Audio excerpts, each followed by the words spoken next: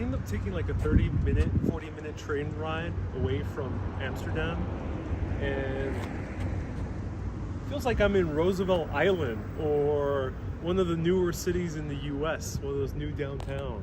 This does not feel like a European city in the least bit. But of course we are in a place that was precisely rebuilt after a terrible bombing raid during World War II in 1940, May. Rotterdam used to look like Amsterdam. And it used to look like The Hague or Leiden or Utrecht. But now it had to rebuild after being completely obliterated down to the ground by the Germans in World War II. The Netherlands decided to surrender shortly after that bombing raid because they realized they would lose all of their cities. They couldn't match up. So Rotterdam was built from the ground up, and we are somewhere in Rotterdam. I am not entirely sure where we are, but we're gonna wander around Rotterdam here in the Netherlands and see what is there to see. Without a plan, without an agenda. All I know, there's a food hall next door. So let's check it out. Hello everyone, nice to see you here in this live video. And yep, we're already starting to see high-rises, and skyscrapers are also within viewing distance as well. And apartments, and very wide streets, and parking garages. Very interesting city. And we can see a lot of new construction here. Walking around the city, it feels like a city that's not yet fully built. It has that feeling. Let's see if we can actually find ourselves a city center or somewhere to walk around. It was in the list, Culture Trip. It's a great website for travel articles, and I joined one of their group trips about a month and a half ago. They listed this neighborhood as being one of their top neighborhoods to visit. So let's see. To be honest, I'm not too optimistic. It was wonderful seeing Rotterdam, try to say it the Dutch way, from the harbor. And ooh, this must be an older historic industrial building remade into apartments.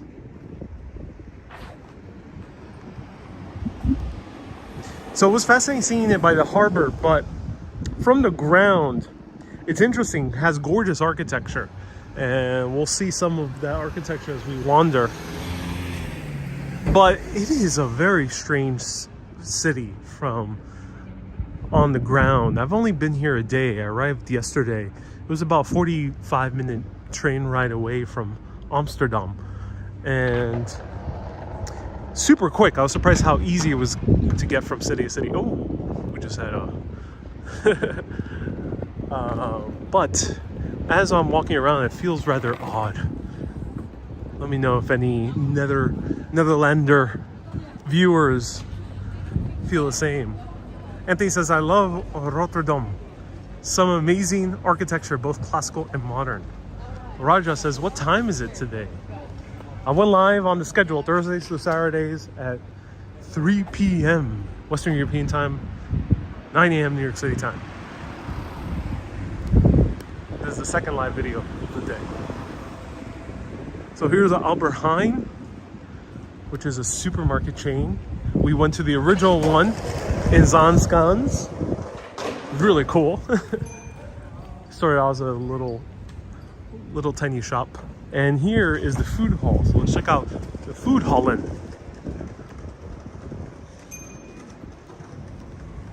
Catherine says, how do my thighs feel? Oh, they feel good. They didn't get cramped. I was a little bit afraid that they would get cramped, but they didn't. All right, there's gonna be some popular music here. So thank you everyone so much for lending your support.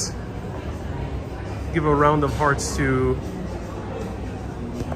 all the patrons that contribute, and YouTube members and Facebook supporters that contribute. Patreon.com/urbanist, because there I'm able to feature places like this where there's music. And look at that.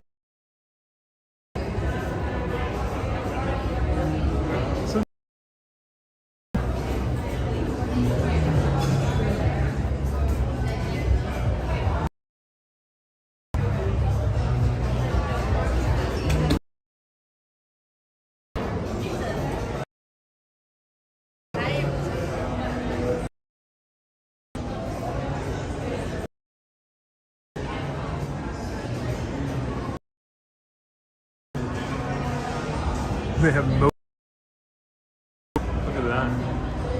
And they have a katsu sando. What? Like, they have katsu? Oh, that's cool. That's awesome.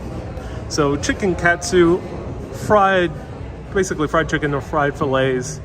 Could also be pork. And they have a sando sandwich. It's a Japanese.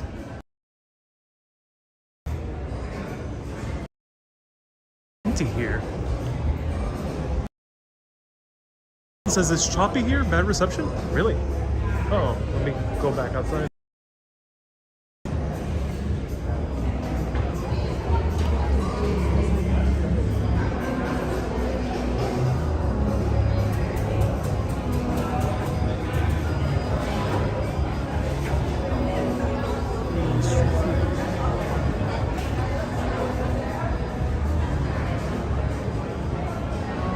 We got bao buns.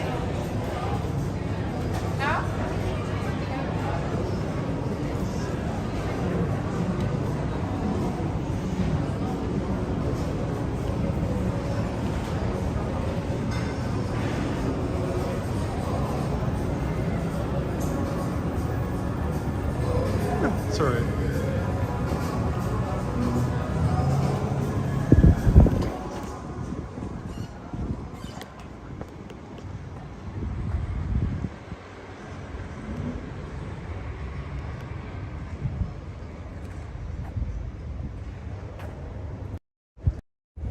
So that was the food hall. Food hall. It looks good. If you want a quick bite, it seems like it has some good food. Let me know where your opinions are on food halls. I have mixed feelings with food halls because while they're good for getting a quick bite, especially if you're a tourist, even if you're a local, food halls are awesome. I do enjoy them in New York as well, but I also feel mixed because it feels rather kind of industrial and sterile sometimes, and rather empty sometimes with food halls.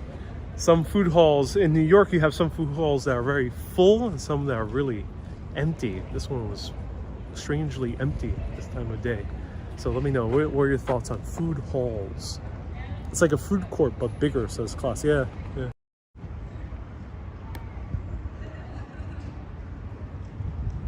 DS says, what part of Holland has fascinated you the most? I really love the city of Leiden. I felt like once I was in Leiden that I saw how gorgeous Holland really is, because Leiden and Rotterdam and Amsterdam and Utrecht and all these cities are all in the areas of North and South Holland. Here's the photo museum. Wendy says, buy a sausage roll. You know, the Dutch do have their own sausage roll. They're not as common as you would see in England, but they do appear. The streets seem quiet around here, says Kay. Yeah, it's very quiet. So I'm gonna need the opinion of Dutch urbanists, Rotterdammers. What is the best place in Rotterdam to walk around? What neighborhood do you recommend? Because this was one of the neighborhoods I searched up that's recommended to come here, but it doesn't seem like too much is happening here. Klaas says, yes, Den Haag is nearby. There is, I'm here for a weekend, so who knows where I go in this beautiful weekend that we have ahead of us. Carrie says, love your videos, man. Always look forward to seeing your down-to-earth positive energy videos. I'm glad. I have a feeling I might not be so positive walking through the city. Because I don't like car-centric cities. I think the reason I came here is because a lot of people recommended it, but I'm not a fan of car-centric cities. So if my mood does not sound as cheery as the past few weeks, it's because of this.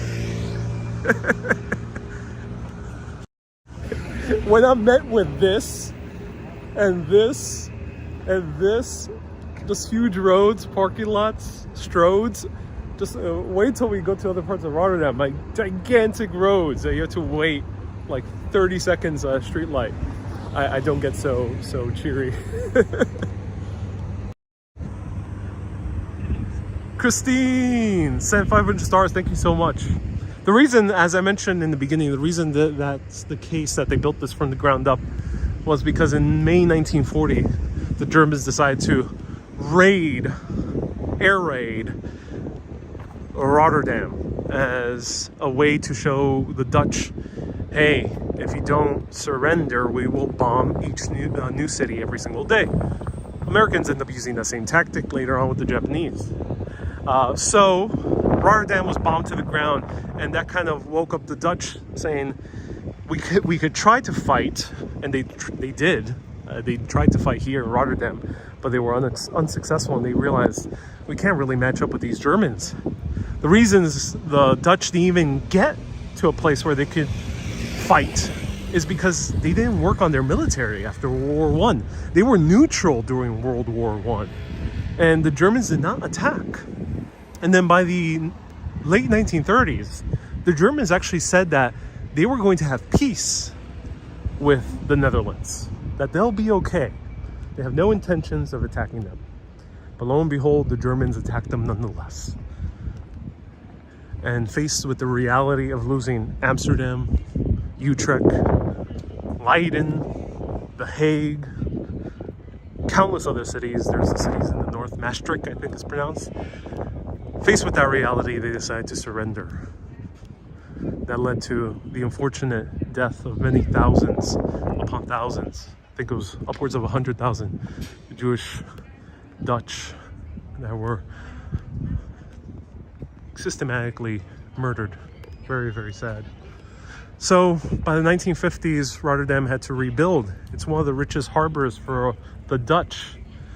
But the thing is, this was colliding with something else that was happening in the 1950s. The US was going full force into the car. They were building massive highways, crisscrossing the country, because they realized in World War II they couldn't mobilize as easily. So as the US was going car-centric, and as the US was helping European countries recover from the war, the Dutch decided to do the same, at least with Rotterdam. They can start from anew. So they built a car-centered city. It was built for the car, made for the car, and the metropolitan area kind of matches to that, because it's one of the larger metropolitan areas in all of Europe, top 10, with more than 2.5 million people living in this metropolitan area.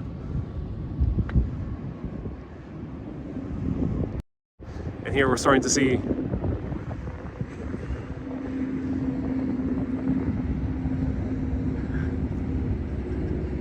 as Rotterdam led the way with car infrastructure, other cities like Amsterdam tried to do the same. But what happened in Amsterdam is that they end up realizing, wait a minute, there's way too much traffic happening. We cannot fit cars in these tiny little streets in Amsterdam. One plan was to fill in the canals of Amsterdam, but luckily the Amsterdammers end up protesting en masse, and that never happened.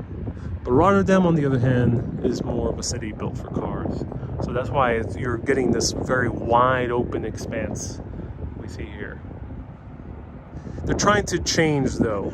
Now in the past few years, they've been expanding bike infrastructure, public transportation such as their tram network, and trying to go more heavily into bike. Zen says, yeah, the stupid plan, Jokinen. Yeah, Jokinen. Yeah, that was the name of the plan. Thank you. It was basically the Robert Moses for the Dutch. Jokinen, who was not even Dutch himself. I think Jokinen was American. So yeah, there was, I think he was a foreigner, definitely. They hired a foreign urban planner to redesign the Netherlands into the image of the US. So they wanted to cover the Netherlands, some of the most beautiful countryside you see today, and highways. Luckily that did not end up coming fully into fruition. So here is the famous bridge, which should be the one built by Santiago Calatrava. So if anyone can let us know, but this is the Erasmus Bridge. A tram passes right through it, which is really cool.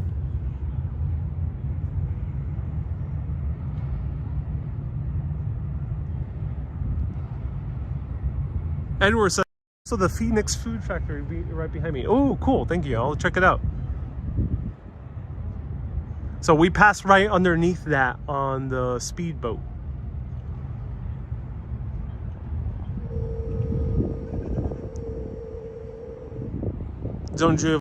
Rotterdam is more like a working city. That bridge is the similar one to the one in Dublin. Yep, because it's the same architect, Santiago Calatrava. Let me know how many billions does this one cost. Because in Dublin it costs 1 billion, 2 billion, I think was the price. I forgot. I made a video. It costs more than upwards of $1 billion. It costs way too expensive. He also built the Oculus in New York City, and the original price tag was supposed to be 1 billion. Then it ended up becoming 2 billion shortly after they started planning everything. And they were like, okay, we'll spend 2 billion. And then Santiago Calatrava was like, wait a minute. Only 4 firms around the world could produce this kind of steel, and they're all in Europe. And we're in New York, so we gotta ship those gigantic steel beams, take them to the Red Hook Harbor in Brooklyn, then bring them via truck, massive, gigantic trucks, across the bridges. I think it was either the Manhattan Bridge, probably the Manhattan Bridge, not the Brooklyn Bridge, overnight throughout a few years in order to build the Oculus, which ended up costing $4 billion. So he's very well known for going massively over budget. So let me know if this went over budget. Linot says, no, it was not Santiago Calatrava. Oh, okay, so this was not Santiago Calatrava, ladies and gentlemen. So this seems to be in the same lieu of Santiago Calatrava. Thank you so much. Ben Van Berkel.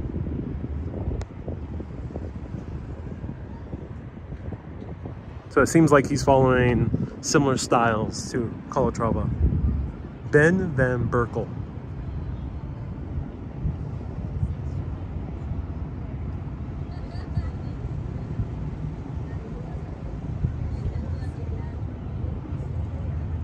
The bridge is called the Swan, says Edward says Calatrava is a bit more smoother. Yeah, you're right. This is a bit more angular.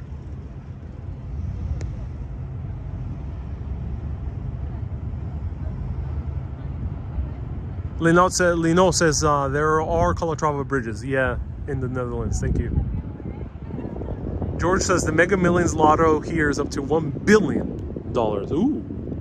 Maybe I should play. Luckily, one can play via the app. So that means technically I could play from here.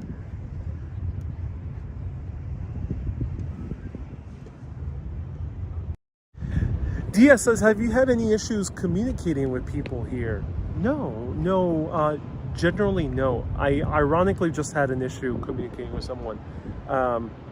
Here it's very confusing to buy metro tickets because there's no ticket stand at the tram stations. And then not all metro stations, which are the underground, not all of them have ticket machines where you can buy a single ticket. You have to buy what is called an OV chip card. So it's like a Oyster card. Problem is with that, Oyster card is about €750, and a single ticket you don't need to spend that €750. You have to spend the money for that single ticket, which is €4. So I went in the tram, if you don't have a ticket, you have to go to a ticket attendant, which is located in the tram. And usually they're not selling tickets that often. So in this case, the tram attendant was just chatting with someone. I had to interrupt them as they were chatting with someone. So they're like, hey, I want to pay for the ride I'm going on right now. Because if I get caught, then I'm like fined €100 or something like that. It's crazy to get fined if you're caught without a ticket on the tram. It puts one in a very precarious position taking the tram here in Rotterdam, especially as a tourist. So I went up to the ticket agent, and unfortunately, this is the only time I've encountered this. The ticket agent was not so proficient in English. She was not Dutch, nor was she from an English-speaking country. She struck me as maybe being from Middle Eastern country or Eastern European country. I couldn't quite tell, but English was definitely not her first language. nor Dutch was. So it was hard to communicate. And I said, hey, how could I buy a day ticket? And she was telling me just go to a metro station. But I was like, not all the metro stations have them. But that was the only time. Every other time, people are very, very nice. And almost everyone's proficient in English here in this country. And ultimately, everyone's very nice. Especially also like officials, train attendants, police officers, people on the metro. Everyone's very nice.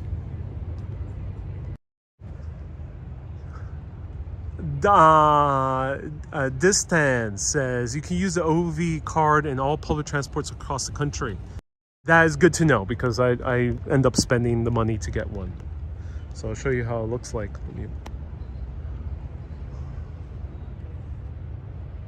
Here it is. Yeah. So I end up getting this card. You can buy it, luckily. It cost me $7.50, which is the most expensive transport card I had to buy this far. New York MetroCard is $1. In London, in London it's about £5, which is maybe about $6, $6.75. In Glasgow and many other countries like Paris, around $5. And this one, €7.50, so about the same in dollars. Crazy, crazy expensive. Hey, Action Kid, nice to see you here. Welcome. So that's good to know that I can use this card now across the country, so I don't need to buy another one if I go to a different city, or if I, for example, travel again to Amsterdam. So keep your cards if you buy in any of these cities where they have these type of cards. Do keep them because you could use them later. Sparkle says, I'm happy to have caught you live. Oh, I'm so glad. So here's one of the older buildings that survived the war. This one was built in the 1920s as the original cruise pier for the cruise ships that would pass across the Atlantic Ocean over to New York. This was the America line. Ooh, they have their own bikes that you can rent. Pro tip, renting a bike at a hotel in the Netherlands is going to cost you very expensive. Between €15 to about €25 per day. So pro tip, do rent it from a service called Donkey Republic. It's about €10 a day. Or there's a service called Swap Feets, which is about €30 per month. You can't rent it less than a month. So if you're here for more than a week or two, rent it through one of those two services.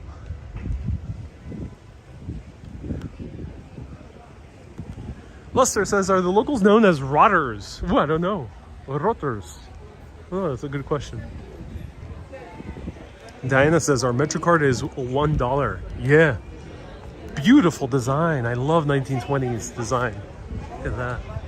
1920s was a good decade for architecture in many major cities. Wow, this is full. Poor woman has the entire building on her shoulders.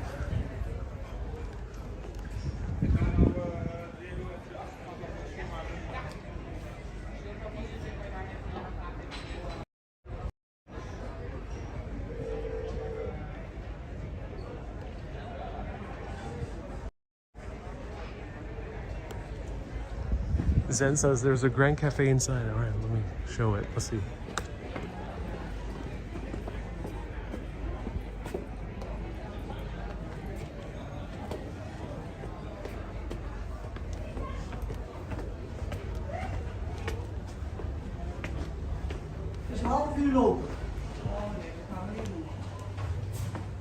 That's beautiful.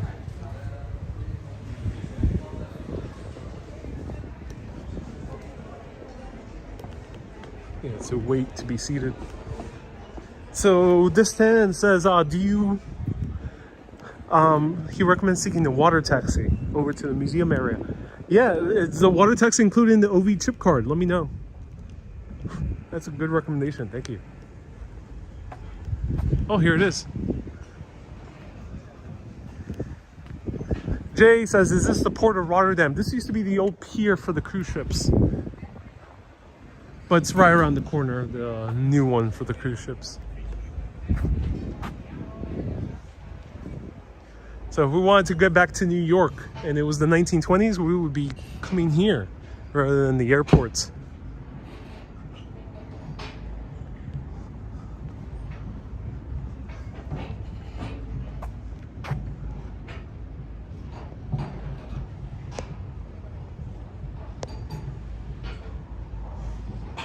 Timmy says, don't eat at the Hotel New York. Oh, why is that, Timmy? Not your favorite? Hey, CB, nice to see you here.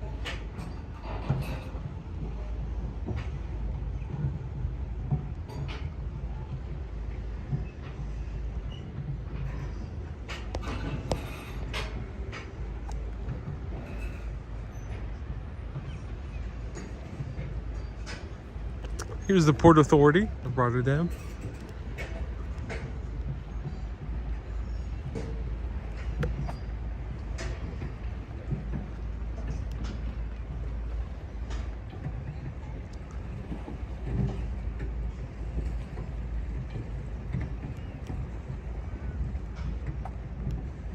Tomo says Rotterdam is your favorite city. Yeah, I have a lot of Dutch viewers who say the same thing. Do let me know why. I'm very curious as to why. Why is it your favorite city? I'm very curious.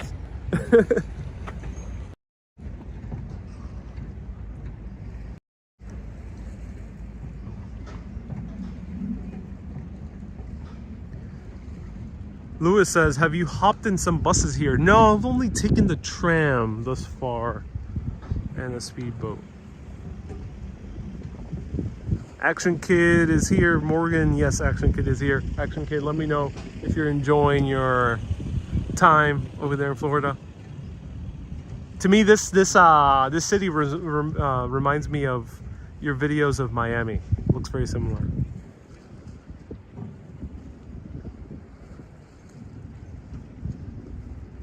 Ron says, I love the reels of you responding to short comments. Oh, cool. Jacobus says, I saw all your lives in the Netherlands. Complete. Oh, cool. Timmy says it's very expensive to eat that cafe that we're right behind. Acme says, go inside the hotel. No, unfortunately, you were required to eat at the restaurant.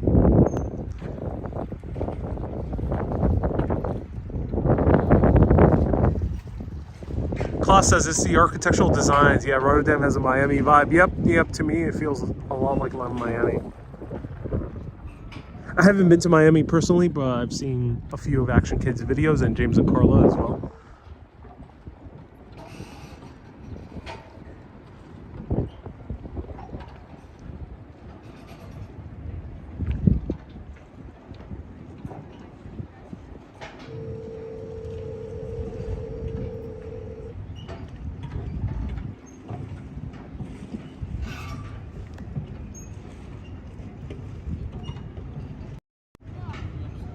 DSS, have you had any fascinating meals?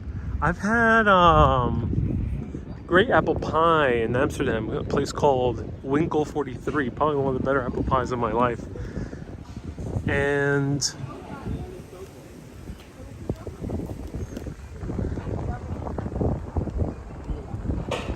I had amazing bitterballen yesterday at a place called Destina in Amsterdam as well. It was really good. And some of the better beers I've had was not Dutch beer. It was a Netherlands. It was a Belgian beer called Affingen.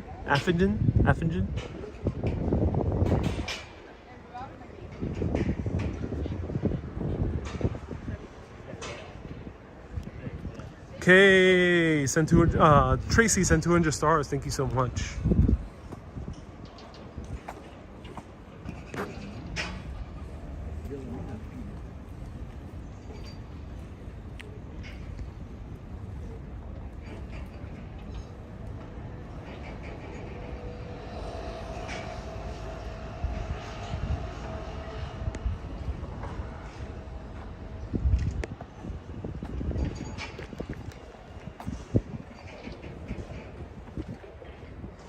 Raw says, are you going to the other side of the water? If you want to see all Rotterdam via the water, check out the last video.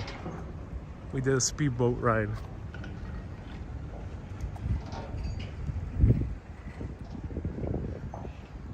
DS says, so do they eat a lot of fish here? That's a good question. I don't know.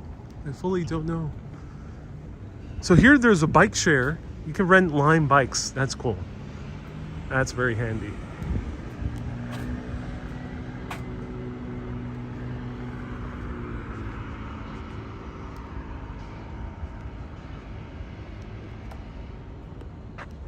Lorraine, thank you so much. 500 stars. I appreciate that.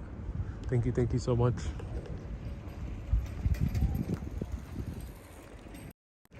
All right, Dutch Urbanist, where should I go? Let me know what's good to walk. Help, I'm a bit bored about this area. Let me know. I always try to show people interesting areas, but some cities are a bit more trickier to do one or random walking around. Some cities require a little bit more planning. Rotterdam strikes me as one such city. So, yeah.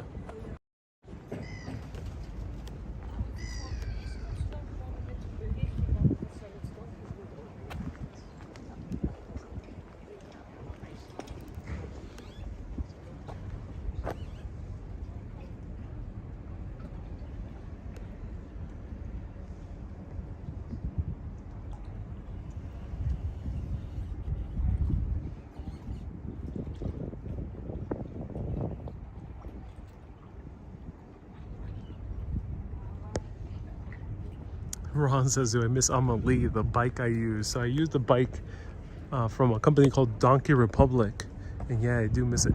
Thomas says, go to the other side of the river. This way, or do I have to go back to the other Swan Bridge? Tamo, do let me know. 3 minutes left to the stars party, says Kay. Oh, cool. Thank you everyone so much for sending stars. These ships are vintage, yeah. And they're a gun ship. There's guns. Antique guns, look at that. DS says, are there coffee shops? There should be coffee shops anywhere in the Netherlands. I haven't seen too many here just wandering around. Cross that bridge in front of you and you go to the food.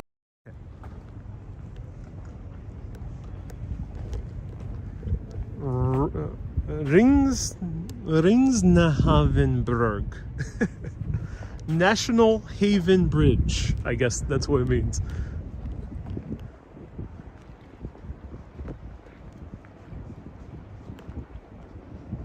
Hello? Is anyone out there? Miss Lob says Haven means harbor. Oh, thank you so much. Ah, that's why New Haven, Connecticut is called New Haven. It just means New Harbor. Ah, thank you.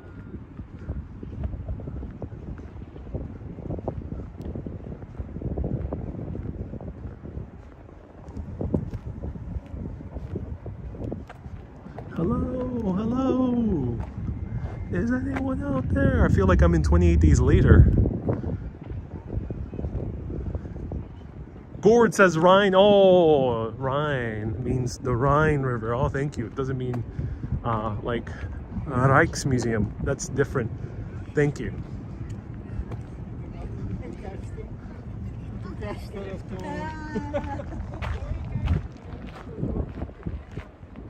Bella says Seattle vibes here.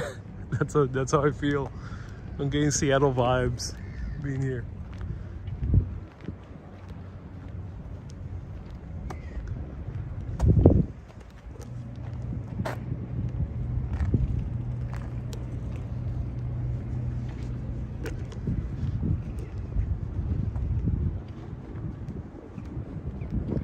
Edward says food halls on your left when you cross the bridge. Okay, thank you. Wendy says, test a bench, go on. If we find a compelling bench.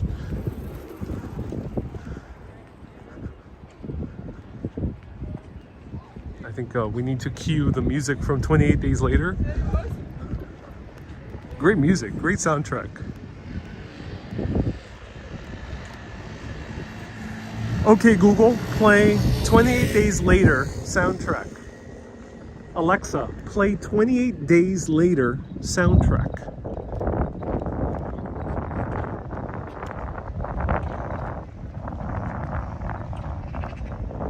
Cynthia says, Rotterdam looks lovely as every place you've been to in the Netherlands. That's what a lot of people told me. I don't quite see it. I mean, the harbor was nice. It does feel sometimes cool to go to these industrial places.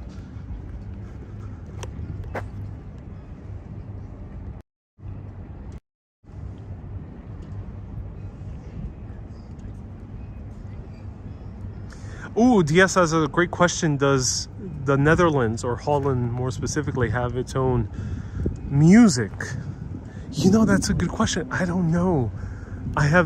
Can't tell you from the top of my head what would be Dutch music. I can tell you what would be German music, especially the music from Bavaria. I can tell you what, of course, classic folk English music is, and Scottish and Irish, and French and Italian. But yeah, I can't really tell you what Dutch music is. Do let us know if anyone has. Maybe we have to do a Google search afterwards. But Robert makes a good point. It's basically electronica. Modern Dutch music is electronica. So the biggest biggest DJs in the world are Dutch. That is Armin van Buuren, Tiesto. There's a very long list. Do let us know other ones. Those are the two ones I really know. But do let us know what are the other big Dutch DJs.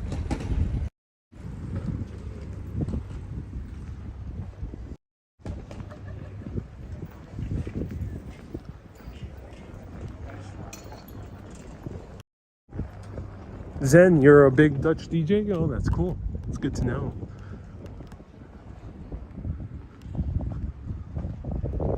Schiller. Ooh, I haven't heard of Schiller. Moon says side dance. Oh, I've not heard of side dance either.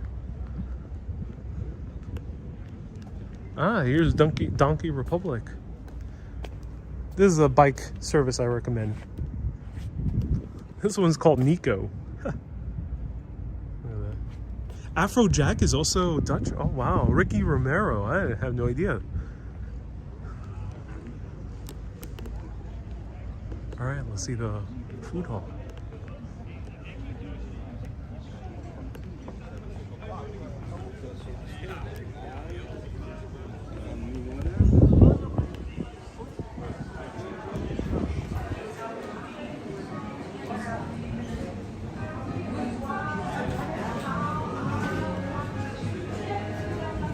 This is nice. Oh, look, a beer hall.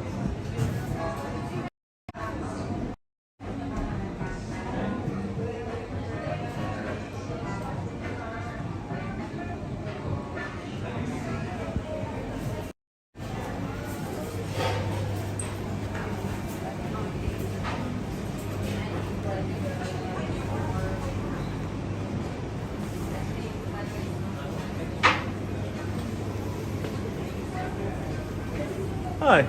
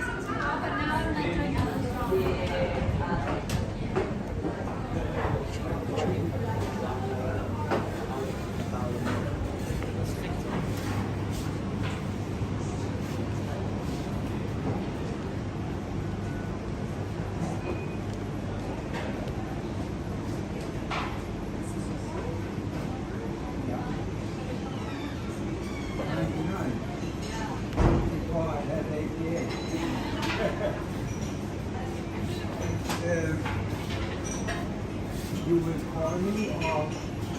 On the screen with the numbers. Can you see the screen? you mean the code? On the seats. It has the numbers on it. So when your numbers are on the screen, Hi. Is for the Phoenix plank, is it all Dutch cheeses and... all the cheeses come. Oh, cool. Oh, okay, awesome. So I'll have a plank, please.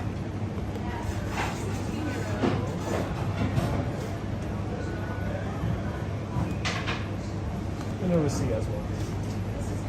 Yeah. 100. Okay, perfect. Thank you. Alright, so 93.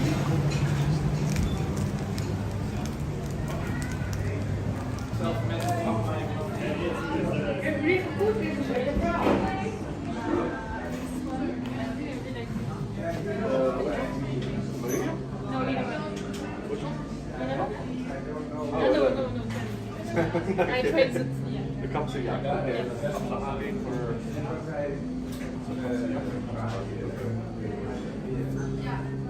you want anything else?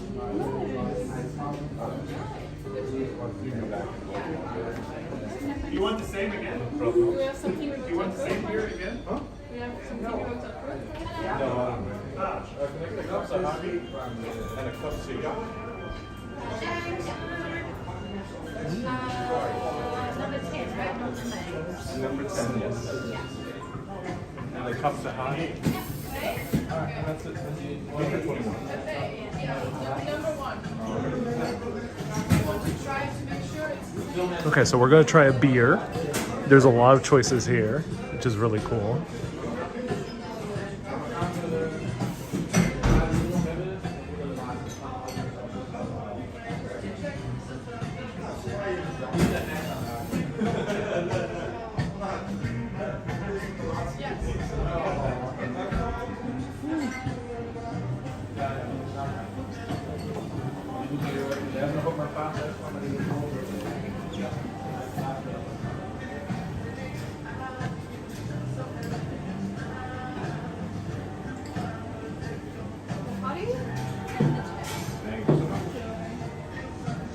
Hi, which ones are the ones that are here? Oh, this is the oatmeal stout. What's the second one? The other one's just finished at the moment. What's so finished? That's it. I'll have once we I'll have number 7, please. 7, 390, please.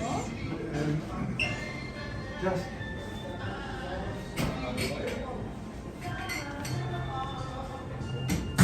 Enjoy it. thank you. And yeah, like 590. all right. But I don't think Yes, thank you so much. Enjoy. Thank you very much. the password is. Yeah. Thank you so much. Thank you. Password Danny. It says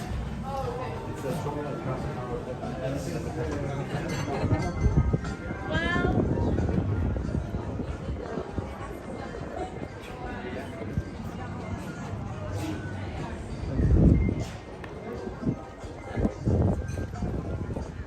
Okay, so let's try a good beer right by the water. The charcuterie has to wait. They're still at 93 and they have the number outside. Oh, that's good.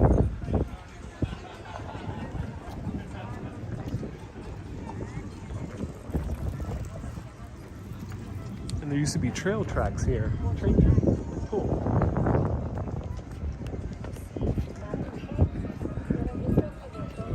All right, so this is the Phoenix Food Factory. And we're gonna have a charcuterie board. We're about to have a charcuterie board that is made with Dutch cheeses and meats as well, which is interesting. And then it comes with nuts too. So that's very interesting. I can't wait to try some Dutch cheese. They also had vegan bitterballen, which is fascinating. Very tempted to get to that, but apparently there's another food hall, so maybe I'll save space for a little bit more food. But we're gonna try caps. This is a saison. Not sure how to pronounce it. I think it's saison, and it's gluten free. It's a gluten free beer. So cheers.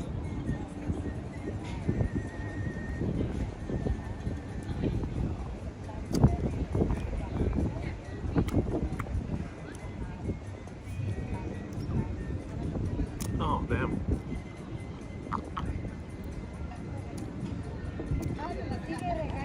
It has a malty taste to it. Not my favorite, but does taste like a well-made beer. It tastes well-made, just has that kind of malty back end, which I enjoy in stouts, but not my favorite in these lighter beers. But I'm not too well versed in beer, so I'm not sure if that's typical of a saison. Kay says not a nice aftertaste. No, very malty, which is I think fun. I like it in stouts. It just I'm not used to having it malty. I don't really like these lighter beers, lighter in color, not in alcohol because it's 6.1%. These, I'm not sure what the saisons, but I'm not sure what they're called, as opposed to a very dark beer, which is a stout. I don't like lighter beers with malty taste. Dia says, do you find the Dutch to be hospitable? Yes, definitely.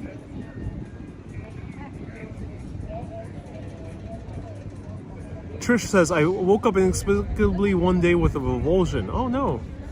Hope you're okay, Trish. So Dia says, yes, the Dutch are hospitable. Kind of, they're going to give you the best service. They're straight to the point. They're going to give you good service. And I'm right by reggaeton. Let me see if I can move away from the reggaeton.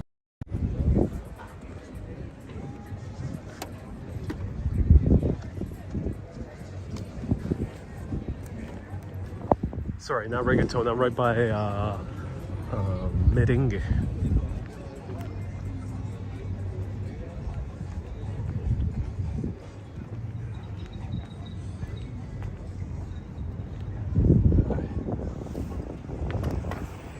Hi.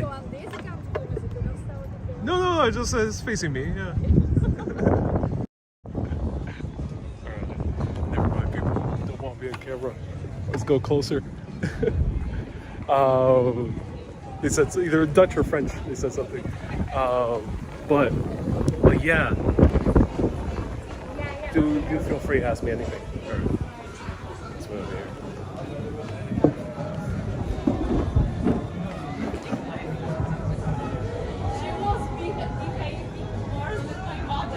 Zen says yes. So yeah. So the Dutch are very straightforward, straight to the point.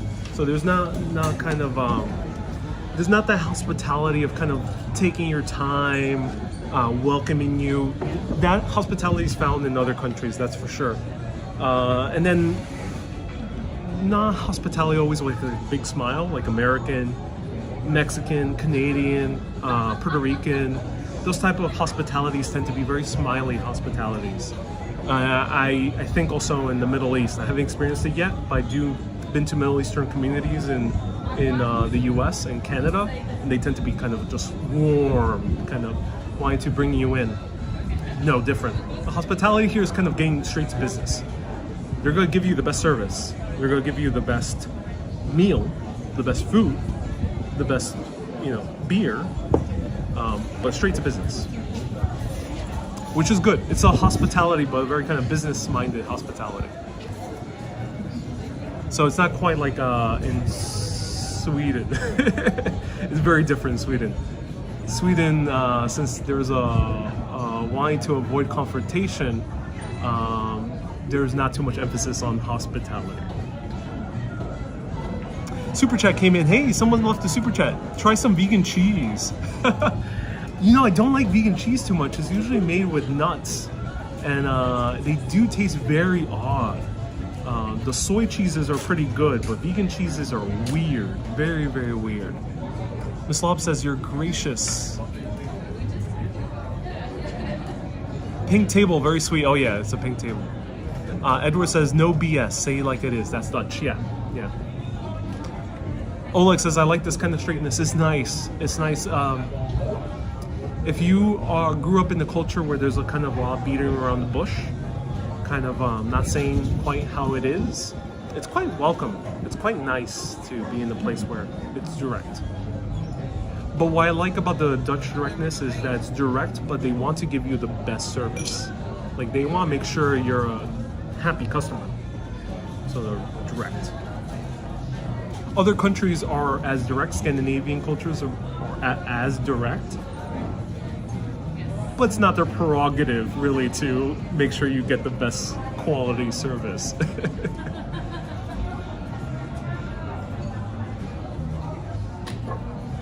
They're fine if you had a shitty time, in essence. Don Giovanni says, I do think Amsterdam is more direct. The Rotterdammers are more like wait. Interesting. Yeah, do let me know if there's differences in culture between the different cities in the Netherlands. Netherlands, since it's so flat and everything's so interconnected via train, you can get from one major city to the other in less than an hour. If you want to go to the other parts of Netherlands that's not North and South Holland, maximum two hours or 3 hours. You're really close. So let me know if there's a big difference in culture. Have you tried Duvel, one of the best Belgian beers? I am a fan of the Belgian beers. I think this is a Dutch beer.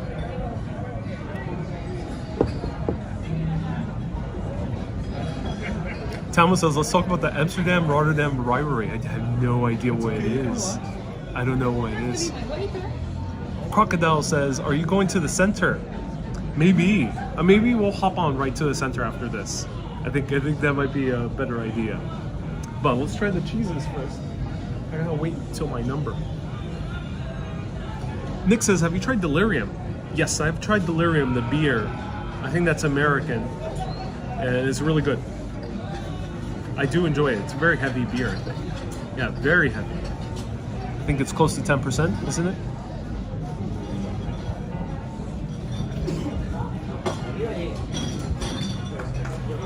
Lino says there is. Mentioning Amsterdam on the boat in Rotterdam is actually quite risky. Well, I went to a tourist attraction, so I think they understand. XJ says you're a good YouTuber. Thank you, XJ. I appreciate that. Thank you. And someone left that $10 super chat. Trish, again, thank you so much again for the $10 super chat. Miss Love says, don't say this word in Amsterdam. Okay, I'll do my best. I don't even know what that means. Would be interesting to see a coffee shop from the inside, says Hyde. I showed one photo during my talk. They're not very camera friendly, coffee shops. So we're talking about coffee shops to smoke, not to drink good coffee.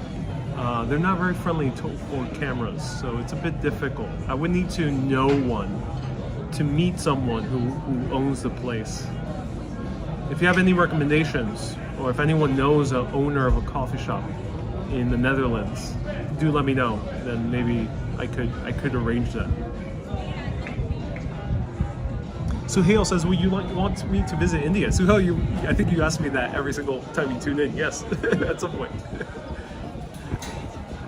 Would love to see some churches, says Trish.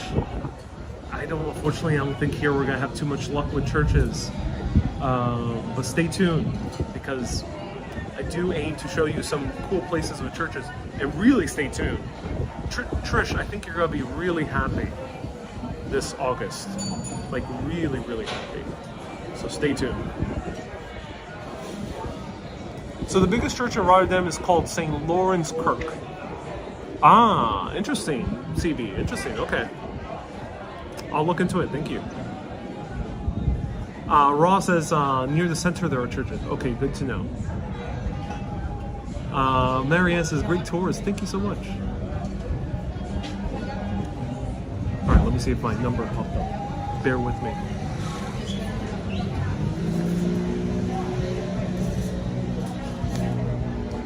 Wendy says, yes, please, very interesting, yeah.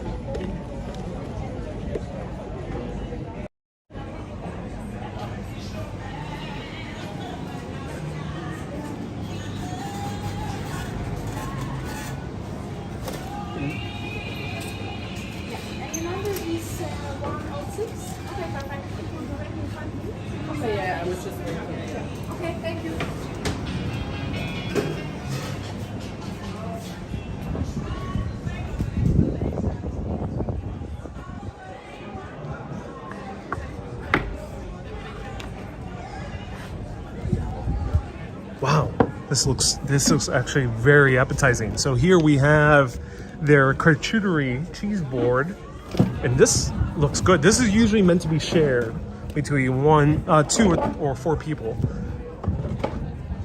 But they charge only 16.50 euro for this, which is a very good deal, because in the US this can run up to $30. In other parts in Europe, say France or England, these can run up to maybe $20, $25. If you're in Italy, you'll get the same price as well. But this is very interesting. So here we see some pickles. Let me know what these are officially called, but they are pickled. Some bread. Oh, this one's trying to roll away. This one's trying to escape. Some bread. The bread looks good. Super fluffy. Look at that. Ooh, nice. Roasted peppers are these? And ooh, different types of meat, different types of cheeses. I'm not sure what this is. Is this like a pate? Is this a foie gras? I'm not sure. And ooh, it looks like some spicy salami type of deal. Who knows what it is? Let's find out. And the views are amazing. Just one more views. Look at these. Edward says it's red pesto. This is red pesto. Interesting, red pesto. All right. So let's try a Dutch charcuterie board. It's a gherkin pickle. Thank you so much, Bruce. Gherkins. Thank you so much. Pickles are called augurken in Dutch. Gary, thank you. I don't usually eat these. It's very rare that I get a charcuterie board, because I usually prefer big meals, but this is a good way to try some Dutch delicacies. So first, I'm just gonna go straight for the bread. This bread looks good. Let's try the bread on its own.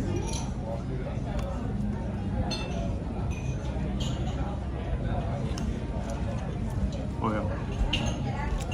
I guess.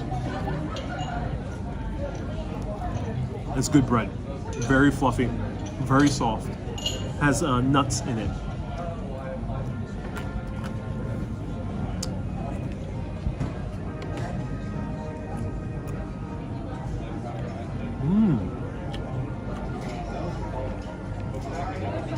Wow, that is really good. Hard to describe this. It tastes like pesto. It tastes like pesto, but not heavy on the basil. Bella says, I always mispronounce charcuterie. I think that's how it's pronounced. It's a hard word to pronounce if you only know English. Or Spanish. Spanish also does not have a word similar to that. What do you just put in the bread? So it is a red pesto. So Jacobus says it's mashed olives. That's why. Yeah, that is a very strong olive smell to it. Debbie says, good to see you in Rotterdam. I will run into you one of these days. Hey Debbie, always happy to wave hello. Thank you. I'm so glad you're tuning in all the way from nearby Rotterdam. Ron says, pesto, yuck. Let me know if you enjoy pesto. Let's try the cheeses. I mean, the real reason I even bought this was because of cheese. So the other things are just cherries on top. I would drown that bread in butter. I mean, this bread would be good in butter. Oh yeah. I have not tried Dutch butter yet. I wonder if the Dutch are even known for butter. I would love to try some Dutch butter. So Maureen is sponsoring this charcuterie board. Thank you so much for the $20 super chat, Maureen. I appreciate you. Let's try some cheese. Some blue cheese. Brian says it's pronounced charcuterie. Well, Brian, we're not in France. Thank you so much, Brian. Charcuterie. That's right.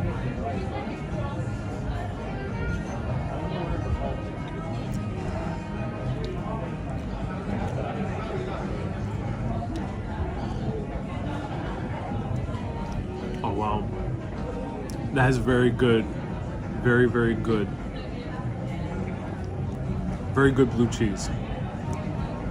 It has that kind of funkiness of the blue cheese, but somehow it tastes very clean. It's a clean funk.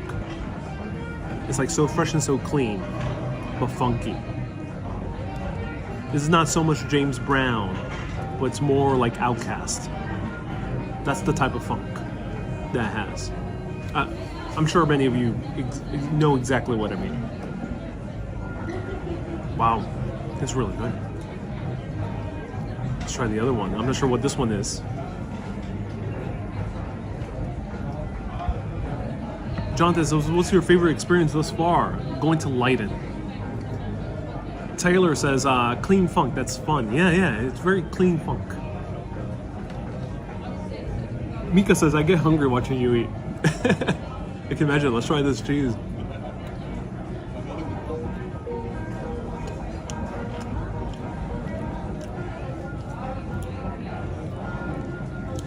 Oh, I think this might be a very good Gouda. Oh, wow.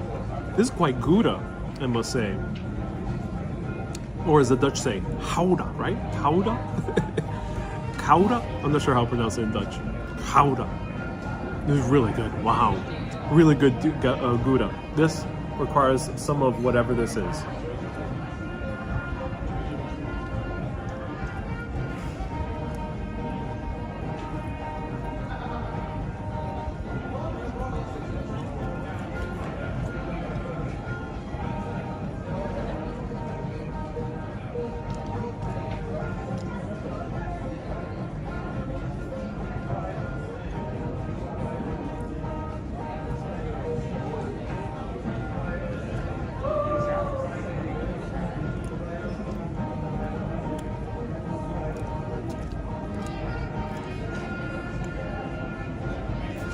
Don't eat that much prosciutto at the same time. Learn from my mistakes. That was quite a mouthful. It looked tiny. Like in bacon, that would be a lot easier to eat. But that is quite a mouthful with all that prosciutto. Now I feel like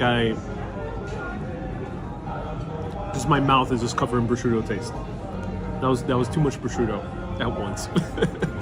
Good prosciutto, but a lot of prosciutto at the same time. Let's try the roasted red pepper, I think this is, with some bread.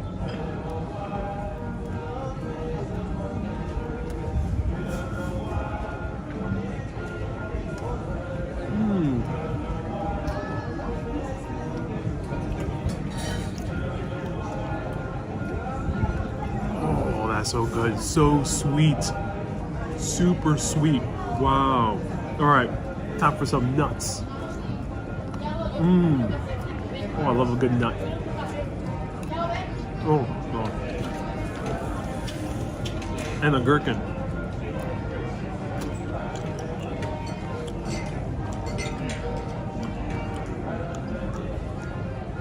So the gherkin is really strong taste. Wow. Well, it's hard to describe it. It's more kind of like a strong sour taste. Wow. Super sour. DS says, are they sun-dried tomatoes? Thank you. Sun-dried tomatoes, not peppers. Thank you. So yeah, very good sun-dried tomatoes. Super sweet. All right, let's try this spicy salami.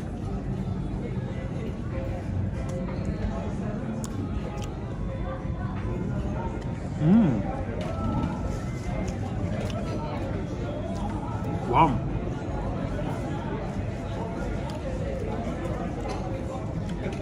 It's good. Not my favorite. This is I know people who love this, and it's well done. It's a salami. It's not that spicy. It's very hearty in taste.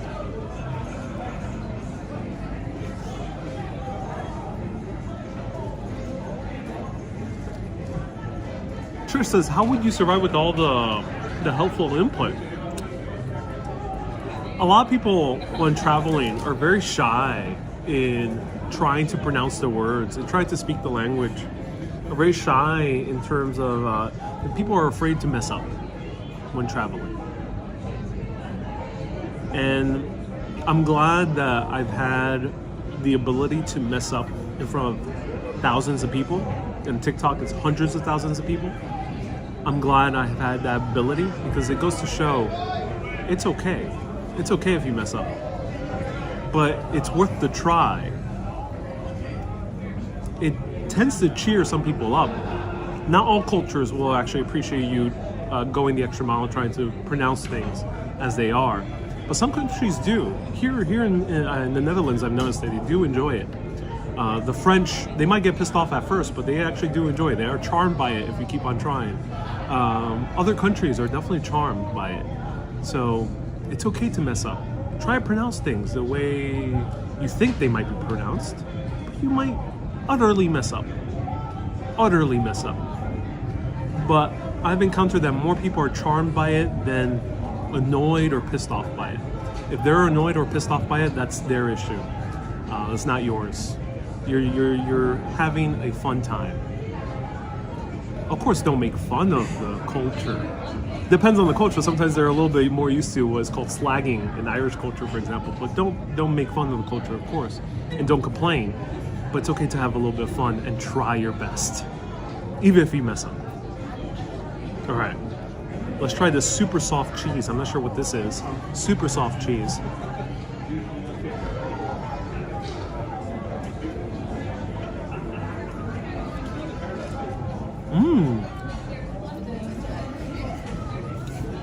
Ron says, are the British annoyed when you try their accent? Yeah. So don't try to. It depends on the culture, yeah. But some cultures you have to start gauging whether they enjoy certain things, and if you try to imitate an accent, especially accent in English, and you're an English speaker, you'll probably get bad people not enjoying that. Yeah. So that's the one thing. Don't try to do accents. You can try to pronounce the words in the native language. Don't try to do the accents in your own native language, which in this case would be English. Or if I were a Spanish speaker, try to imitate the Mexican accent. People won't really enjoy it unless if you really know them, or doing it in more of a private situation, or it's, you're partying, you know the people for a few hours. Then maybe you can try it, but don't try to do it. So in Mexico, I couldn't try doing Mexican accents because it probably won't be looked too kindly upon. All right, so really good cheese. This one is reminds me more of brie. It's a very soft cheese, so it's really good. I do enjoy it. Yeah, it's really nice.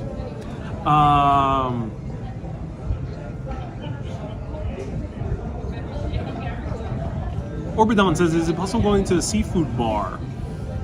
Do let me know if there's a good one. I'm very curious. The city of Gouda is actually 20 minutes away from Rotterdam by train. Oh, it has one of the most beautiful churches in the Netherlands, says Tama. Ooh, that's good to know.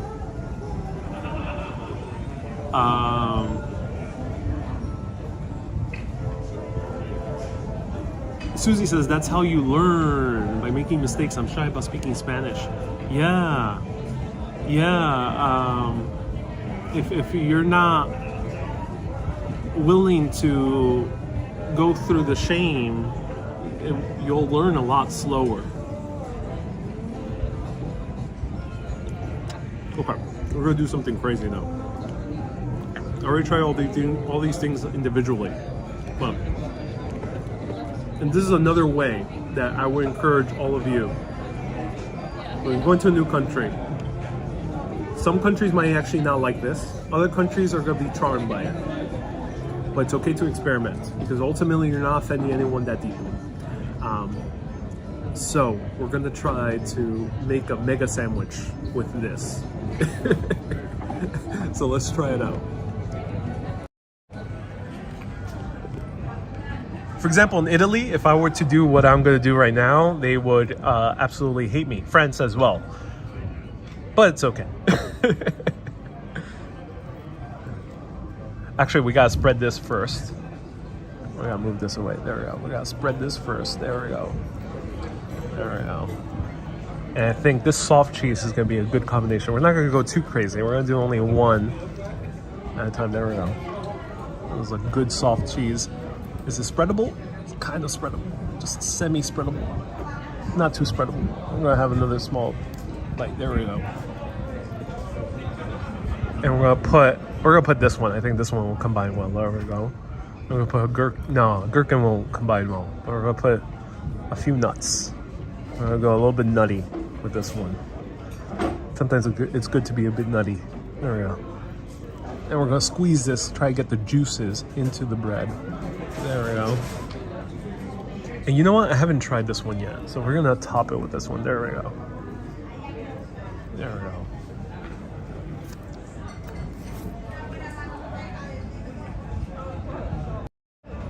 Tamo says it's fine to make an enormous mess. Yeah, let me know how do the Dutch feel about food. I don't think there's too many food faux pas in the Netherlands. Other countries that are a bit more food centric do have food faux pas. Italy, France, as I mentioned, but not so much like England, not so much of Spain, not so much Scandinavia. America, not really. America kind of encourages you to do crazy stuff with food. Let's try this out.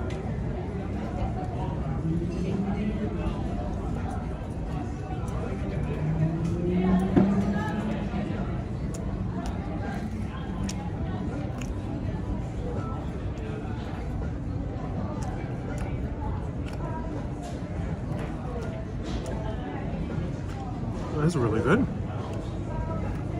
That's amazing. It combines well. Oh wow, this would make a good sandwich. Oh, pesto just fell.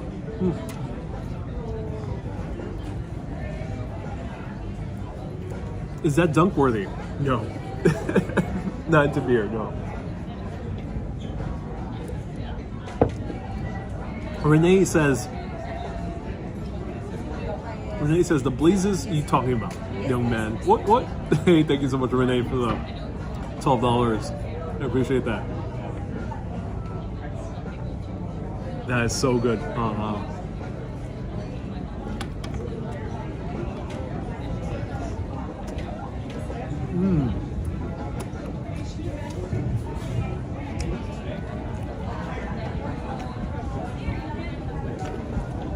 Oh yeah.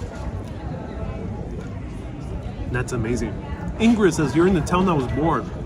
I think as a New Yorker, you can appreciate Rotterdam.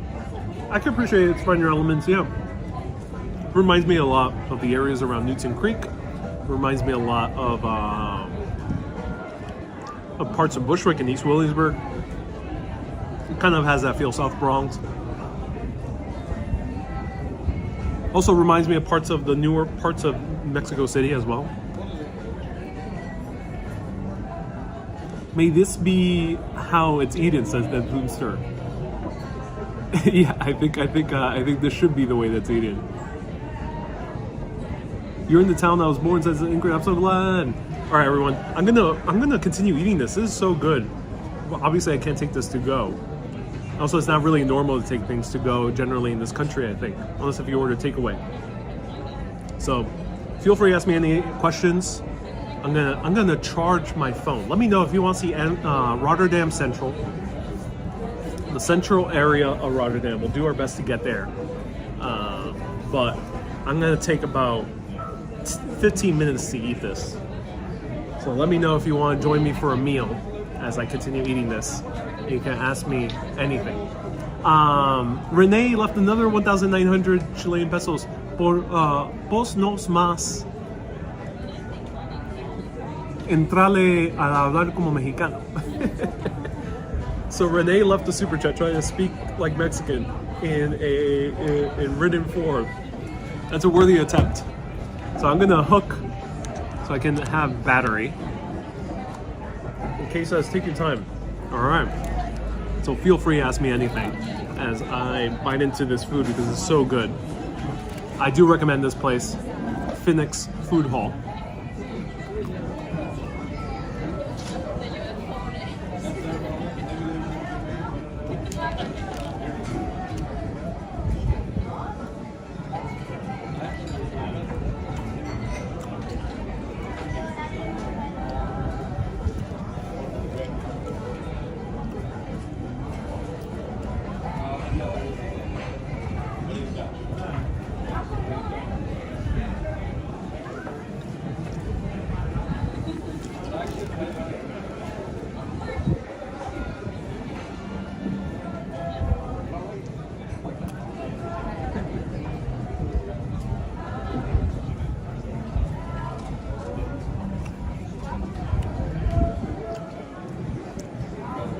DS says, any philosophical chat coming up next Friday? I'll tell you this. Where we're going is going to be the perfect place for a philosophical chat. Oh yeah. This is going to be really fun. I'm so excited to do a philosophical chat in this particular area of Europe. But stay tuned. That's all I can tell you.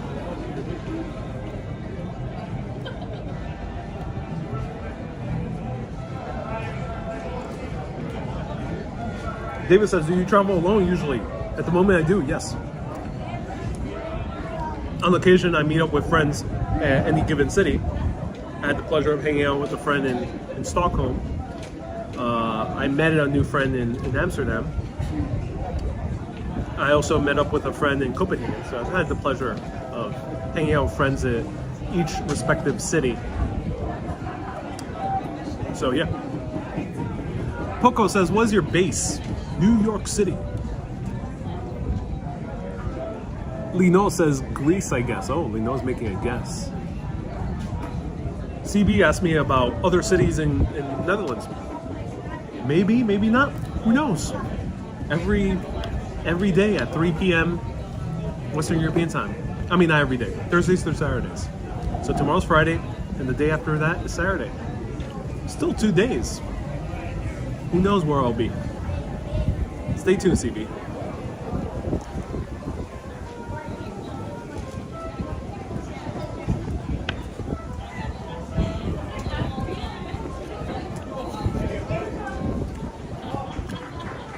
David asks, do you enjoy traveling alone? At the moment I do, yes.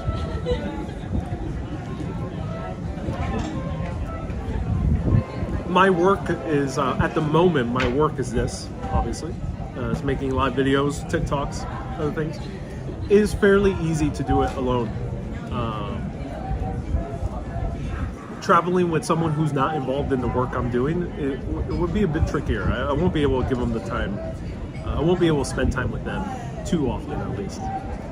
So it's a bit tough if I were to travel with a friend or family member, or if I had a significant other that's not involved in my line of work.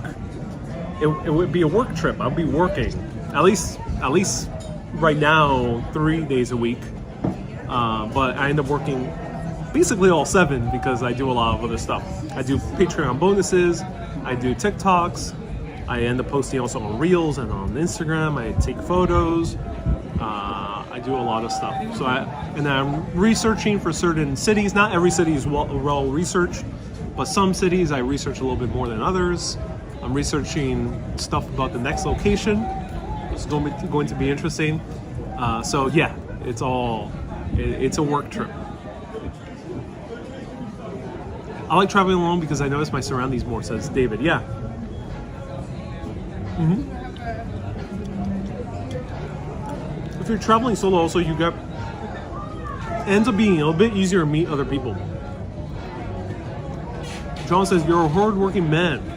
Indeed, a lot of that work is not seen on video because many people just see me live 3 days a week.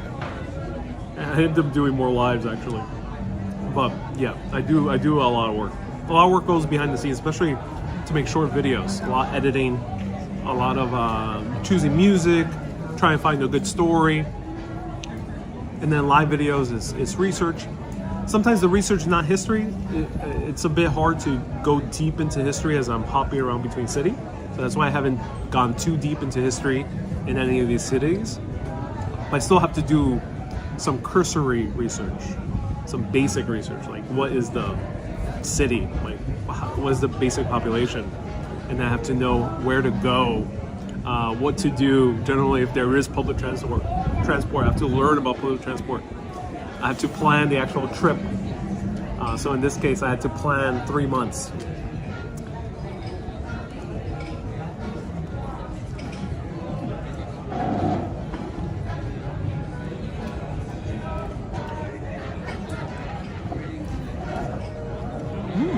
There's olives.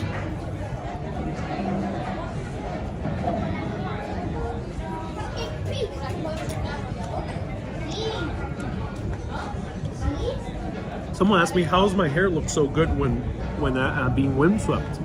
That's a great question. I have no clue. something very interesting. My hair is way better here than, say, in Ireland. I think it's one, due to the low humidity, and two, I think it's due to the high mineral content of both the bottled water and the mineral water. I think those two contribute to having what would be deemed good hair in this environment. Because when I was in Ireland, for example, my hair would be all frizzly because there's very high humidity in Ireland. Or if I were to show you Puerto Rico,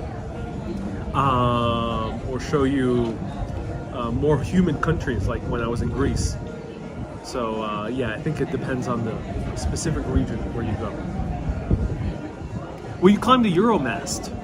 Ooh, I don't know. Is it worth it? Do let me know. It would be interesting to see the architecture from that high above.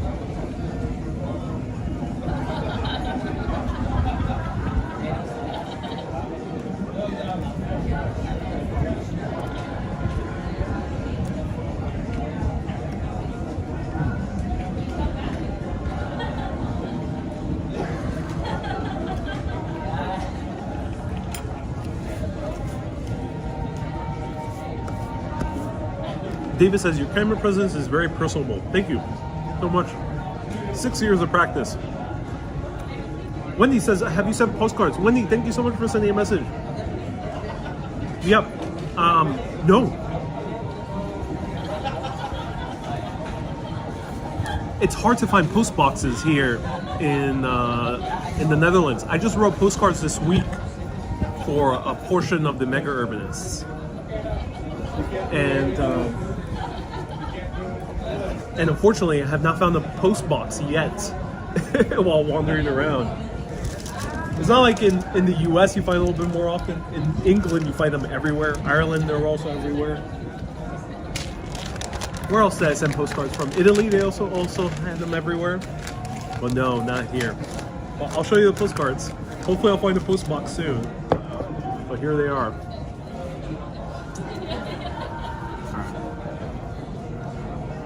So if you are a Mega Urbanist and you still haven't received a postcard, if you haven't received a postcard from June, it's because I sent it from Paris. And French mail is super slow. Super slow. So fret not, you'll get it eventually. In July, if you haven't received one, it's because you're receiving a Netherlands one, not a Stockholm or Copenhagen one. So I had to find a postcard.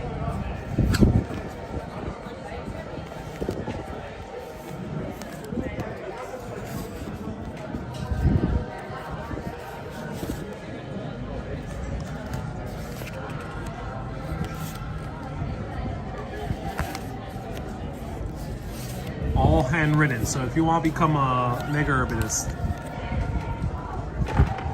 sometimes if you've been a Mega Urbanist for a long time, sometimes you end up getting special ones, like this one.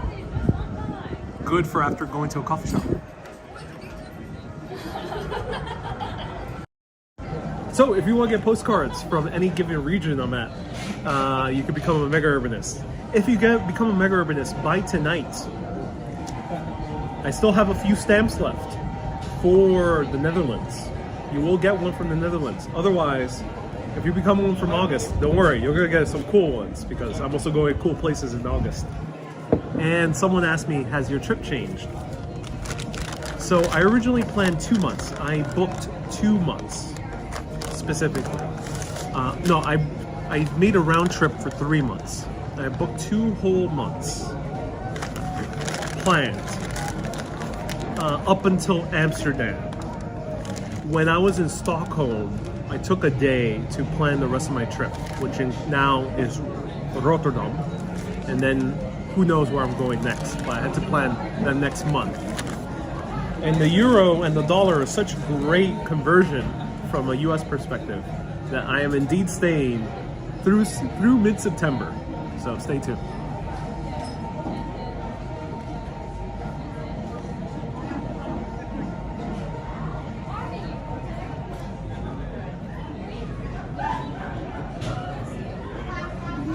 Morgan says you need to drink this with the Indian Pale Ale. Yeah.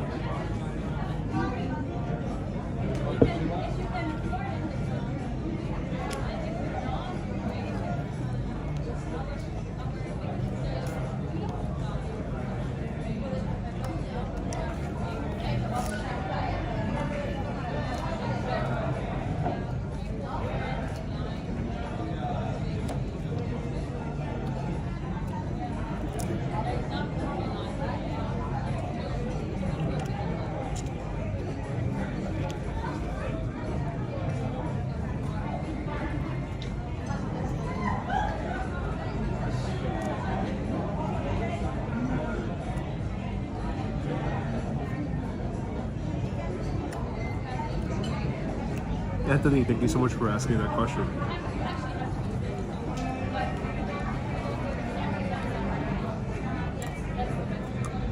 Mika says, that's great to hear. They stay in Europe. Oh yeah, I'm excited.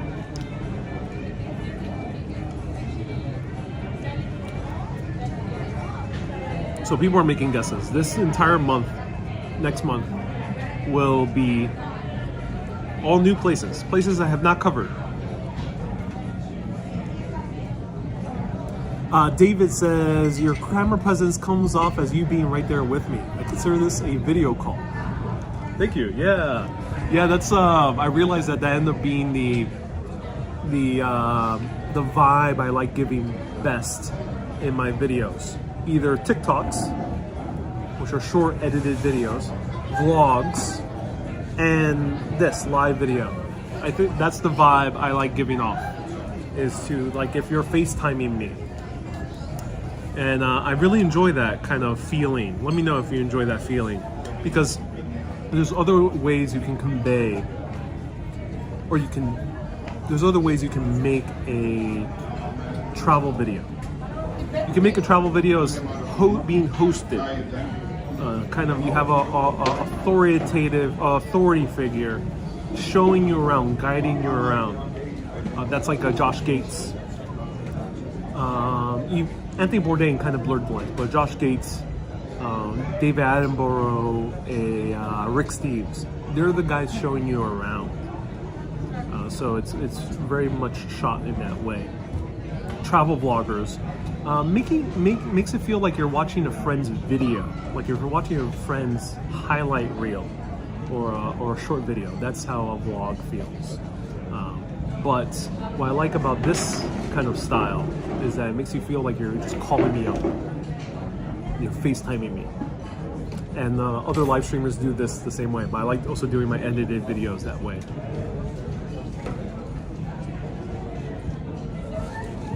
Iru says, this is why I like your lives. It feels like FaceTime.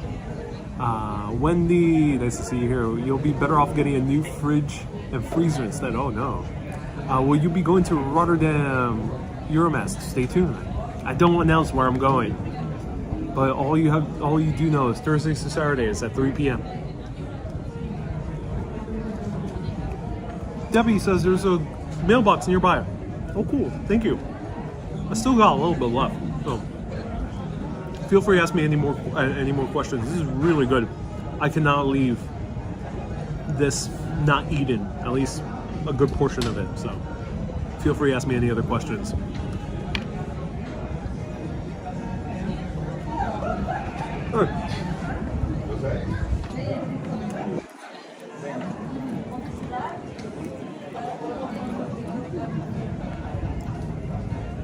Tamo is making guesses as to where I'm going. How many days you have left in the Schengen area? I went to England I went to the UK for about 2 weeks. So I restarted once I went to the UK. So I finished the UK June 28th. Around there, June 28th is when I finished the UK. So technically restarts. Visas can get very complicated, so I don't know the full rules. Or from what I understand, it restarts 28 days. I mean, it restarts for 3 months if you go somewhere else and come back. That said, Denmark itself has its own rules. So as far as I know, even if you go to Denmark, you still kind of reset after you get out of Denmark. It gets very complicated, but basically 3 months is your maximum at a time. And then UK 6 months at a time as an American. Ireland is a bit weird because it's part of the Schengen area, but Ireland also has 6 months as an American. So technically you can be in Europe for 6 months, you just gotta stay in Ireland.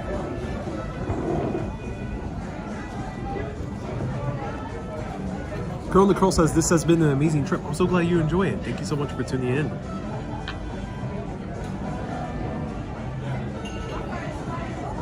April says, please tell us, why don't you announce where you're going? April, thank you so much for asking that question. There's a few reasons. A, I don't know where I'm going. In terms of cities or places, I do, because I'm planning them ahead. But that's A. Sometimes I don't know where I'm going. So in that specific city, in that specific place, I don't know where I'm going. B, I don't want to be beholden to where I'm going. So I'd rather stick to a schedule. That's okay. 3 days a week is a good balance for me for this trip. So I could do three days a week. It's nice. So I don't want to be beholden to a place, to an area, to a city. So if I tell you I'm in Rotterdam today, what if I felt like going to a different city nearby? What if I felt taking a short train ride to a different country? I want to be able to have that flexibility. And then beyond that is, I also just want to give this sense of adventure that you're packing your bags, proverbially, you're packing your bags, but you don't know where you're going. I've always wanted to do that in a relationship. I haven't had the chance yet to do it. I've done it like in going through a city, through New York City. So I've done before kind of going on a date and saying, hey, get dressed, dress so-and-so, semi-formal, dress elegant, and we're going somewhere. And I'm not telling you where. I like doing that on dates. I haven't had the chance to do that in a relationship abroad or like a friend and tell them, hey, pack your bags, we're going somewhere. I'll tell them only how to dress, but that's it. That sounds like the funnest thing in the world for me to do for someone else. So I love doing that virtually. So that's the reason.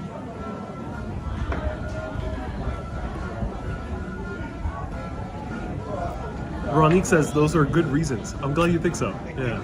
It's not for everyone. Some people want to know where you're covering, of course, in terms of videos or even trips. Some people want to know what the itinerary is. They don't want to be completely thrown off. That's understandable. But I think there's some magic in not knowing where you're going. Wendy says, what do you want me to wear? I would say dress the same. Proverbially, that is. Don't actually come to the countries I'm in, for anyone to need it. But proverbially, yes. Oh, you'll need about the same amount, the same clothes that you've needed the past month. Until we go somewhere else. I'll tell you this.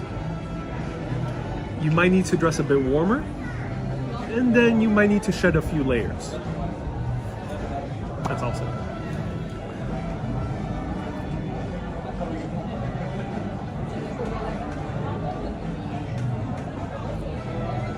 Witsuja says, I suggest you to do something in Rotterdam, will you maybe do it? Maybe, yeah, maybe. So feel free to suggest. I'm always open to reading suggestions. I won't promise anything, but I'm always happy to reading them.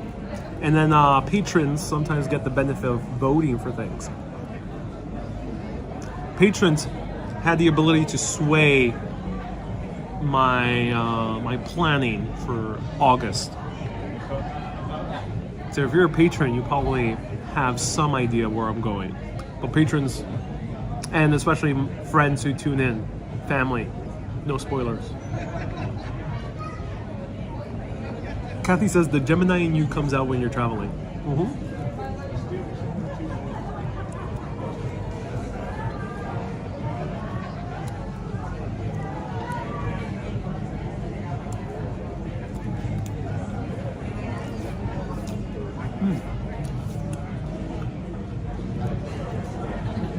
April says, I thought it was a strategic way to keep viewers tuning in. It is. I mean, this is entertainment. So what's the best way of entertaining? By giving people a virtual trip where they don't know where they're going. So yeah, it is. Oleg says, people need witnesses of their lives. This is why we need comparisons. Ariel has his entire urbanist society. Oh, thank you so much. Well, I'm so glad you're enjoying experiencing other cultures virtually. That's awesome. Soldier says, eat everything. It's delicious. This is one of the better charcuterie boards I've had. Sometimes with charcuterie,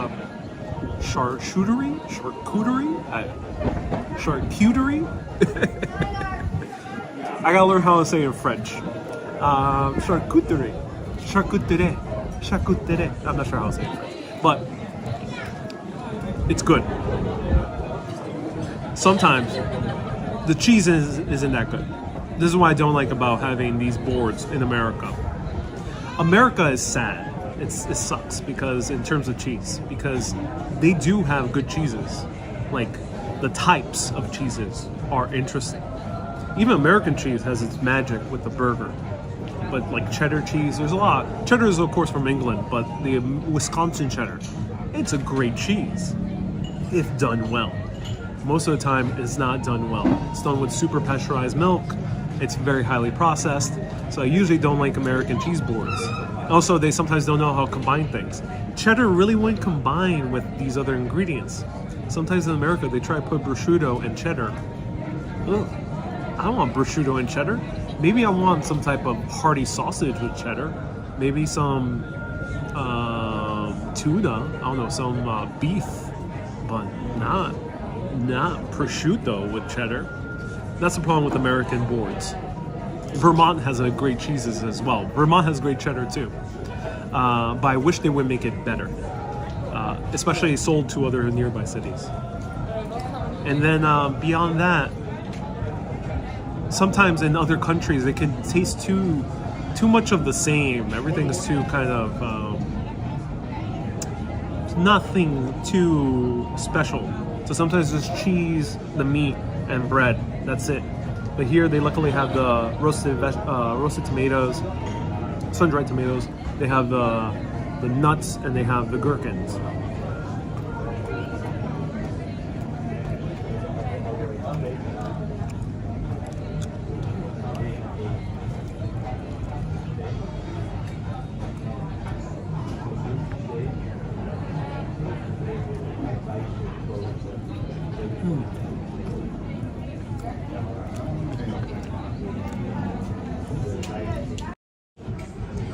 Look who has come. All the way from Paris, France. Bob is hanging out with the locals. Comes all the way from Paris, France. He's a thespian now. He's starring in the producers. And yeah, he's coming over.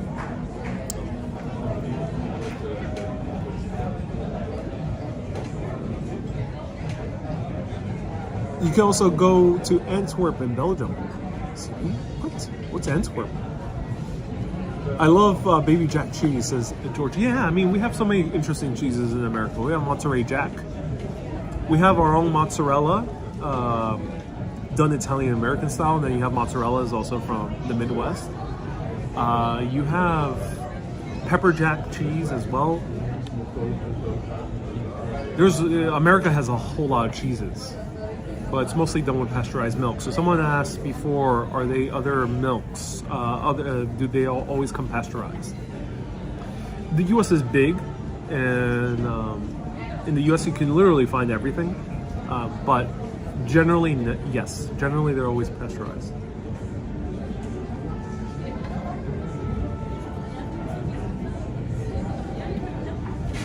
Diaz says he's here for his movie premiere. Oh, really? Yeah, that Rotterdam has a big theater, I heard.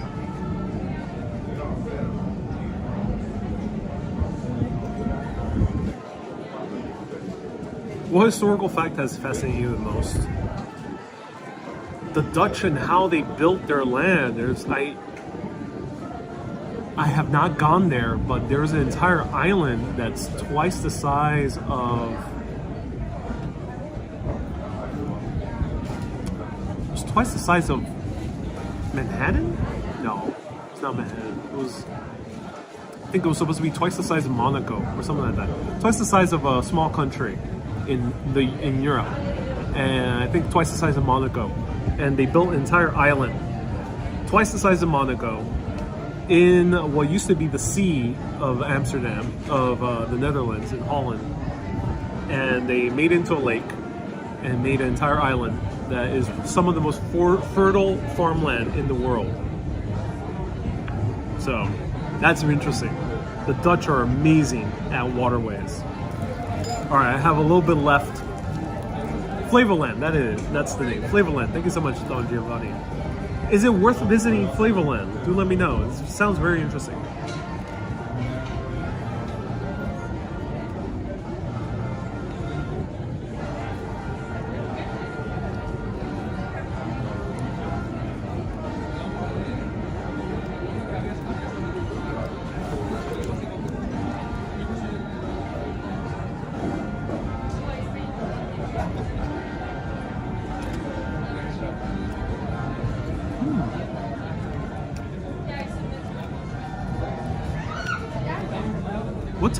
What time does it close?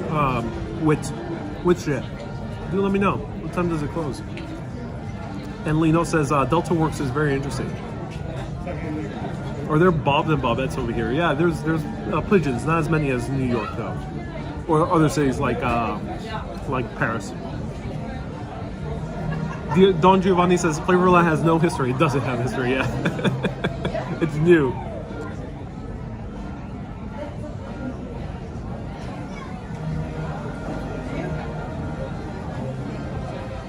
April says, I worked in the wine bistro in my 30s, and we had over 50 cheeses to learn to pair with wine. It was very overwhelming. So many cheeses.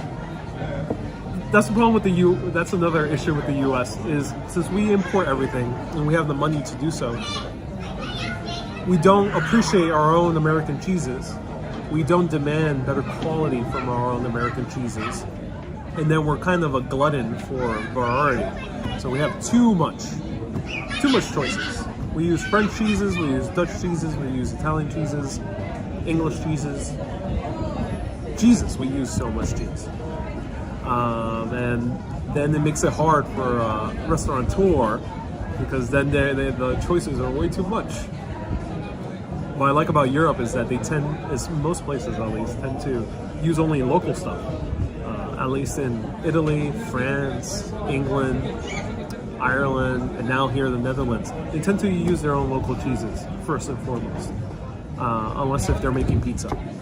But for a board or for a plate at a restaurant, they tend to use their local cheeses.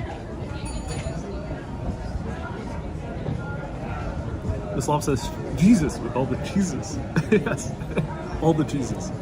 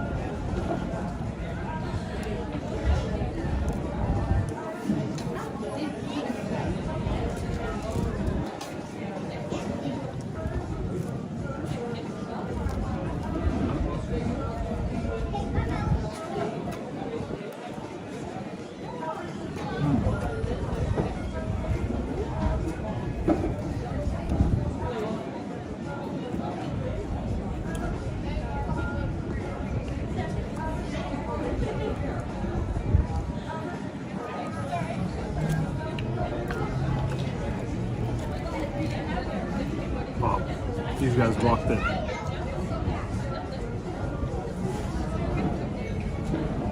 All right, last bite.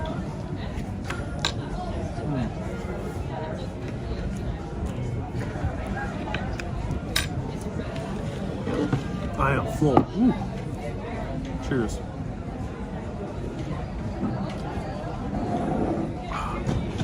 Wow. Dia says, what other nationalities are mostly in Holland? I think it's mostly Surinamese, Indonesian. There are two main ones, and there should be others, Middle Eastern, African, other places in Africa. Yeah, it should be a big list. It's a very multinational society. All right, let's go. Martin says, never a problem with the internet? No. This is the best internet I've ever had in any country. It's the best one. almost everywhere. Good reception, even inside buildings. There in Amsterdam, there was even a few basements where I noticed there was internet. So yeah, internet here works almost everywhere. There was only one tunnel, so it is not possible to do a live stream from Amsterdam to Rotterdam because of the tunnel that is about 10 minutes long. That tunnel has no internet service. Otherwise, great internet service. Ambrose says, must be a first world nation here. It is, yeah. Pretty much. This is probably one of the more advanced and richer countries in the world right now. Like here, there's a lot of wealth, and there's very old wealth here. So David says go to Monaco. There's a lot of places in Europe. Maybe we'll go, maybe we won't. A lot of people don't realize that there's very old wealth in the Netherlands.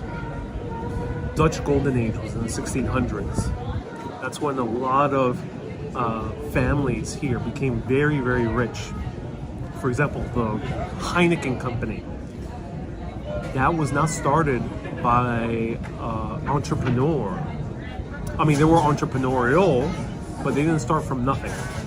So Heineken was a operation made by someone many generations ago. Right now, there's one Heineken that is in the top 10 richest people in the Netherlands. I think they're number one, I think. Do remind me, I think they're number one. Number one, richest person in the Netherlands is a Heineken. And they did not start Heineken, not even their father or grandfather.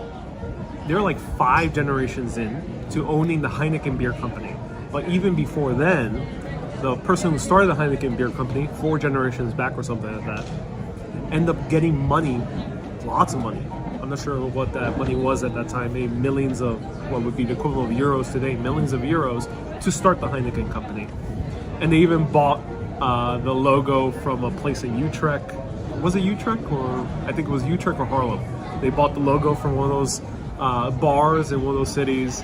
They bought a brewery from another company in the Netherlands, and then they became some of the bigger companies. But the point is that Heineken family is one of those old Dutch rich families from the 1600s. Same thing in the US. Some of those richest families in the US are from Dutch New Amsterdam that got their start during the Dutch Golden Age. Their names have pretty much changed, but they end up becoming part of the Vanderbilts, of the Astors, of many of the richer families we know of today. Very interesting. It makes me curious to learn more about the history of the President Van Buren, because Van Buren is a very Dutch name. I wonder if he also had Dutch heritage. All right, let's continue walking around.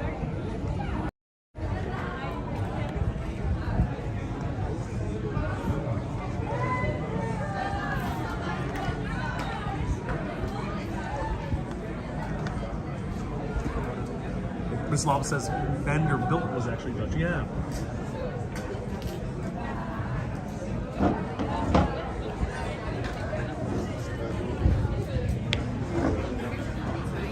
So I recommend here Phoenix Food Factory. Really good place.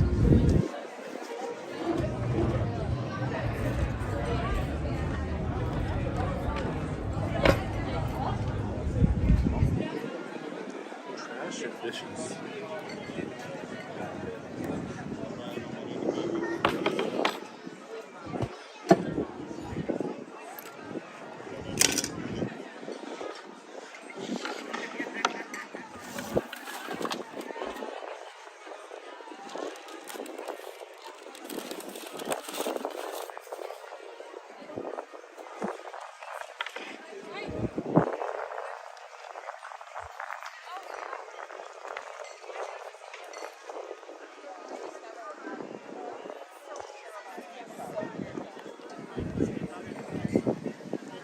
Hey, Renee.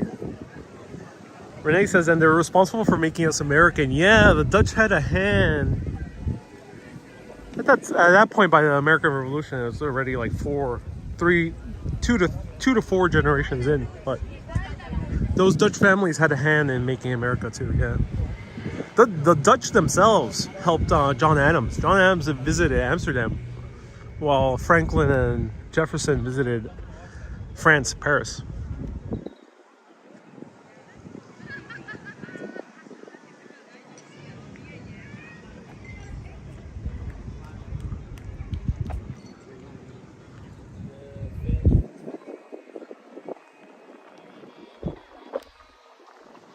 April says, what is it with all the hype of the Surinamese cuisine? I have not had the opportunity to show it, but I've had the opportunity to try it. And they have something called a palm sandwich. It's made with a root vegetable that tastes a lot like sweet potato or yams. And the Surinamese themselves usually serve it with like a dish with like rice and meat. But here in the Netherlands, they make it as a sandwich. And then sometimes they have chicken as well in that sandwich. I tried a palm sandwich so far once. And I tried a palm grilled cheese. They were both excellent. So if I pop into and see a palm sandwich, I will show it to all of you. Miss Lob says, oh, the Vanderbilts were indeed a Dutch family. Oh, thank you so much. There we go. Wendy says, I love chicken. Ooh, cool. Yeah, chicken is awesome.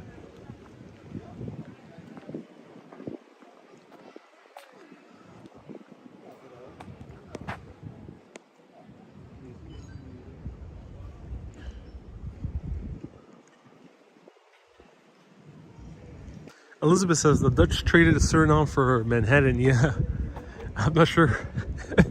I haven't been to Suriname, so I'm sure it's a beautiful country.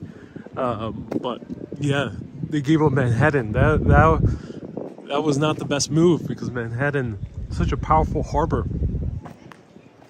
Suriname, I don't think it's as powerful as a harbor. It probably has a lot of other wealth elsewhere with agriculture and wood and jungle and things like that, but not for a harbor.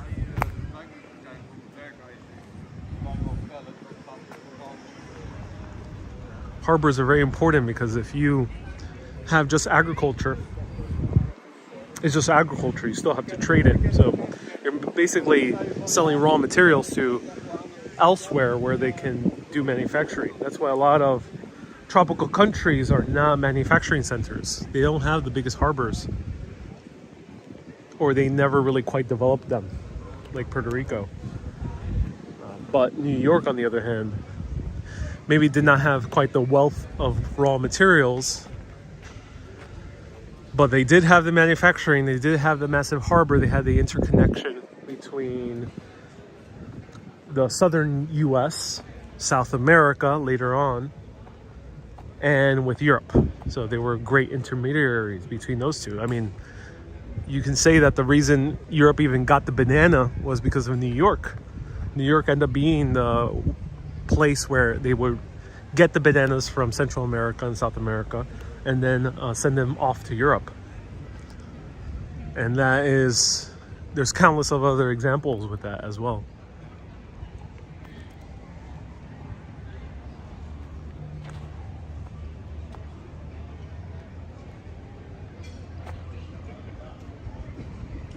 This is a very nice area. I like this. They're trying to recreate like old Amsterdam style, old Dutch style.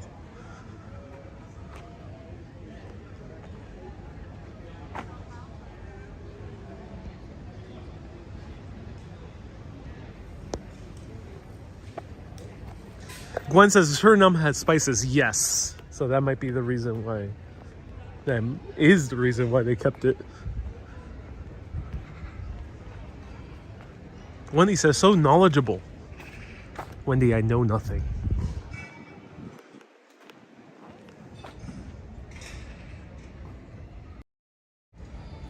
As some trolls out there in the world, I'm just making all this stuff up. It's all fiction. As some trolls would like to believe. They're just making it up off the top of my head. Just pure fiction. Don't listen to me, it's completely wrong.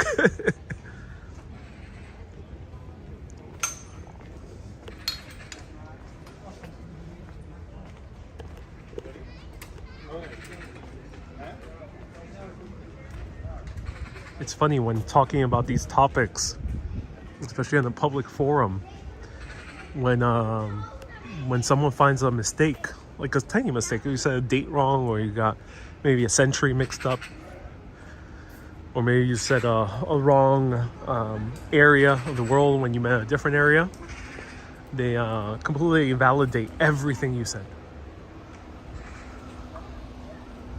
Diaz says he's not even in Holland. It's a green screen. Oh yes, it's a big, big gigantic green screen.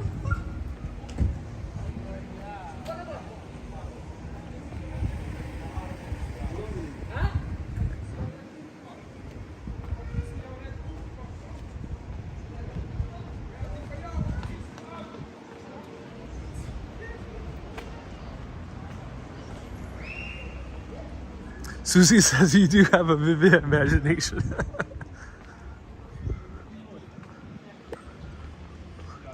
Elizabeth says I took a people on the bus tour, and one of the guys was checking what I was saying on the laptop. Oh no, that is exaggerated.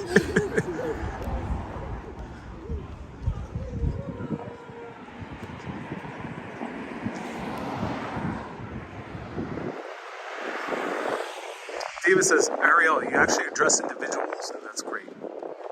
My pleasure. That is nice. Ice cream. What?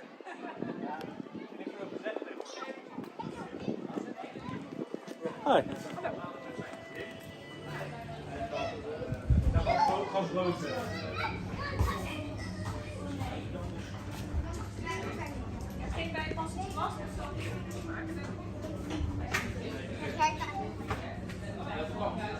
Kan iemand mij nu even helpen? Jan, kun je even bijspringen? Ja?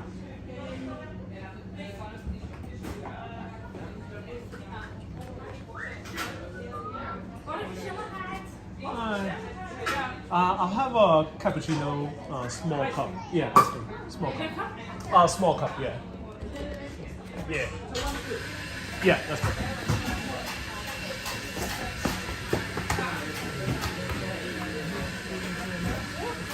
Like pay Card, yeah.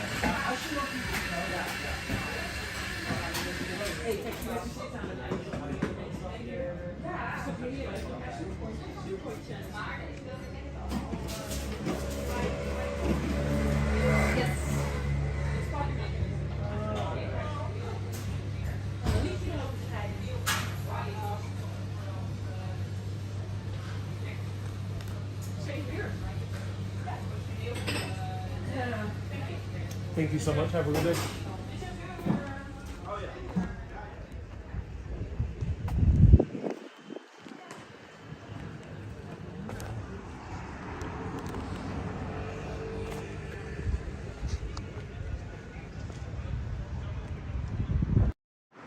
All right, let's try this out. This looks good.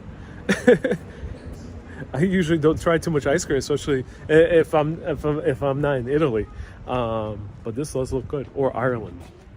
Ireland has some of the best ice cream I ever had in my life. Let's try this out.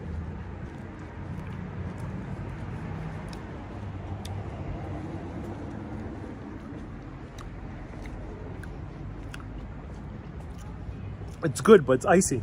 It's very icy. You do get a cappuccino taste. It tastes like a sorbet, which is odd for a cappuccino flavor.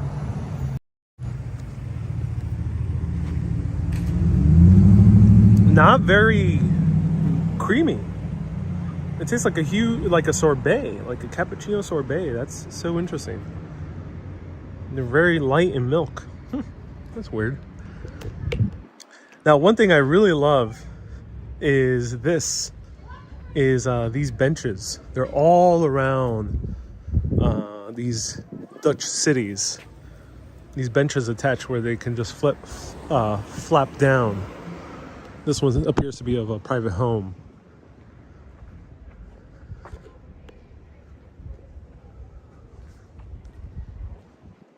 Iriba says, was it less creamy? Yeah, it's way less creamy.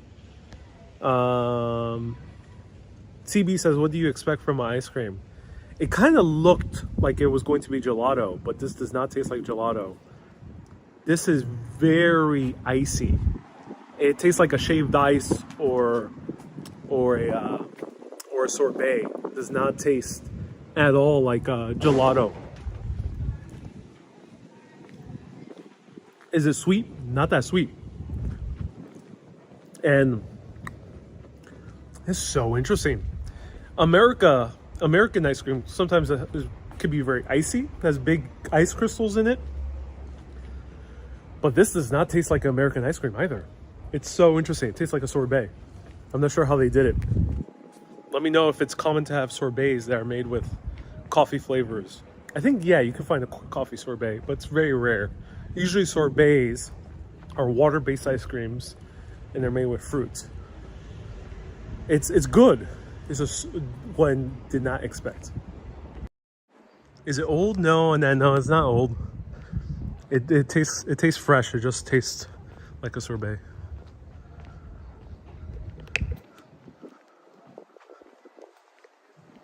This is a nice area.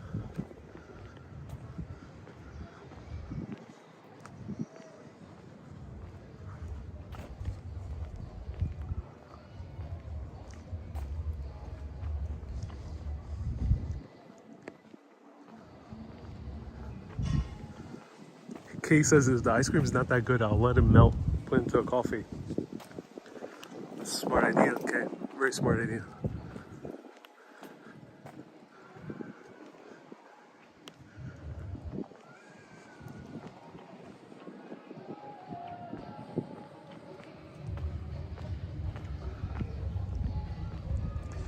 Vedas have you been to Belfast? Yeah, I have. Matt says there's a party going on. Kattenrak covers an area of 1.18 kilometers square with 4,760 inhabitants. In the 20th century, it was known as the famous red light district of Rotterdam, with many entertainment venues for sailors. Oh, interesting. That's fascinating. What's happening here? Is there a house party? Is it a block party? Someone asked me, what do you think of the vibe here? I could barely tell you. There's not too much vibes. Oh, it's just a few people. I'm gonna mute because this is gonna get a lot.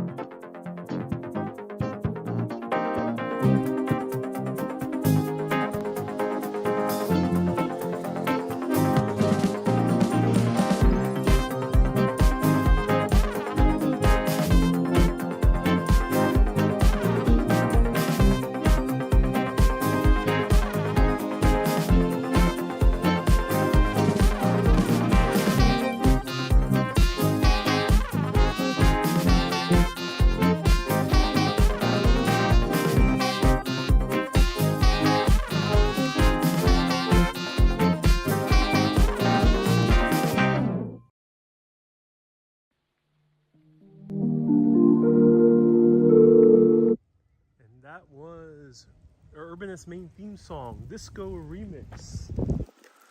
Available on the Urbanist soundtrack. Where are we?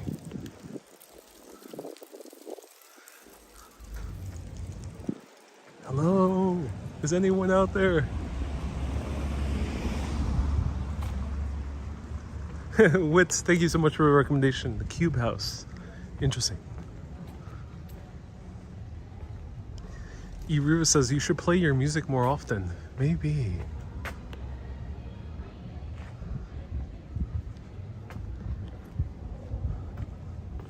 Hello? Is anyone out there? Ron says, have you found the Seattle of Europe? I think I have. Again, it's a nice city. Like it does look nice. It's just so empty. There's no one around. Not a soul in sight. Ron says, imagine someone answering you. Hello, is anyone out there? Oi, yeah, I'm here. Hyde says people are having supper. Hey. That's what people said in Seattle. No one ever showed up. Diaz is not even a bird. Tamo says you're almost in the North Sea now. Oh my God, Tamo. We've traveled that far. All I hear is the wind.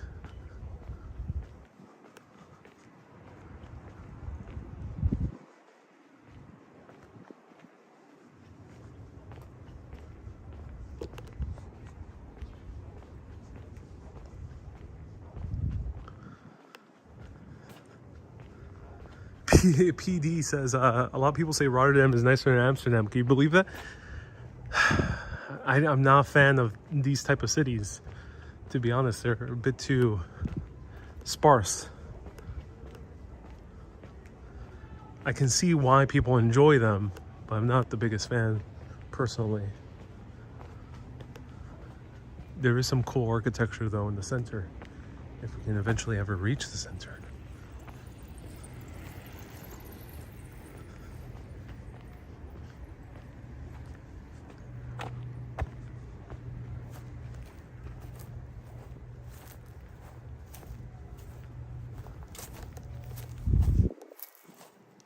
This garbage can has barely been used, that there's a huge series of spider webs.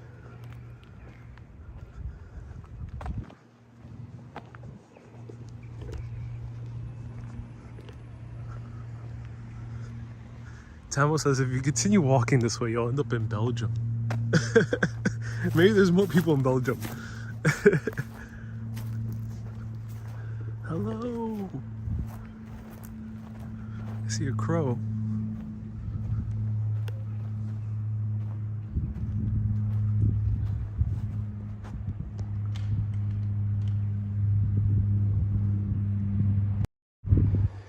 Perry says, what happens if you go to a place and they don't treat you well? What do you do? Perry says, I tried asking the manager. Yeah, the thing is, if you ask for the manager, sometimes they will summon the manager. Sometimes they won't. It kind of sucks. In the U.S., for example, you ask for the manager. Yeah, sometimes there is no manager because the person is running the place on their own, or yeah, they just don't want to call the manager. So it depends on the location. If you don't get treated well and you don't need to be there, then leave and go somewhere else. That's my top tip. If you have to be there, say you're at a friend's party, or you already booked a hotel and you're already paid for it, then yeah, you should ask for a higher up to give you better service and explain the situation. But don't try to get on the person's bad side by blaming them. Some people can actually be dicks or assholes, as we would say in America, just very straightforward. Yeah, some people can be rather mean. Other people sometimes is either they don't know better, they are really not well trained, they have no clue, and sometimes it's, you know, some person is having a bad day. Otherwise, nonetheless, regardless, don't try to blame the person. Don't try to antagonize them. Just calmly ask for a higher up. And if worse comes to worse, for example, I was in a hotel, I had a terrible room. I did not blame the person in the front because I know it wasn't their issue specifically. They didn't do anything wrong, but they couldn't really help me. So I said, hey, what's your cancellation policy? How much would I get in return if I cancel right now? And I found out that there is no cancellation policy, that if I cancel, I don't get a refund. But they were so kind of shaken by that because I said so calmly. I'm sure they were afraid that I was going to do something else. Or regardless, either afraid or not afraid, it doesn't really matter. But that calmness really got them working, and they did everything in their power to remedy the situation. So be calm. Often that is way more influential than screaming at someone. Ambrose says, like Karen say, get me your manager. So yeah, that's the problem with asking for the manager, yeah. But if you do it in a calm way, it can help out. I see a cruise ship right down there. What is that?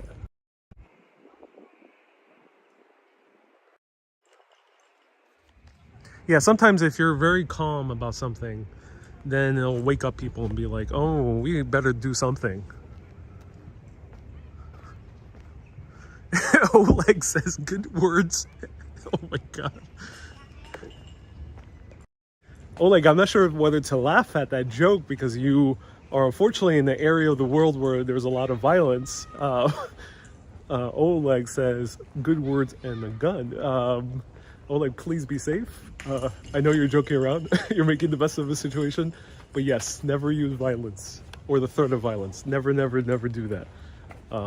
Unless you are faced with violence yourself and then you have to defend yourself. But never, ever, ever use violence. I would really say there's no need, even if you're getting the worst treatment in the world, if someone's verbally assaulting you, saying the meanest things they've ever said in one's life. They insult your mother. They're being extremely mean. Do not ever retaliate with violence. It's never the answer.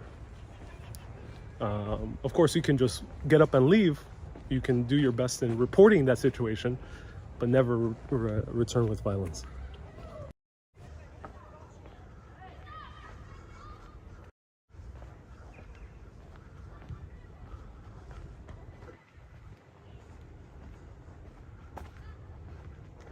Michelle says that's the boat you passed. Ooh, cool. I think there's a water taxi in front of it, so let's go to it. Let's see if we can visit it.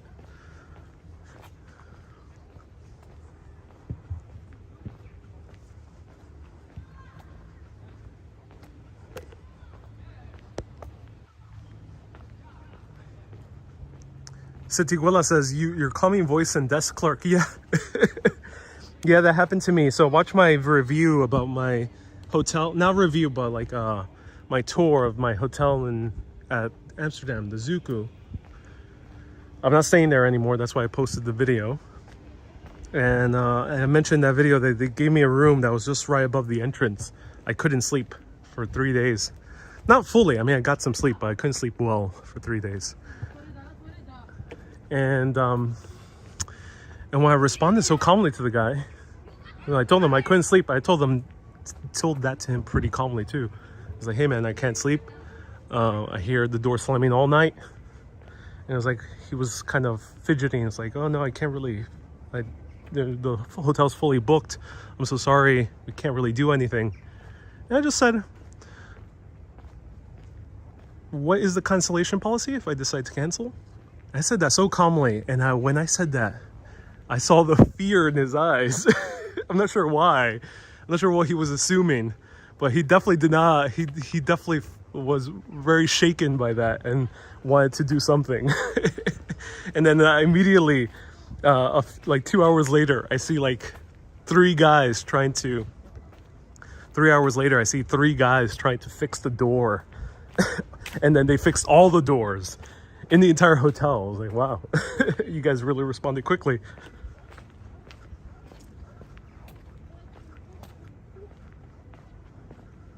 And then they moved me to a different room, which was much better.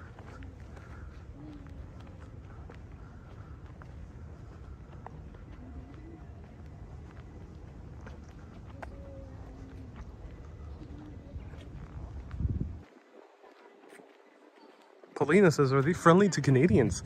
I think the entire world is friendly to Canadians. Yeah, they're friendly here to everyone.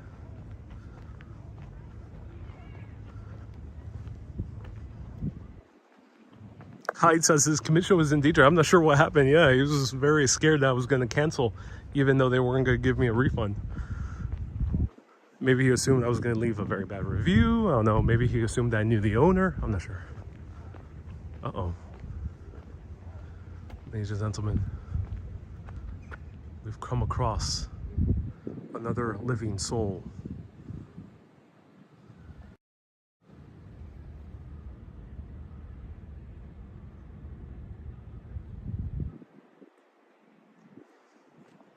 Hey, do you know where the center is? Geese. Are you a geese? I'm not sure if you're a geese. Where's the center? Hey, you. Where's the center at? Look at it.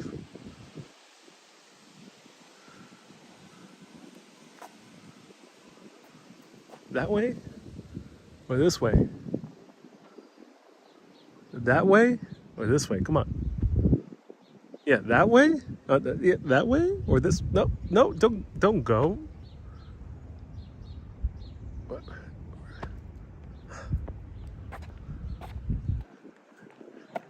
Other locals are much more helpful. Ambrose says probably doesn't understand English. Yeah, probably not. One of the few living organisms in the Netherlands that doesn't understand English. Very few. It's like 98% proficiency in English. That's the 2% right there.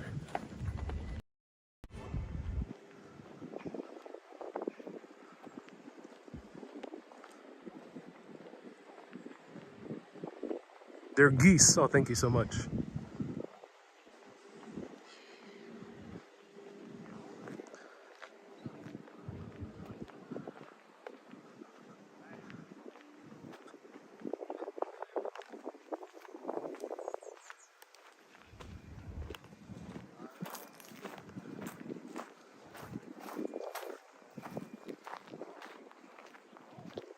That's scary.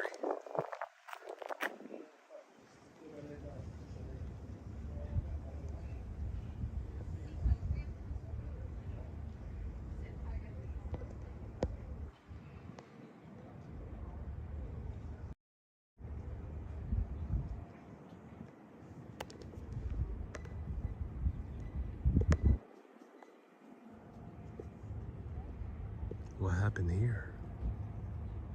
Did the geese get to them? Sylvia says bench. I don't know if I want to sit next to this. There's times for a bench test and there's times where a bench test is not really called for. What happened there? I think the geese got to that person.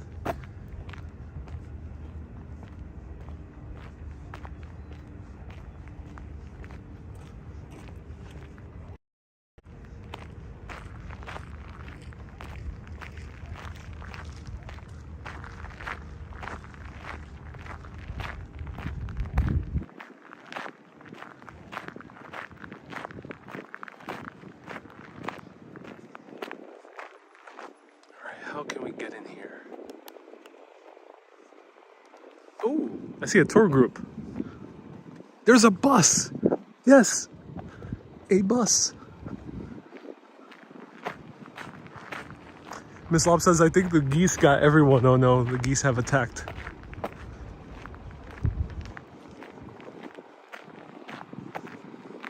There's a great Stephen King miniseries. I'm not sure if they ever made it into a movie, but there was a miniseries and a book. And it's about a group of people who take a flight and they fall asleep during this flight that's going above the ocean. And when they wake up, there's no one. Half of the flight is already missing, and then once they land, no one is in the airport. They start walking out of the airport, no one's outside the airport, no one's in the cities, they are left alone. If anyone remembers the name of that book / miniseries, do let me know. It's very scary. I'm getting memories of that as I walk right here through Rotterdam. Sylvia says Langoliers. That was the name. Langoliers. Thank you so much. Langoliers. I'm getting memories of Langoliers being here. All right, bear with me.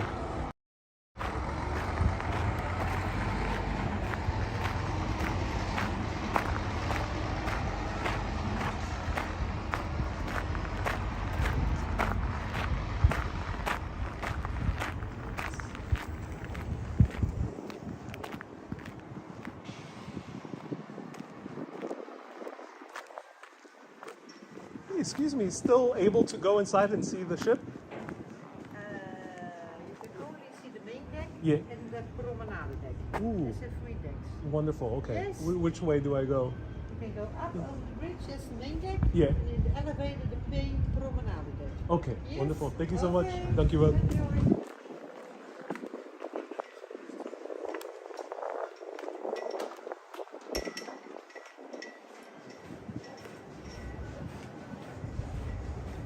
So this is a ship from the 1950s.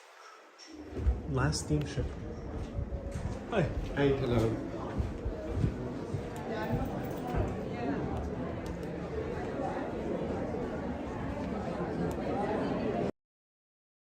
Promenade, which way go to the promenade? Promenade deck. Yeah. You want to take the elevator Yeah. or Yeah. and then you press key promenade. Perfect, thank you. When you get out of the lift,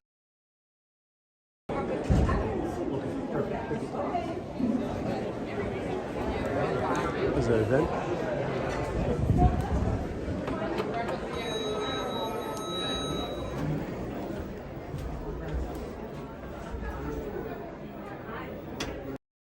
Ship leave.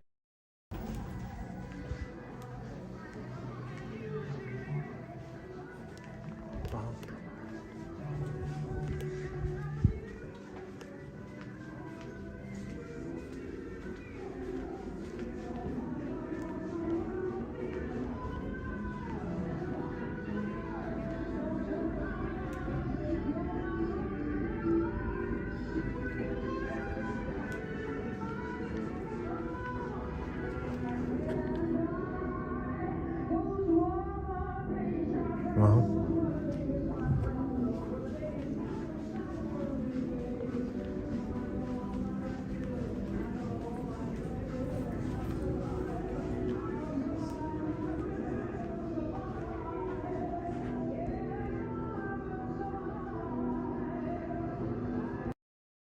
So there's another movie that reminds me of this, another Stephen King property, The Shining. Shining also reminds me of this. It's very fascinating.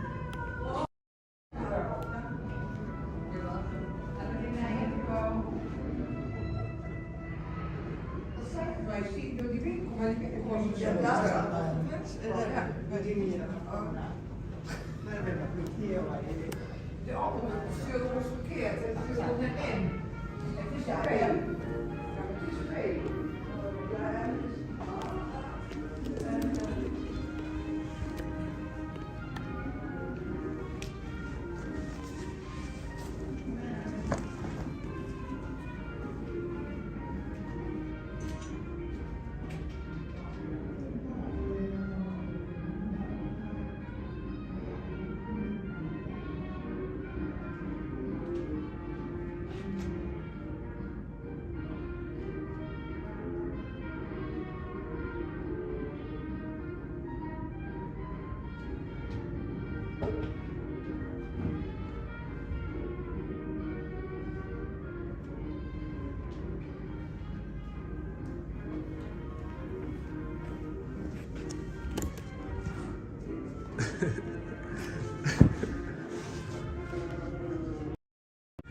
So imagine we're just walking around and then suddenly it's the 1950s.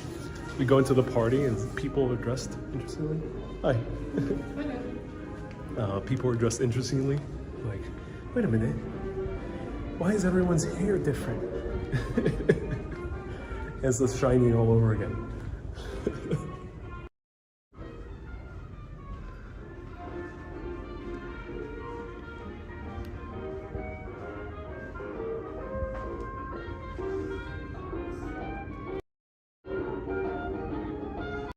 This ship is a steamship, the last one to be fully intact. Technically it works, but it hasn't set sail in a while. But this used to go directly to New York, which is cool. First time I've seen yeah, this is the first time I've been on a luxury ocean liner inside. Oh, this is cool.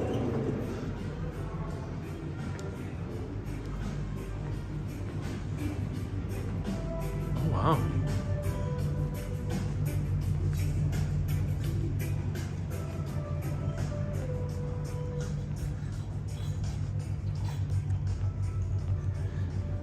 No swimming.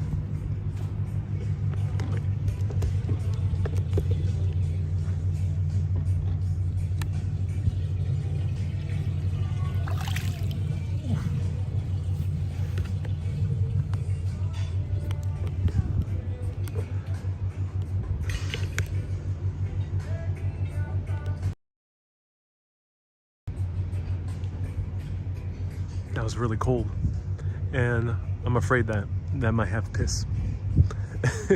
We all know what little kids do when they go into the pool.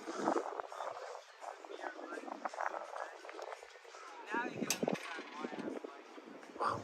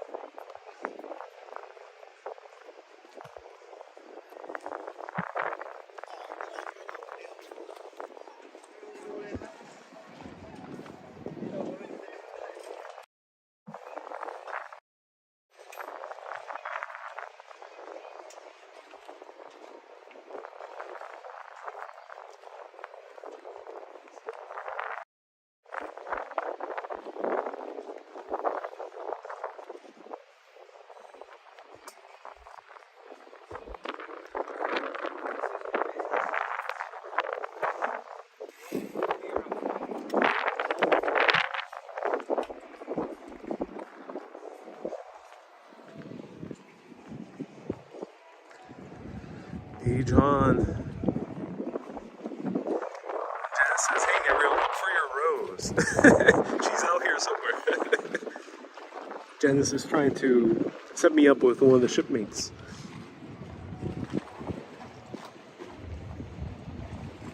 This is the SS Rotterdam. Rotterdam. Cue the music from Titanic.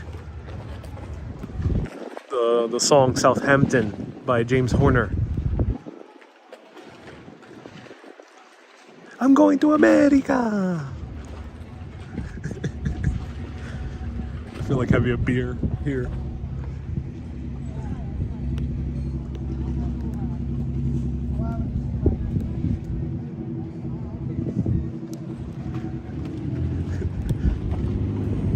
Oh, Jack, I'm going to America. I'm the king of the world.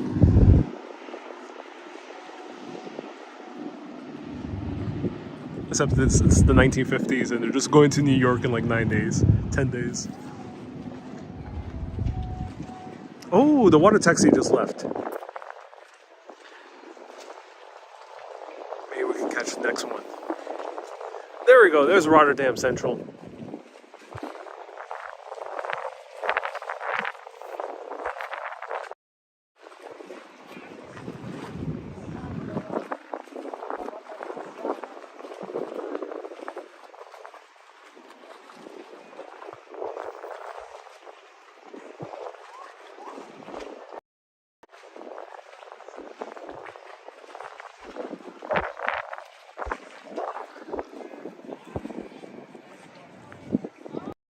Oh, CB, and a lot of people keep mentioning you're Euromess. Yeah, this is the Euromess.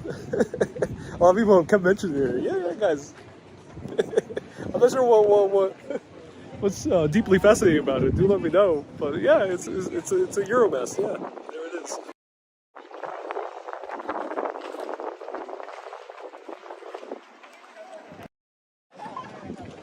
A few of the commenters right here. I know you mean well. I mean this in all good fun. It reminds me of hanging out with like family that are not used to going to New York, and I take them to New York. And we keep exploring the city, and they keep like pointing to me. Hey, that's the Empire State Building. I'm like, yeah. I talked about that earlier. And then we go to another neighborhood, like, oh, that's the Empire State Building. I'm like, yeah, it is. Susie says, are you going to have a dip on the... There seems to be a quinceañera here, or a wedding.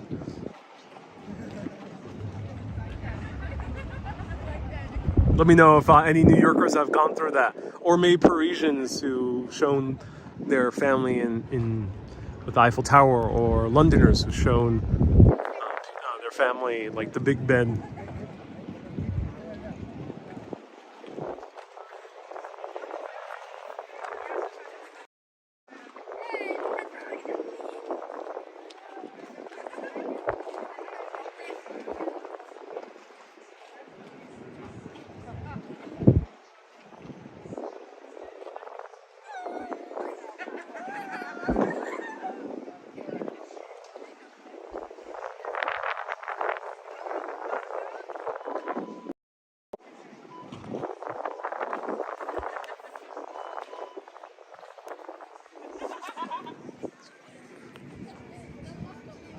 Wow.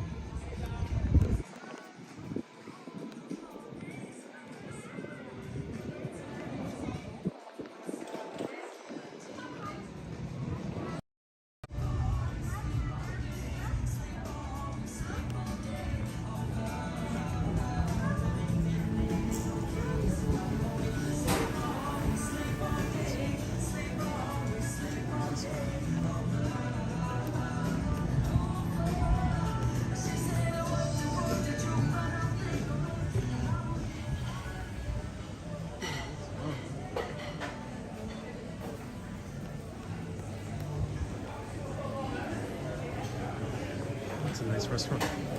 That's cool. Wow.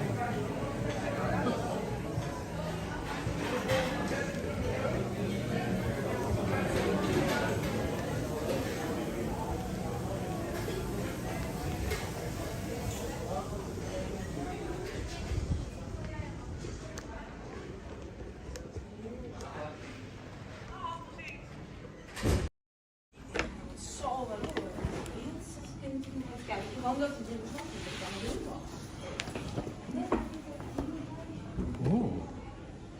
Susie says, let's go get coffee. It's a bit late for coffee. It's right now like 6 p.m. or something like that. 7 p.m. This is comfy. Wow. I like this like retro 50s style. So everything here in this entire place, all the interiors are still from the 1950s. So there's the same interiors. They did not like change up the style, or they did not try to remake the 1950s style. So it's original. And this is a comfy chair. Wow. It's hard, it's sturdy, has a good shape to it. Really comfortable. I like the back. It's good for reading a good book while smoking a cigarette and drinking an old-fashioned. I have two hands. So how do I hold the book? If I'm doing a Mad Men style. Maybe a madman does not even read a book. That's the key. Mad men do not read books. They just smoke and drink. So we're gonna smoke and drink, and it's perfect. It's a really comfy chair. So I would give this chair very good. Very, very good. A comfy space like this. 7.8 out of 10. Can we see the room, says Wendy. I don't think so. I would have to book one. Sometimes you can ask like the front desk about rooms. I never tried that. There's a few YouTubers. Bald and Bankrupt does that, but he does that in Eastern Europe. Let me know if that's like normal. to ask to see the room.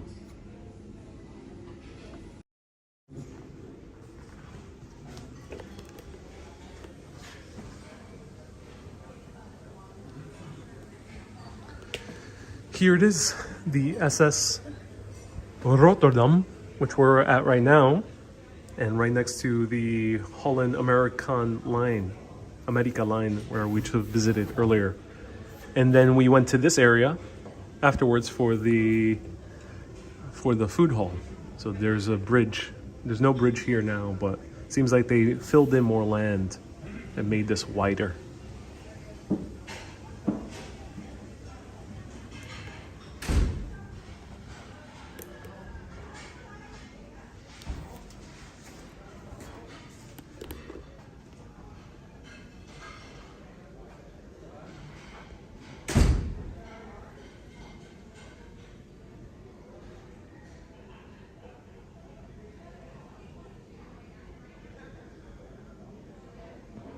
Michelle says, I love your shirt. Oh, thank you.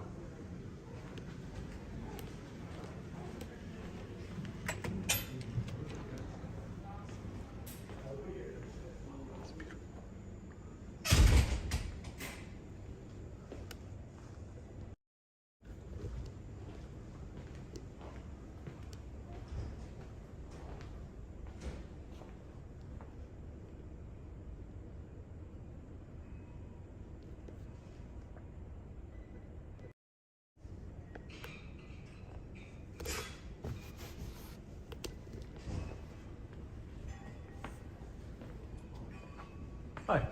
Hi. Just look at the decoration. Very beautiful. Thank you.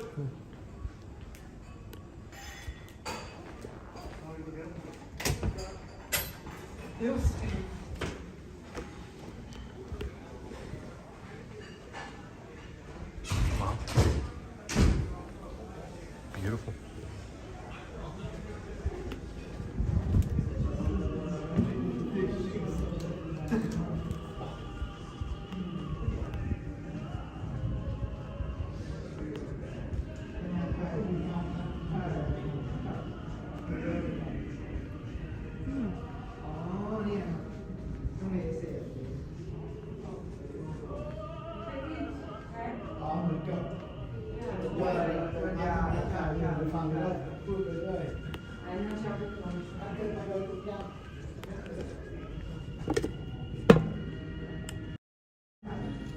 To charge my phone, I did not charge that much when I was sitting down. Not sure why. That kind of sucks.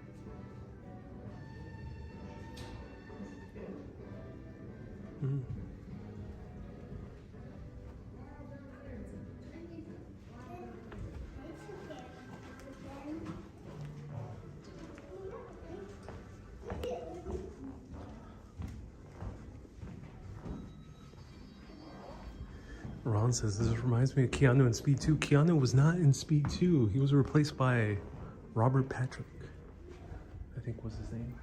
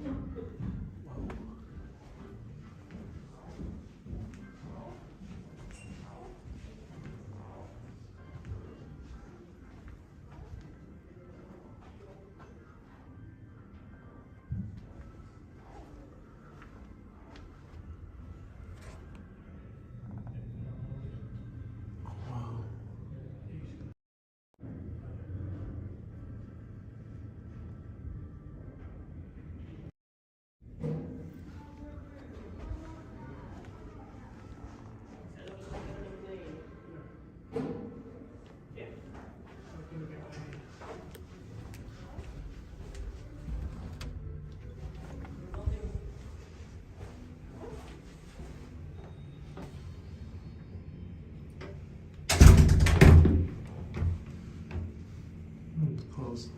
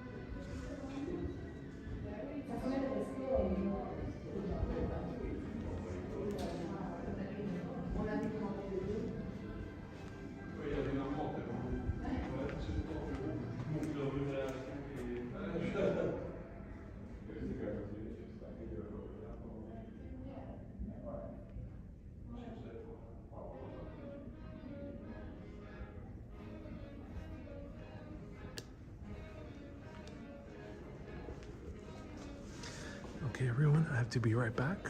I'm taking a commercial break. I'll be back.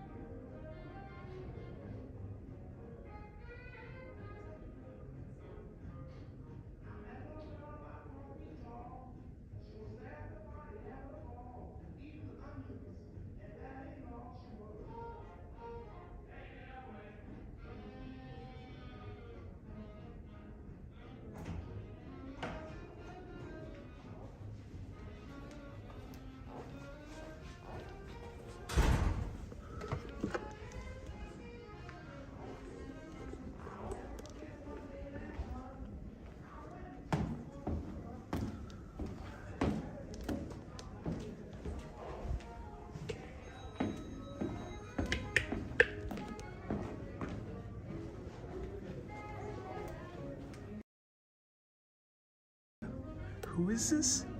What? After me? Huh, that's so kind of them. Look at that. Ari.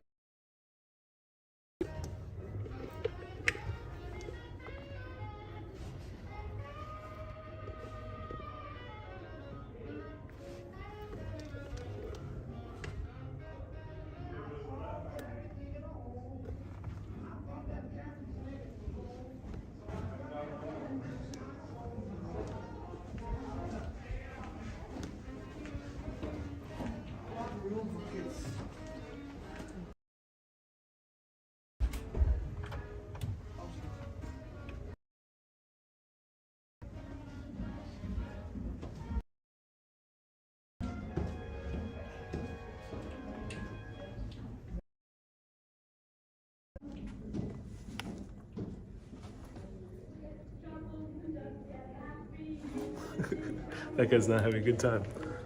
Unlike the main Ariel. Oh, let's see what this one.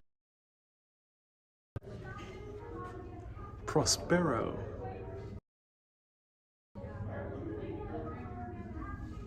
The Tempest as well. Oh, they're all Tempest. That's why Ariel. They made Ariel a woman, but Tempest usually, originally is an androgynous character. We got Alonso, same thing, Tempest.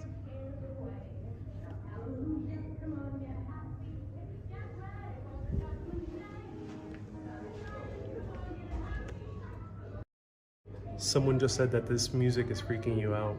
Yeah, because it reminds, at least it reminds me of The Shining. It also reminds me of other movies where a character is kind of lost in time. Basically, that's the music that they play, or like a character goes into a diner that's kind of frozen in time, like Twin Peaks.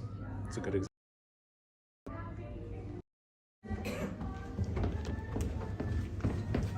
Hello. Oh wow.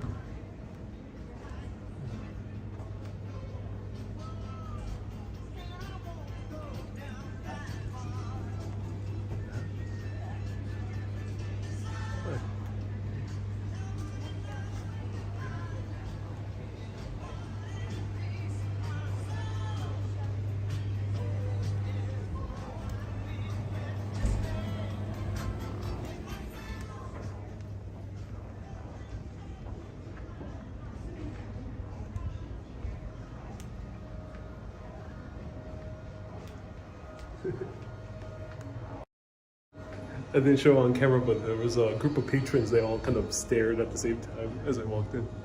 I want to go to the speedboat stop. Let me see where it is.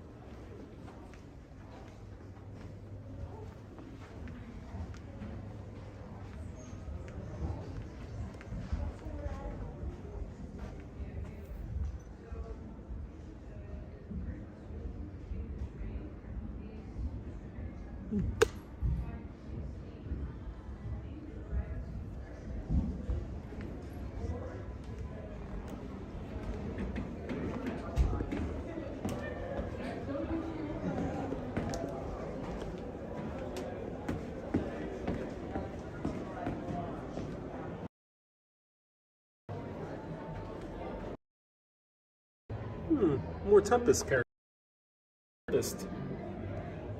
Huh.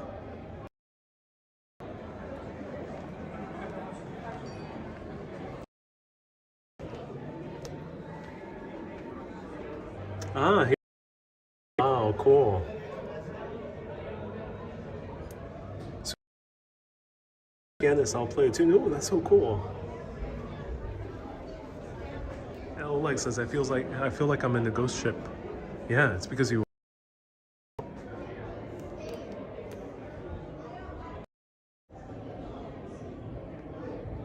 You guys are hearing a party? I don't hear anything. It's silent over here. I'm not sure what party you're hearing. Did I leave some music on or something? I'm not sure what the party you're hearing.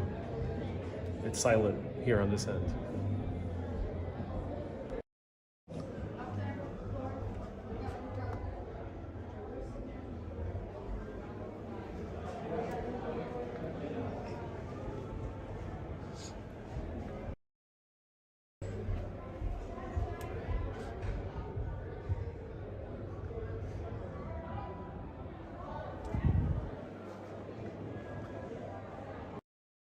You know what they say, all work and no play makes Ariel a doughboy.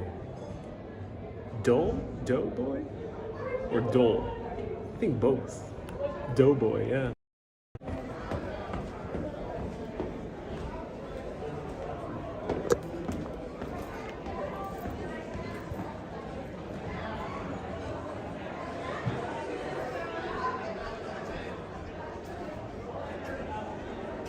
Hi.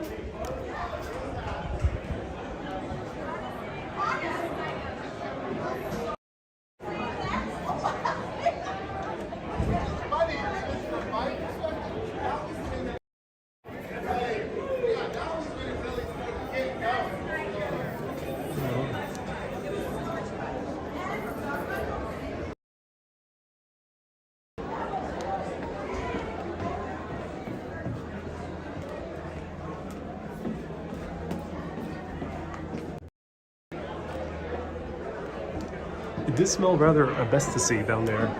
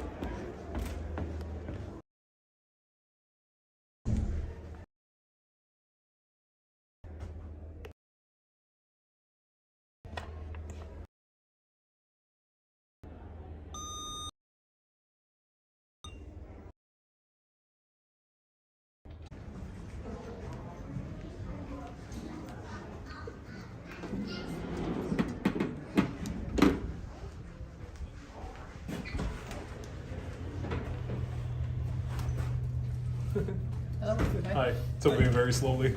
Yeah.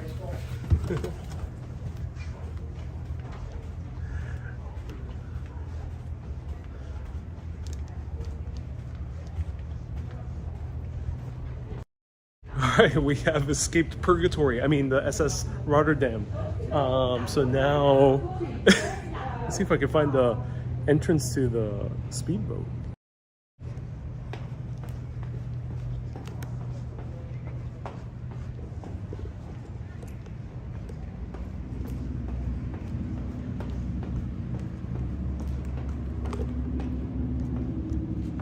Very beautiful inside.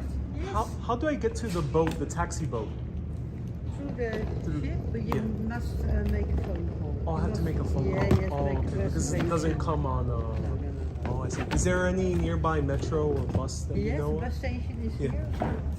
Parking place. Okay. On the left side, Yeah. bus 77. 77. The Rijnhaven. And it goes to the center of town? The city? Rijnhaven, then you take the metro. Yeah. Then you go to the center. Rijnhaven. Okay. Yes. Thank you so much. Have a Okay, good day. yeah. Bye. Enjoy your time here. Thank you. Bye-bye. 77.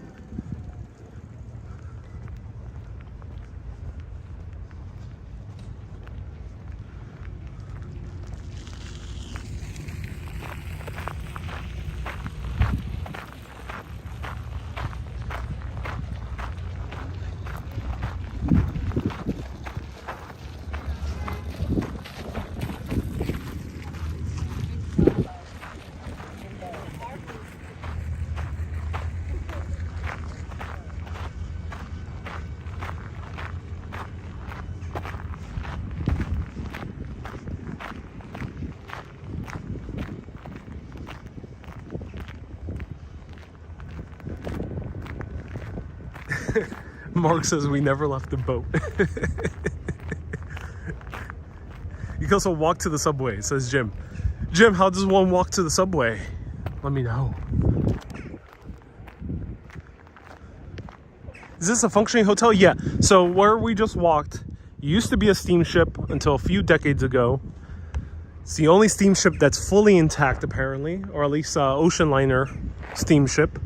And now it's a hotel. Originally, they wanted to make it into residences. A real estate company bought it, but it seems like that didn't work out, so they made it into a hotel.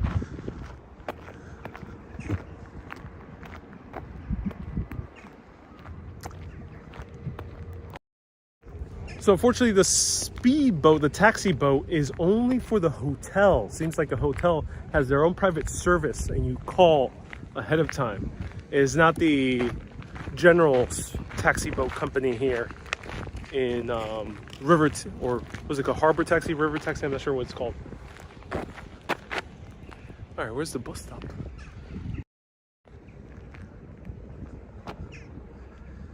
Mirko says I can walk to Reenhaven. Which way is it? That way?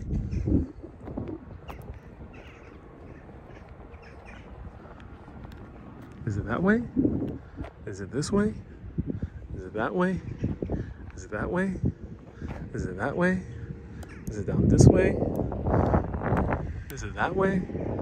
Let me know. Poco says yes, it's that way. Okay, good. I'm glad.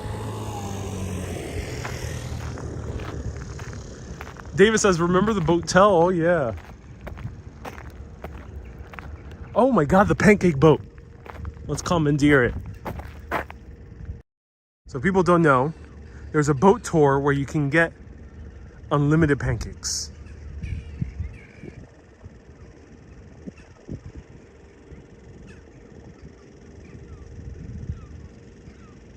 And that's it.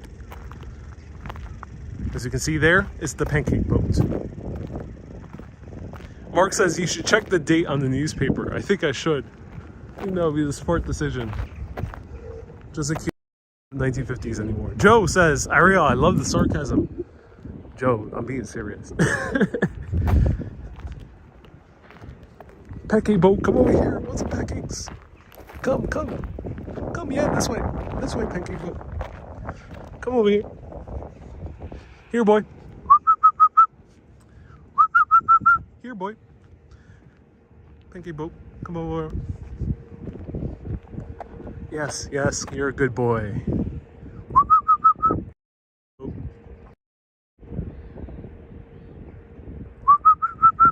No. Where are you going? No. Okay, no, don't. Stop turning. Too much turning, pancake boat. Stop. No. Oh. These boats have to be trained better.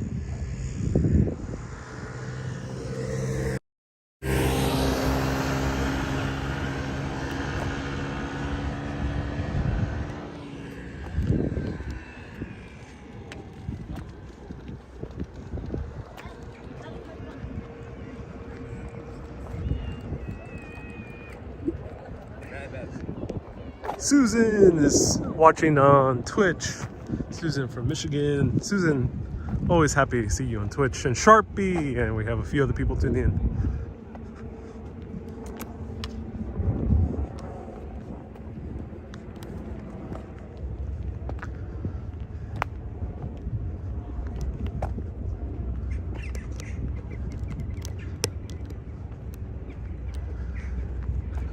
Dutch urbanists are saying Tamo, a few others, Don, Jim. We have many other Dutch urbanists tuning in saying, go this way.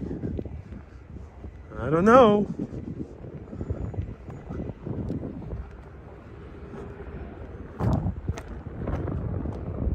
De Globetrotter. Oh, that means the Globetrotter. Oh, cool. I know Dutch. Irene says, where are all the people? That's what I'm trying to figure out. Right now, it's a mystery to solve. This live stream has been brought to you by Stephen King.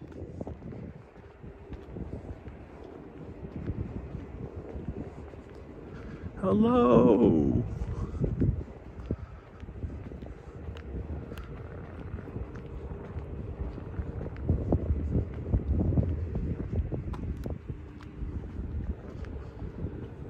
Jim says this area is some kind of peninsula. Oh. Hyde says, I'm lost in Europe. Yeah, it feels like that.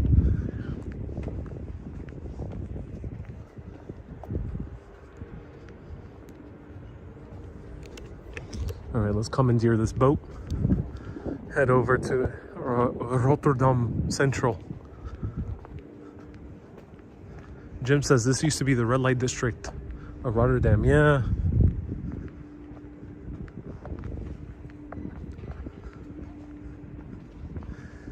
Slam that like button if you're enjoying this video.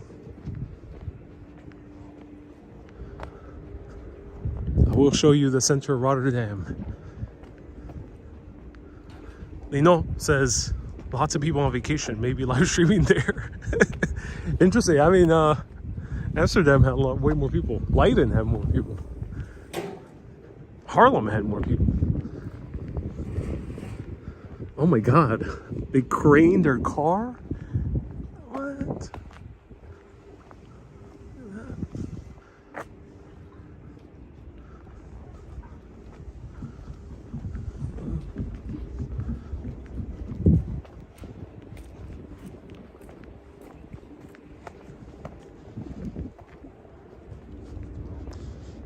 That's so interesting. So they crane their car on top, and that means they can travel anywhere by boat if they wanted to.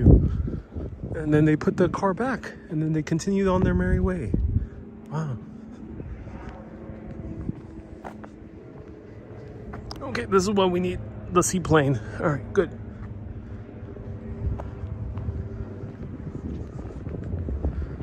CB says that's Dutch parking. Yeah.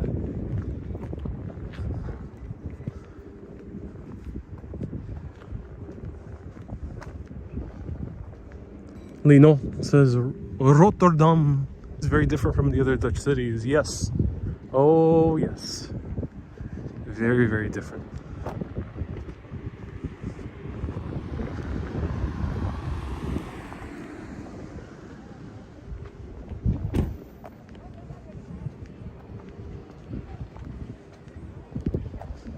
Hey Picard, nice to see you here. We got a few people tuning in on Twitch. Well, 5 whopping people tuning in on Twitch. People don't know I stream also to Twitch and Facebook. And wow, we have 5 people. That's awesome.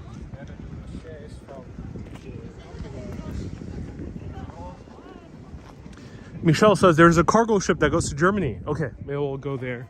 Well, we'll find people in Germany. Matt says keep straight. A few other urbanists says keep straight. Okay.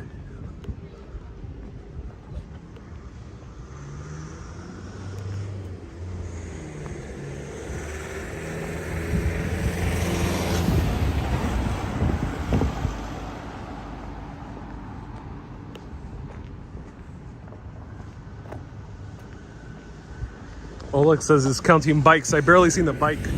There we go. It's a moped.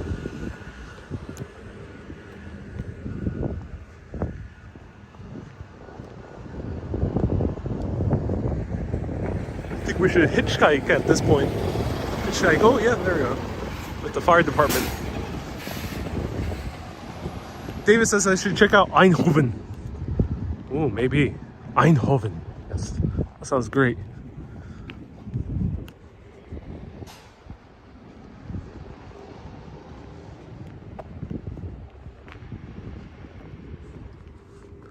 How far? Any water? I think I see the metro station at the distance. Where's that mirage?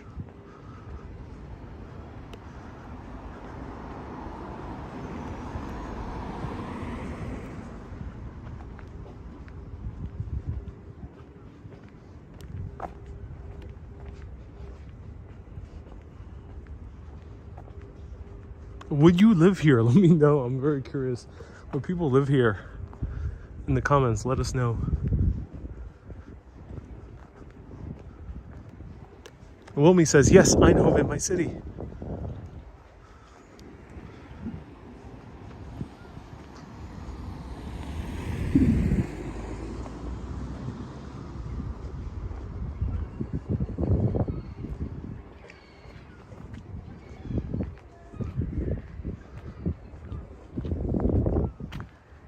Mark says, do people live here? That's what I'm wondering.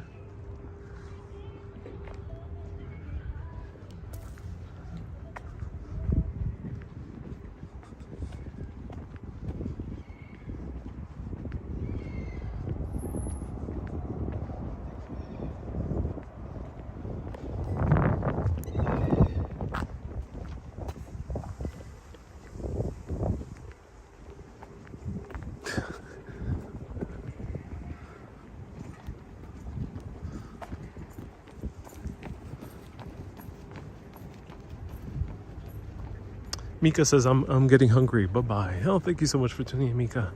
I don't blame you. Sorry, I have not much to show during this live stream. This is a wandering. Well, we have successfully done a few cool things, but also this is a wandering fail.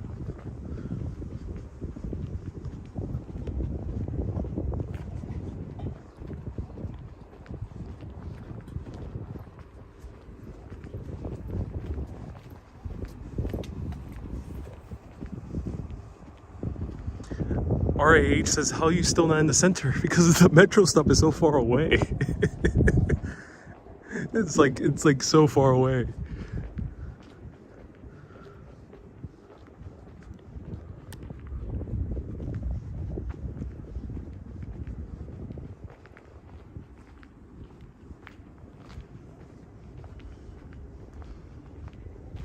Miss Fancy says, you sound like E.T. wanting to get to the metro. Metro home, yes.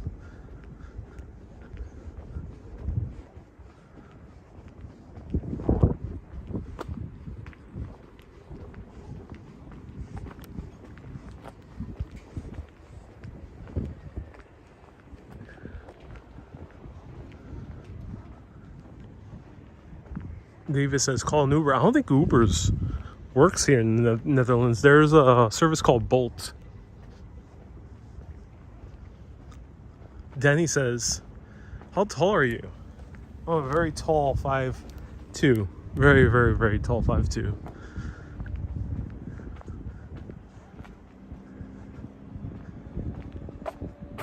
Jim says you should have crossed that big bridge if you want to go to the city center. Where's the bridge? I don't know where I'm at.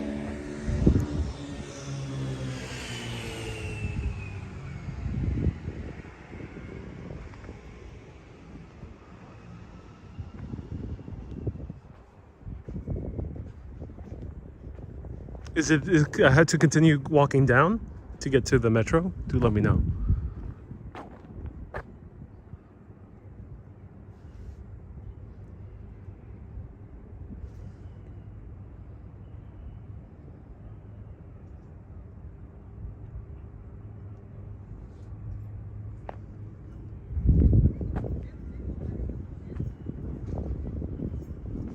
Jim says, yes, keep going. All right. Matt says also, yes, keep going. Miss Lob says, don't panic.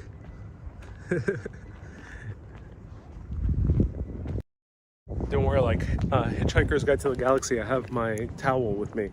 So I thought Netherlands was the pinnacle of train service, but why are the trains so damn far? Didn't they never build metro in this new residential area? How did they not build a metro or a tram in this area? I'm kind of shocked. Wow.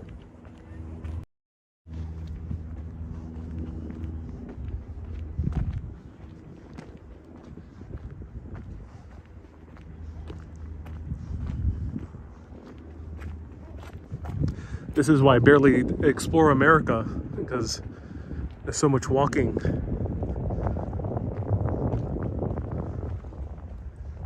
Jim says you can't have a metro in every street. You can, actually. Japan does. Not every street, of course, but you rarely have to walk more than 20 minutes in Japan. New York too. Most of the city. There's a few dead zones in New York, but huge swaths of the city have a metro stop nearby.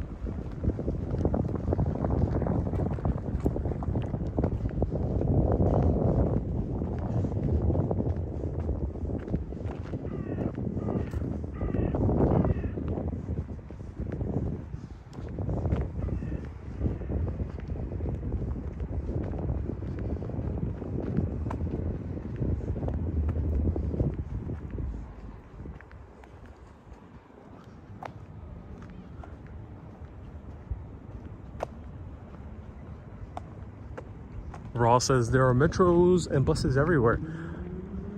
Yeah, well, here, not here. Here is pretty far away.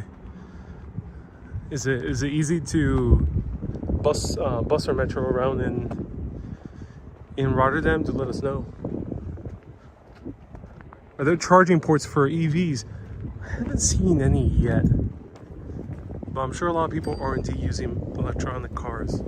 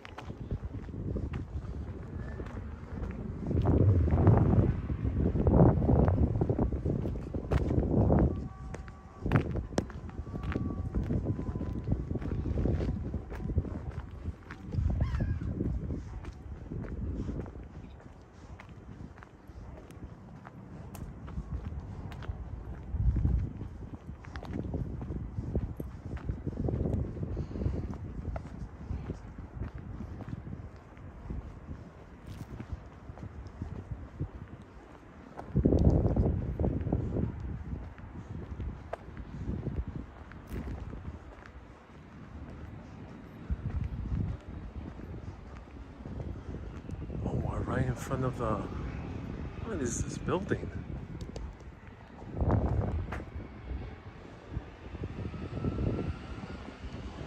Ron says, do you need rescue? I think at this point I do.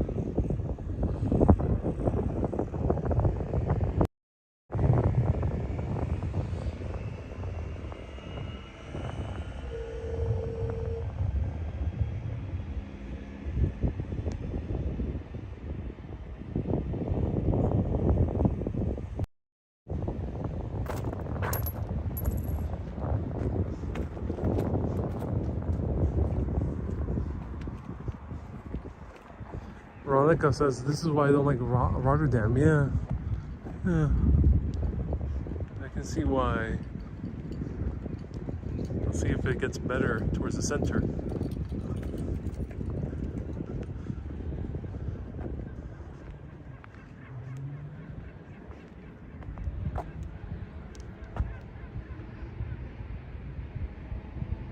This looks like Roosevelt Island in Manhattan.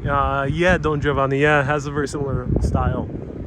So I guess it's direct at the overpass. Wendy says, why did you choose to come over here? A lot of people told me to come.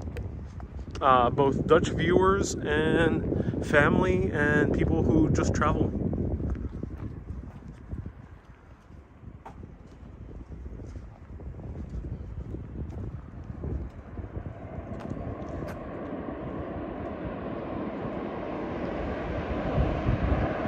I see.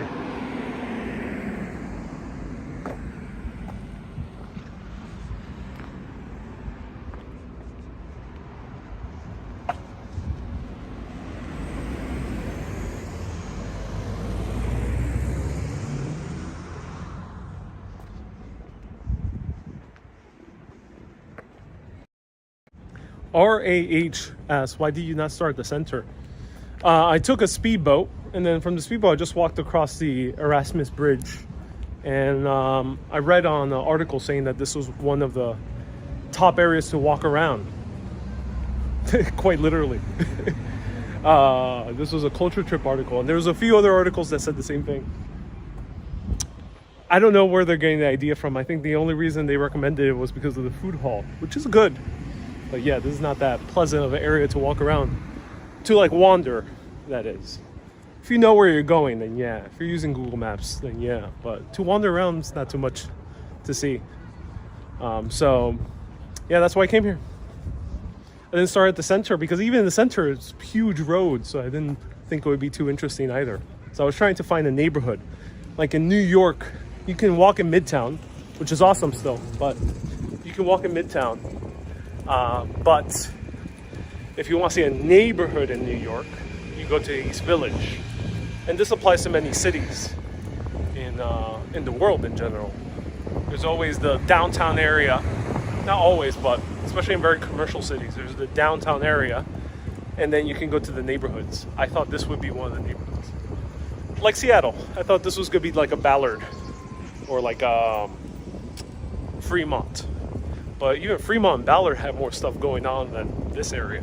There's nothing going on here except for the ship was really cool.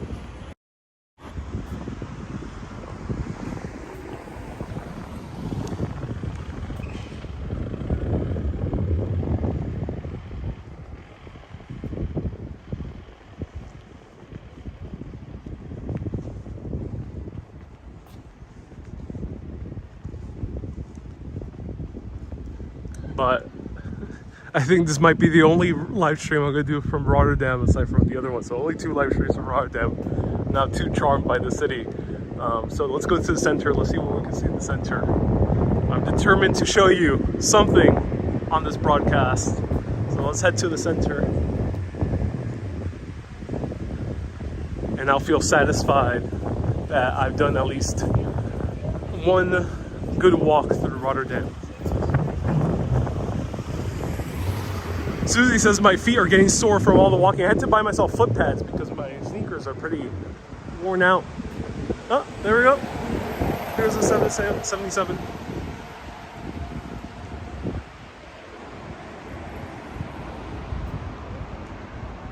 Hi says there ought to be street food around the location. Yeah.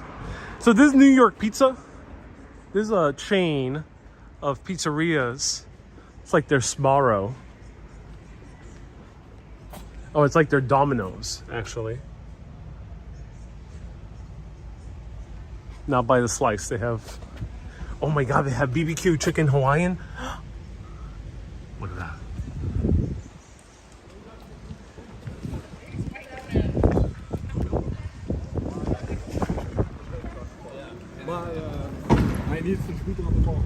But if you want to explore the city faster, there is alternatives. You can take these motorcycles. There's also little mini cars you can rent. I'm not sure if you can rent it as a foreigner though. There's bikes. I assume this might be pretty pleasant for biking. There's a lot of bike paths. And I'm not sure about scooters, but yeah, there's definitely motorcycles. Not motorcycles, but the bike scooters. And there's rentable bikes.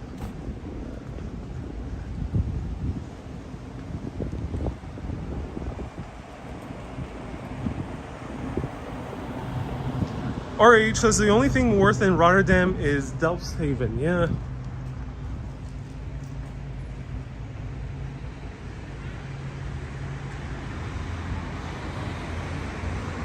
Joseph says almost to the metro. Yeah, it's good. Someday we'll get there.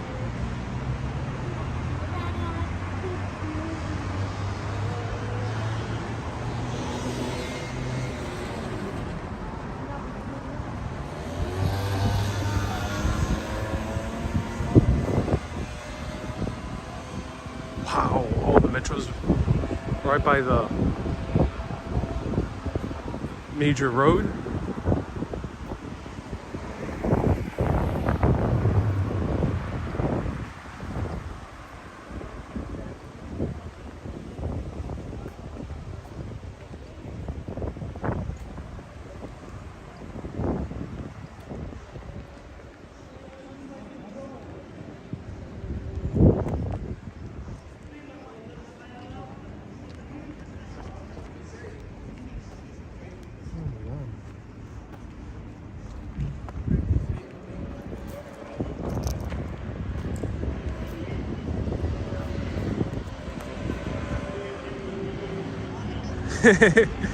Susie is telling Gary, get the car. Yeah, just drive over here from Scotland, please. There we go, the metro. Yeah, I know I'm walking on the bike lane. But pro tip, I know I'm being very overly cautious, but it's good if you're traveling in a country you don't know. Although here is very safe, but if you see a huge group of guys walking on the sidewalk and they're all blocking the sidewalk, I would recommend not going through it. Just walk on the other side. That's why I switch sides. Of course, that's being overly cautious, but you never know. So that's part of street smarts. If you see a huge group of people, especially just all guys, and they're young, blocking the entire sidewalk, walk the other way.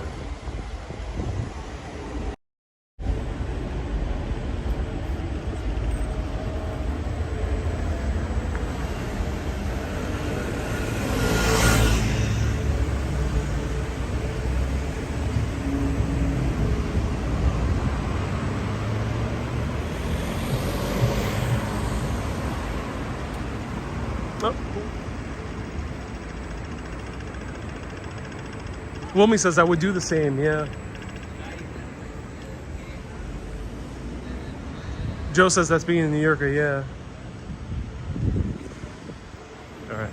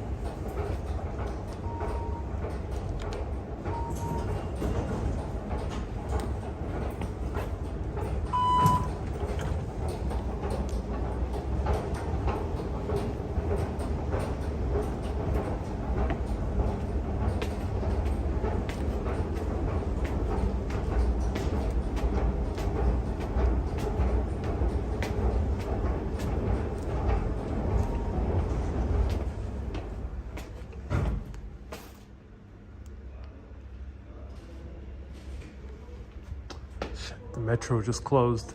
Oh, damn it.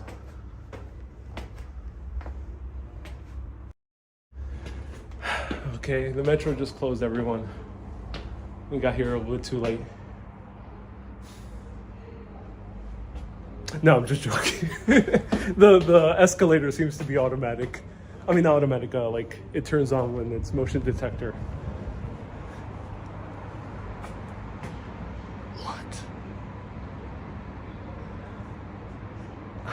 I'm shocked. What? 14 minutes to get to Rotterdam Central? Why is it so long?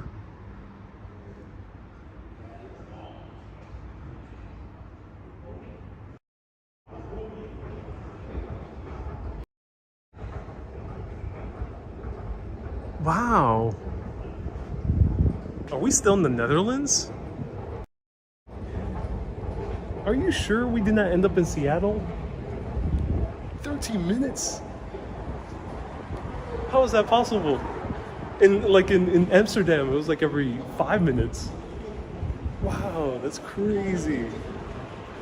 I'm shocked. You know, in New York, I wouldn't be too shocked. In the US, I wouldn't be too shocked. I'm shocked here that it's that long for a new train. Wow. Because they do pride themselves on making trains every 5 to 10 minutes. Wow. Oh my. That's long. Well, these are nice views though.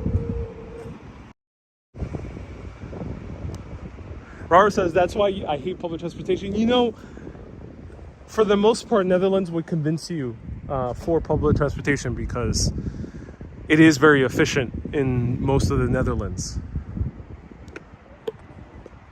But yeah, here I'm not sure why it's taking too long. Maybe something happened. But generally, trains pass every 10 minutes.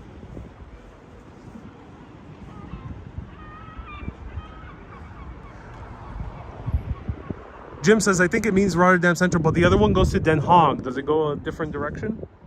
Or does it continue from Rotterdam Central through Den Haag? Do let me know. Joe says, you earned a beer. I think I'm going to have a very good, big Belgian beer.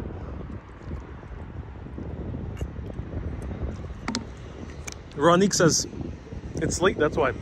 Is this considered late for Rotterdam? Like, almost no one is at the cafes. Cafes, restaurants are empty.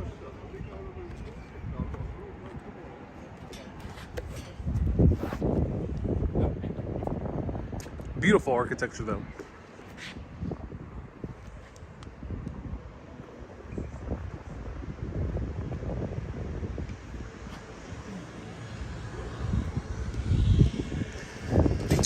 cool skyline. Look at it, just this right there.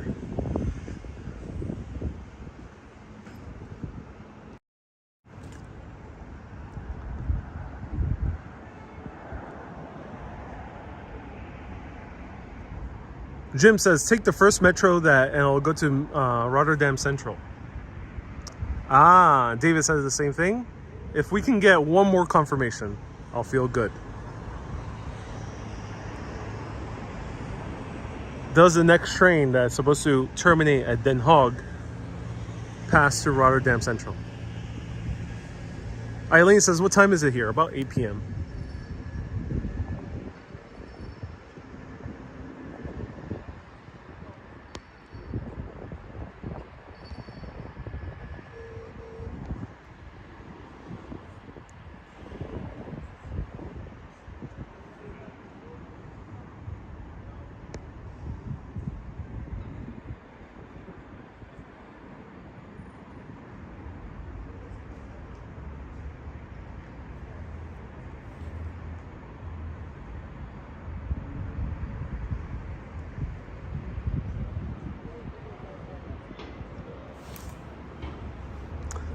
Wendy says sunset. Yeah, it takes like 2 more hours around there. About 2 hours.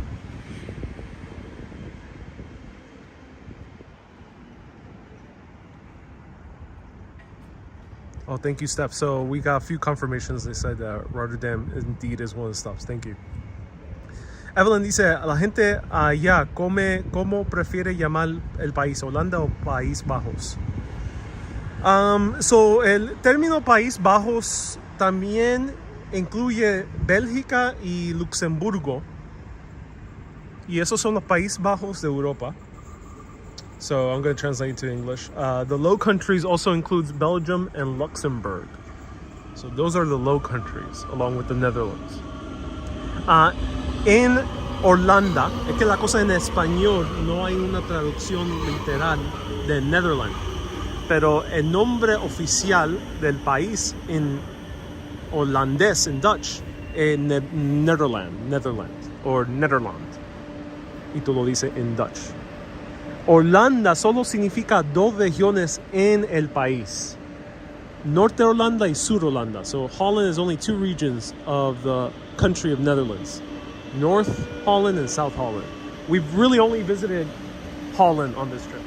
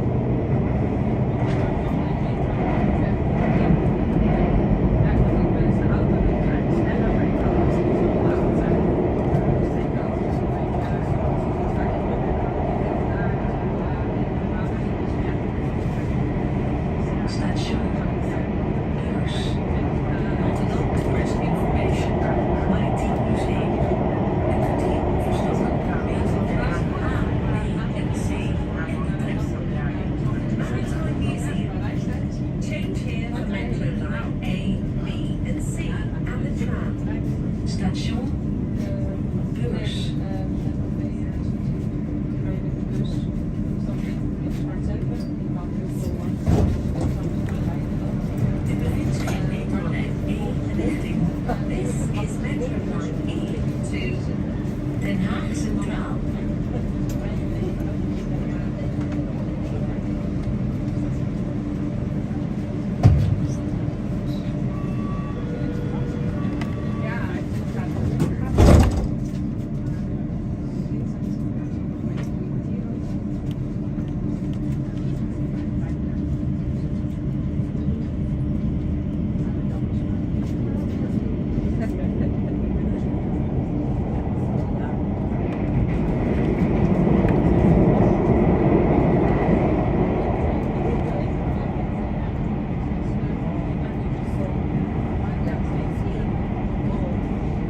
Station Stadhuis. Nauwelijks Theater. Station Stadhuis.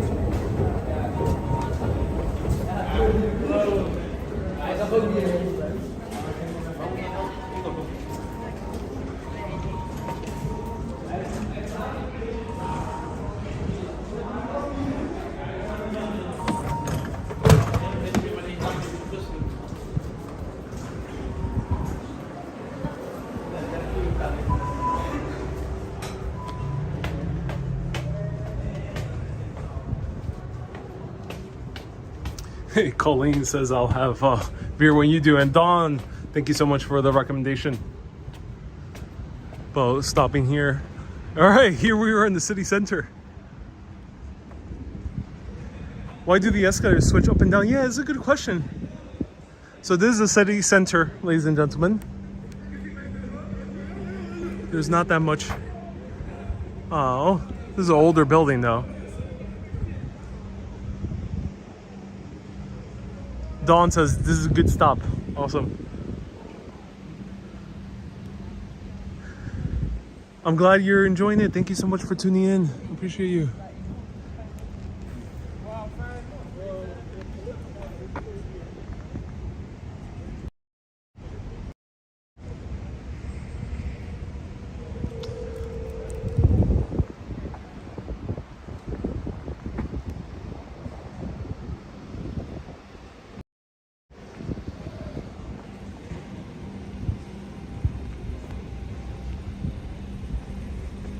So there was some type of event over here, which I don't know what it is. Jim says this is City Hall. Oh, cool.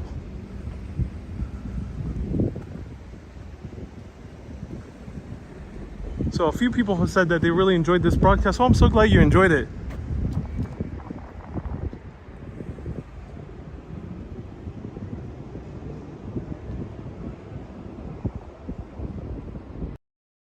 One thing you should learn about travel, I recommend, is I might not have been so positive this broadcast because, as I mentioned my bias all the way in the beginning of this broadcast. When I come to Europe, I really don't intend on going too much of the newer car-centric cities. But when you wander around and encounter interesting things like that ship, or what happened in Seattle when we walked through a very industrial area, you do have fond memories of those things when looking back. You might have thought to yourself, oh, this was boring, or this was not so interesting, or I just wasted my time here. You might think that when you're in the present moment. Sometimes when you look back at those things, you realize, oh wow, that was kind of fun. getting lost in middle of nowhere Seattle. And now, you know, today getting lost in the middle of nowhere Rotterdam. It is kind of fun. So think about that when you travel. All right, let's continue. Because it's easy to say, oh, you shouldn't complain. Everything should be nice. If you're not enjoying yourself, go somewhere else. It's easy to say that. But sometimes give yourself permission to be bored. Give yourself permission to not enjoy something. It's okay to not enjoy something. Because you know what? Maybe afterwards, you'll look back at it fondly. Cool, the police. Try and cross with the bicyclist.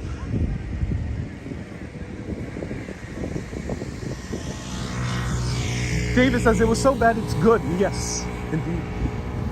Alright, let's walk through the city center over here. Ooh, cool artwork. And brutalism. Interesting. We have brutalism here. Uh-oh, police on the tail. This is a high-speed chase in Netherlands, ladies and gentlemen. The police are on bicycles and they're going fast, so they're answering a call. Definitely.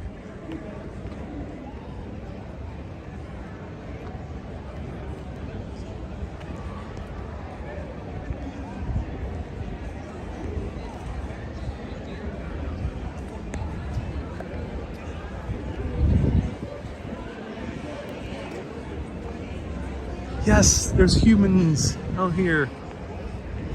This is nice. Oh my god, there's a place called Cocoa Nuts.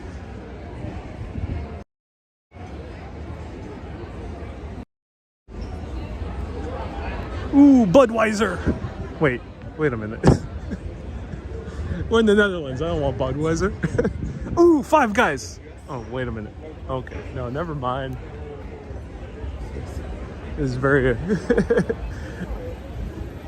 All right. Oh, okay. I think we're gonna see something. We're gonna see a good beer. There's a good beer. Corona. Damn it. Okay. Let's get something Dutch. We got something Dutch over here. We got something Dutch. Hawaiian Pokeball. Ah. Okay. Dutch. Margaritas. Subway. Ah, damn it. I give up. There's nothing Dutch here.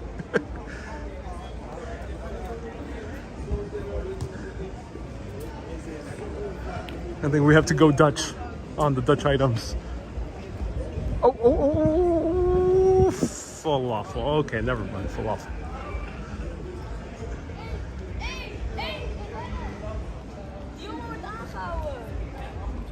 Jim says, I did see a big Heineken. Like, yeah, I was trying to ignore it. I haven't tried a Heineken yet, admittedly, in the Netherlands, but I think I will. On my last day, I'll have one Heineken.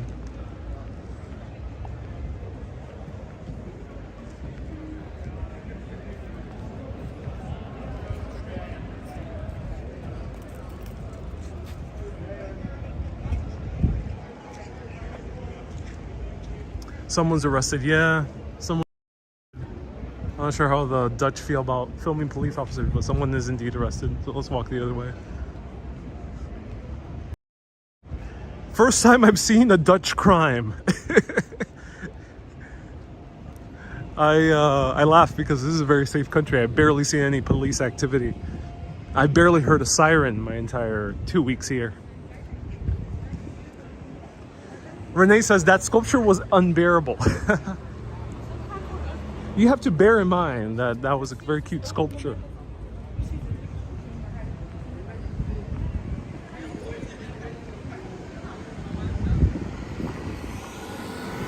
Jim says there's a lot of Surinamese food and Indonesian food. Oh, that's good to hear. Yeah. I would definitely love Surinamese food. I haven't seen any yet, but that would be nice.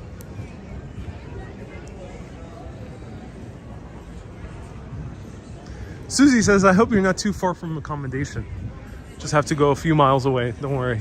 Walking. Just have to go to my countryside Airbnb. My countryside B&B. Staying with a old Dutch couple. They're making me pancakes every morning. out in the countryside. That's what I've been doing all these weeks. Oh, los toros, argentino. So I've heard that Argentinian food is very popular in the Netherlands.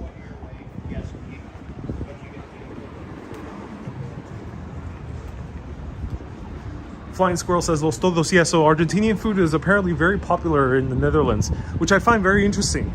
I'm not sure if it's because there's some Argentinian population. I don't know. Ooh, architecture. Look. There's architecture. There are buildings.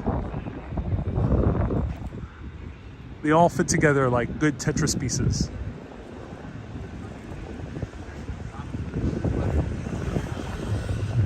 I love good architecture.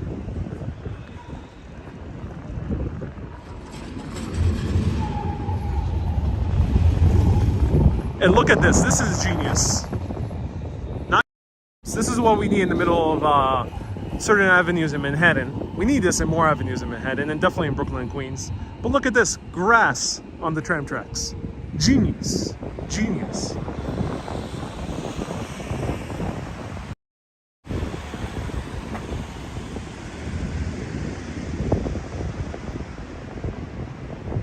Marina says Argentinian food is superb. I agree. I really love Argentinian food.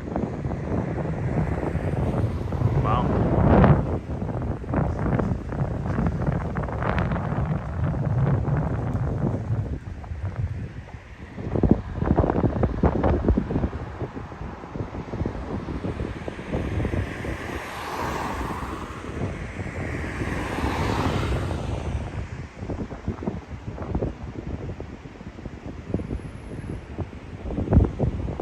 Esfield says, sorry, I'm new here. Esfield, welcome to watching the broadcast. This is Urbanist. I'm so glad you're tuning in. What we're doing here is doing nothing, but at the same time doing something.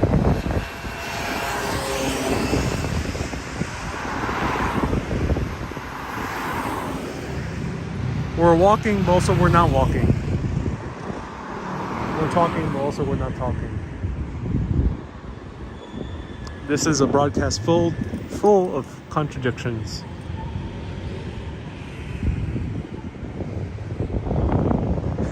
Danny says maybe go left. Yeah, I was trying to figure out the light hasn't changed. I see a movie theater down there. Alright, I see the light has not changed, so let's just give up and continue this way.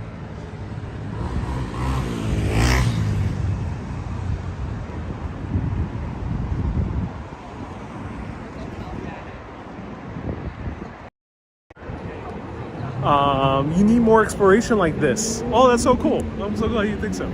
Flying Squirrel says broken red light, maybe.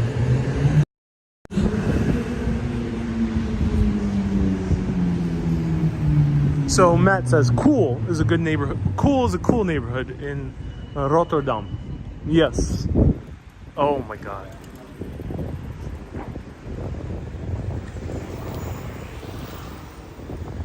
Many years ago,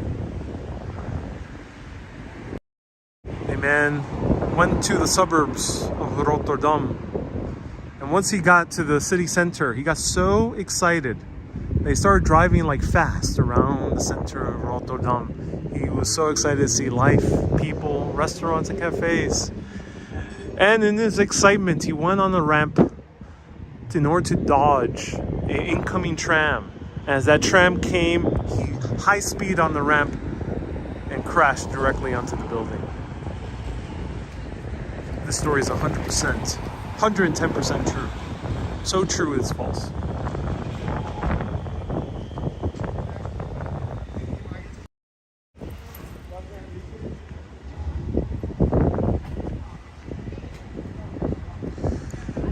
Don Giovanni says you pronounce Rotterdam very correctly. Yes, I pride myself on rolling those R's. Rotterdam. I just love it. It rolls off the tongue. maybe soon I'll get the pronunciation of Utrecht correct. And Gouda, maybe I'll get that correct too.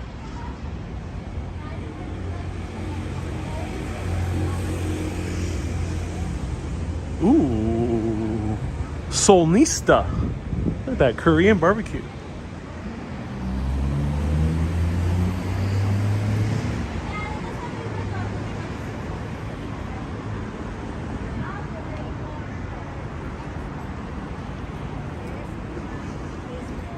Joe says this looks like a pedestrian-friendly city. It is a bit more pedestrian-friendly than U.S. cities. Yeah, definitely. I would say this is a step above from U.S. cities, a majority of them. Of course, aside from New York, Boston, there's a few others that are a little bit better.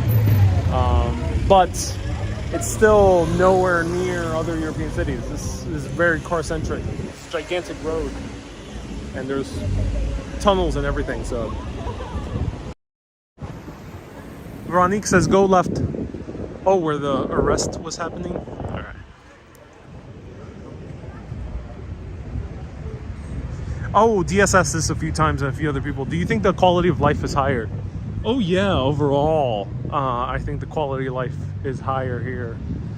I'm not sure about entrepreneurship or the ability to be very creative. The Dutch are very entrepreneurial, I think, in general.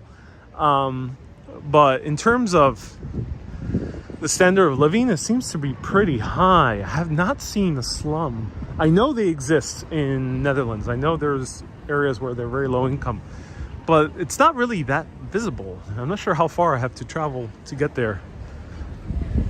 And people seem pretty relaxed. I've not seen too much of a police presence, though I've also felt very safe at the same time walking around. Of course, you have to take that into account of, you know how I look like, you know what gender I am, you know how tall I am, you know those details. So you have to take that into account, of course, when I talk about safety. But I feel generally safe. And then beyond that, people seem to be generally content. I don't see too much depressed people or too much anxiety. In the US, I see a bit more anxiety, a bit more, sometimes people that are really down in the rut.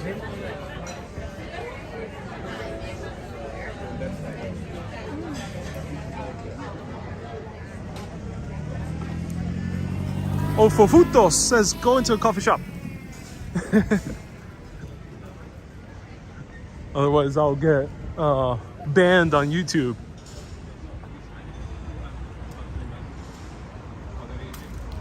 Wendy says, is it romantic? Well, not Rotterdam. Rotterdam is not that romantic. Maybe Amsterdam is a bit more romantic. But Rotterdam, not so much. There's a gigantic casino there in the center. That's so fascinating. Look at that. DS says, interesting. The U.S. needs more coffee shops. I think the U.S. would be an interesting place with coffee shops. The ones that you smoke in. I think it would be interesting.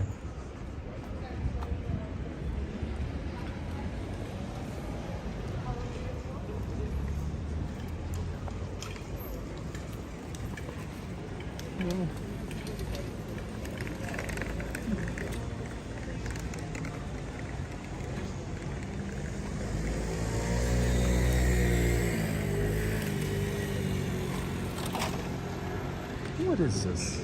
Wow. This is like a modern town. This is a town square. This city also reminds me a little bit of Birmingham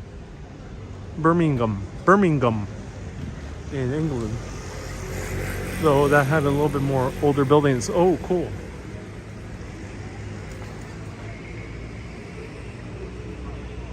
Flying Squirrel says it also reminds me of a story. Yeah, there's a bit of a similarity. Yvonne says Amsterdam stream. Yeah, you missed like 2 weeks worth of Amsterdam streams.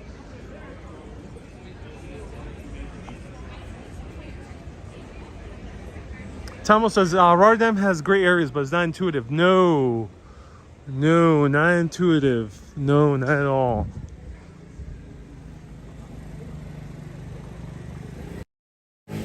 So it's a bit hard to explain, but go to certain cities, you kind of know where to walk. You know where the center is. You know where the restaurants and the shops are going to be, like almost intuitively. In the US, this happens in New York, this happens in Boston. Kind of Chicago? No, not really. But Boston and New York, definitely. And in Europe, this happens in Paris, London, many English cities. Happens in Amsterdam, Utrecht, Haarlem. Basically, Copenhagen, basically many of the cities we visited, Stockholm as well. Here, it's interesting. Kind of don't know where to go. It's like Seattle. Kind of don't know where to go. It's I'm not sure how to explain. There must be some official academic urbanism explanation for it. But there's a bit of a kind of non-intuitiveness when it comes to the city. Let me know what you think. PD says this is not the central place. Exactly. You know, I'm very good at orienting myself, but I can't really tell you where to go in the city intuitively. This is the Cinema Pate. Oh, cool. Is this one it? That's awesome.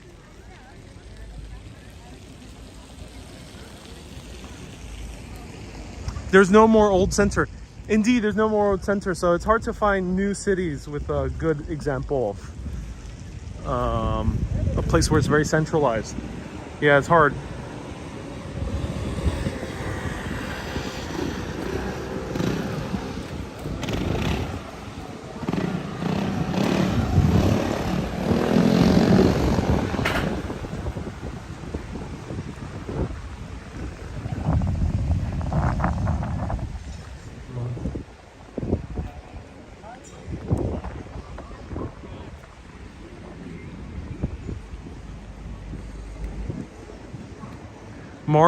Martin says because it was heavily bombed. Yeah, that has a big factor in why it was redesigned.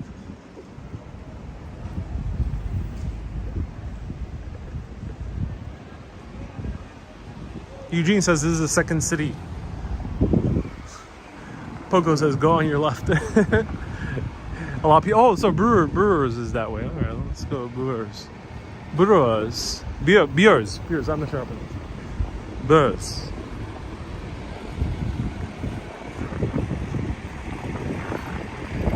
Here's the Marriott. Look at that. Wow.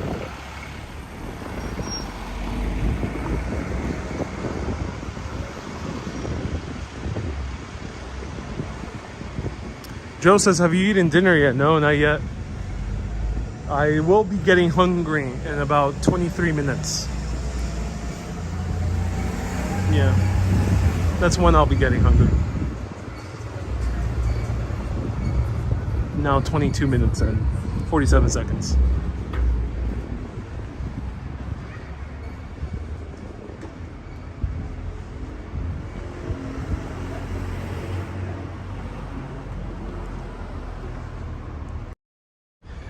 Someone just said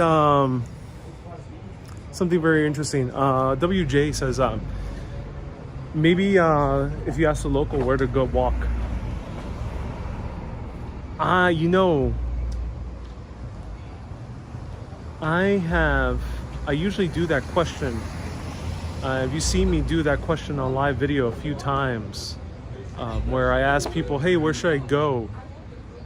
Here I never really get a good response or any response. Usually people don't really tell me. Yeah, I tried asking that in Amsterdam too. It's like, hey, what's a cool neighborhood in Amsterdam to visit? And they're like, I don't know, maybe go to the center. I'm like, okay. And it happened in, I think, Utrecht I asked on live video.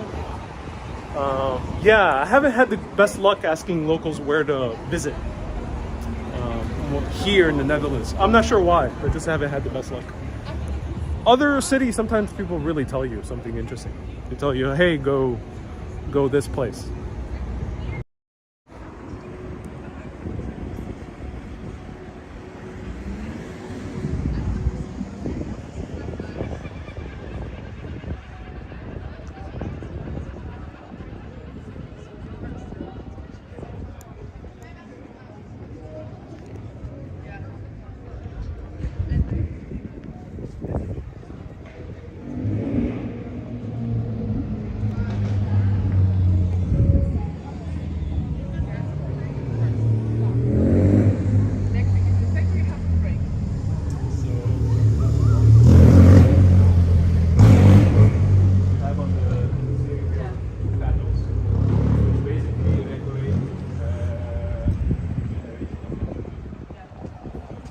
MZ says the locals want to keep the best spots to themselves. You know, I have not gotten that vibe. I know when that happens. You sometimes feel that too.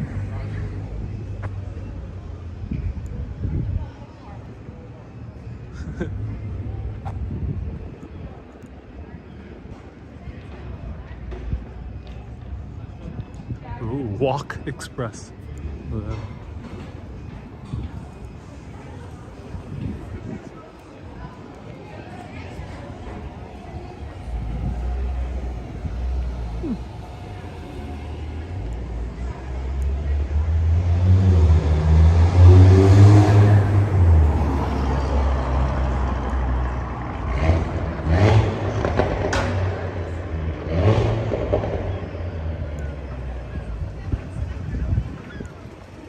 Is there something there?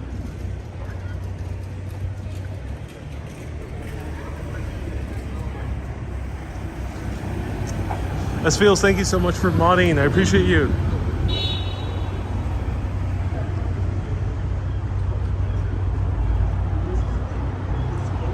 Veronica says I passed via Sermon sandwiches. I did.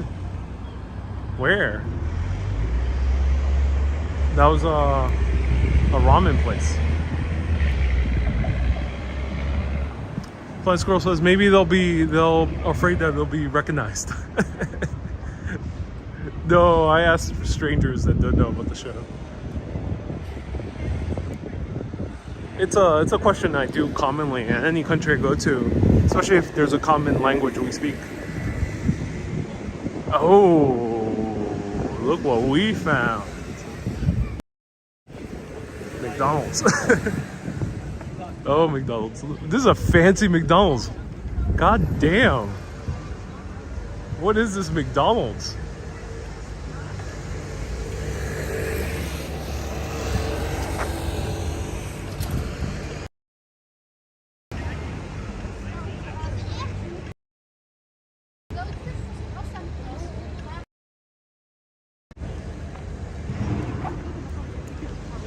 All right, we'll end at the Bruges area.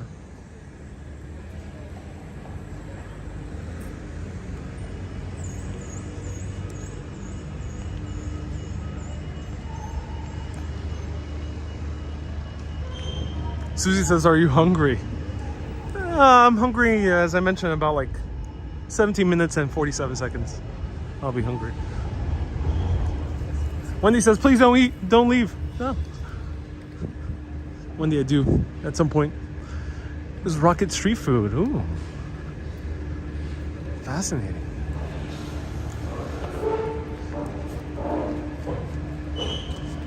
Dia says, what now? There comes a point in every person's life where one has to leave. We may not want to go. We may want to linger with everything we can, cling on to every inch of life we have, but we eventually have to go and leave. We can overstay our welcome, but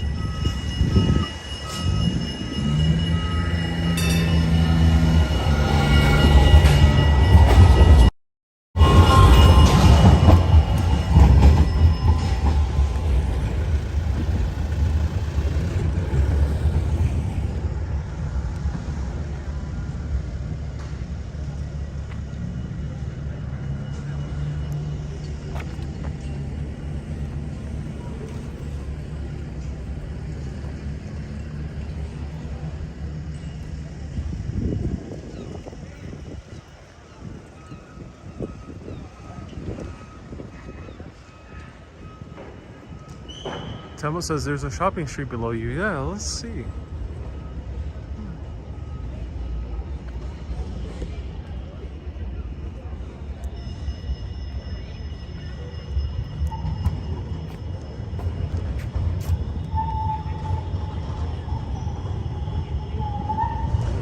Hey, Renee left a super chat. Hey, Renee, thank you so much for the super chat. Oh my god. What is this?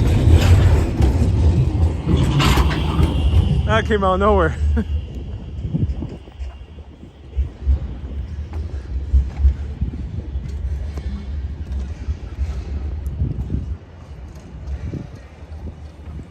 Yeah, there's a carnival, I think, of Caribbean people. There's a lot of Caribbeaners that live here. All right.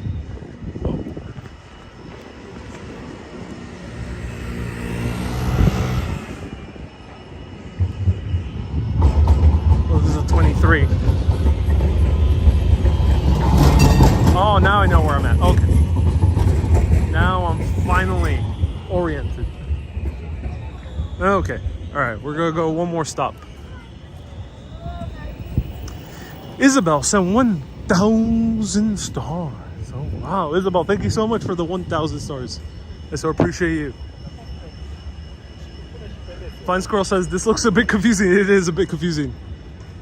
I haven't ever felt as disoriented in the city as I have here. I mean, I think once you start recognizing the skyscrapers, it gets a bit better. Ooh, who's this guy? Ah, is this the guy who rebuilt Rotterdam? Rotterdam? Do let us know. I think this guy was one of the planners after Rotterdam was destroyed by the Germans.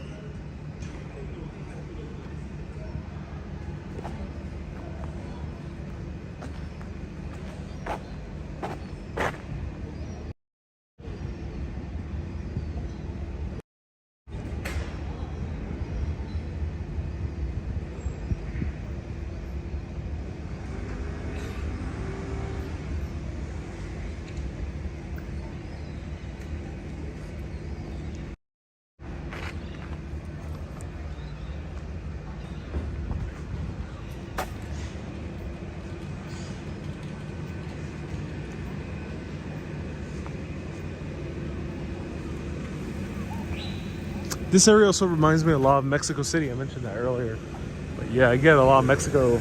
The newer part of Mexico City, I forgot the name of the big street. But, oh, we have a dead end.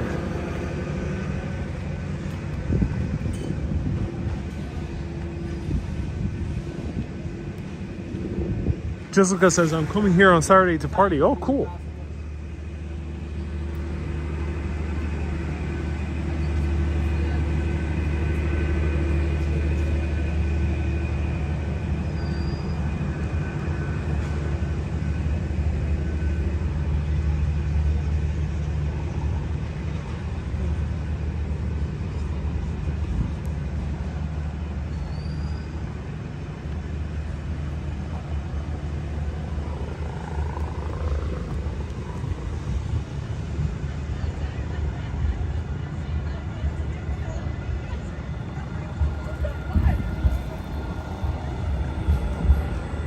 Wow, McDonald's here are big.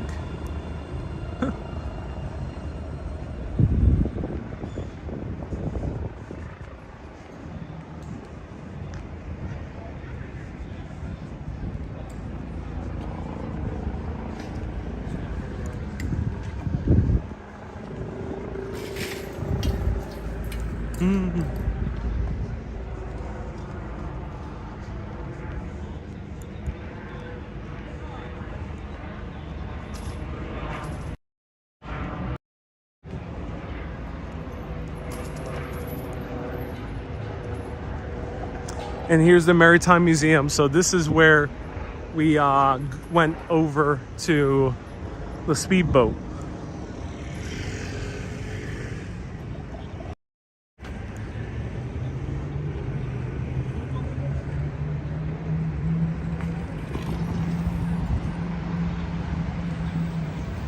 Poco, thank you so much for the recommendation. I'm gonna go over to see the cubes. Very fascinating piece of architecture here.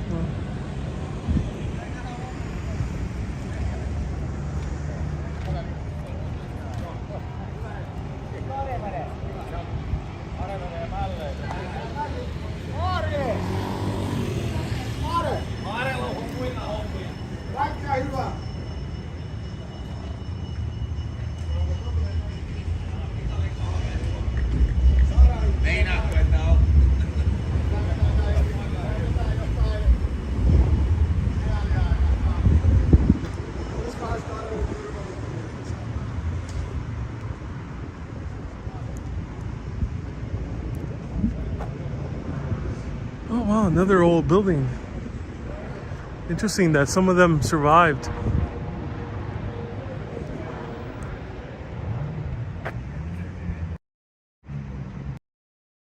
Wow. Wow. This is a tourist information center. So for context, the reason I'm a bit shocked to see some older buildings is because this was the devastation. Obviously this one survived, but that was the devastation. This was the entire area of Rotterdam that was almost flat into the ground. This seems to be one of the few buildings that survived.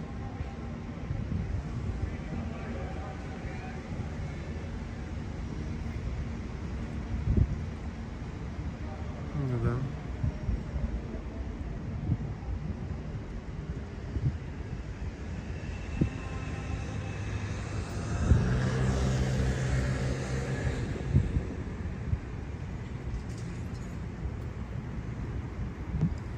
But Rotterdam used to look like this.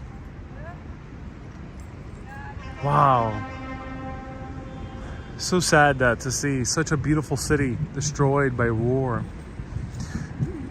Now it makes a lot of sense to me why America was so afraid that the Germans or the Japanese were going to cross the Atlantic or the Pacific and head over to cities like New York or San Francisco. And now it's making a lot more sense. Because imagine seeing our New York be flattened. Wow. To this day, every May, apparently every May they light up these. Oh, what is this?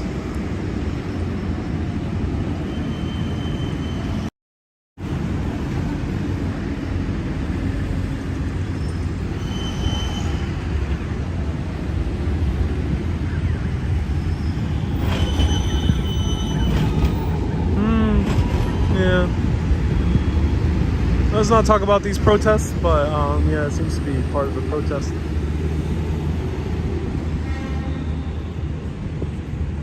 Wow.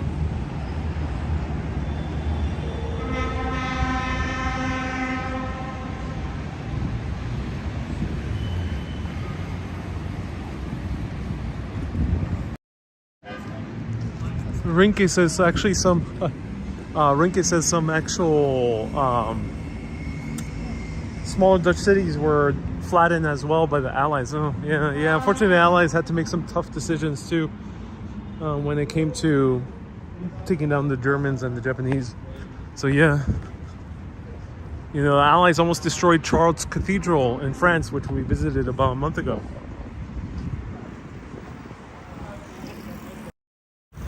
All right, but I promise there's one really cool thing that we're walking to, a very Instagrammable area of the city. But look at one of these few canals here.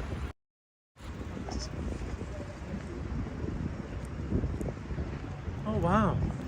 Oh, wow. Oh, no.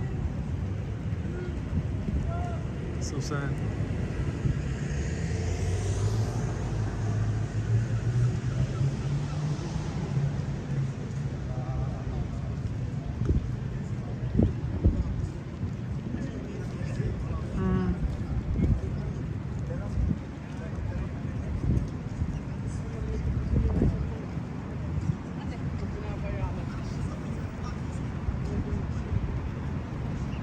They seemed hesitant to want to go through.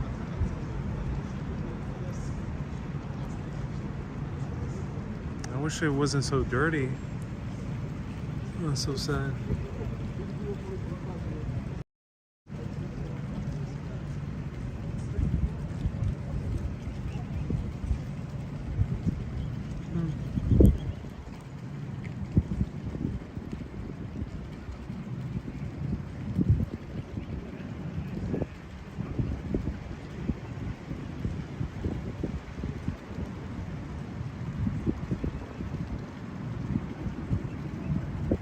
Ross says it's natural. The green stuff is natural algae. There's a lot of plastic though. That's part why I'm a bit saddened. It's good to hear that it's just algae, but yeah, it's sad to see so much plastic though. That's why I think they were a bit hesitant to come through. There's even a dead bird there. Yeah, it seemed like, you know, that bird did not have a good diet. Jacob says it's green plants. Okay, thank you. But yeah, it's, no, which is a bit saddening.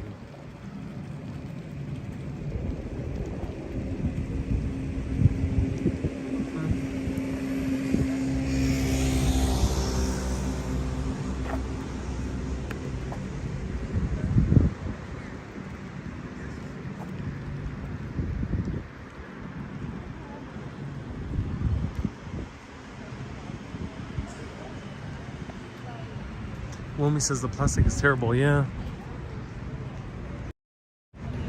A good example of a city that unfortunately was bombed but built in a human scale, unlike this is mostly car scale, is Manchester.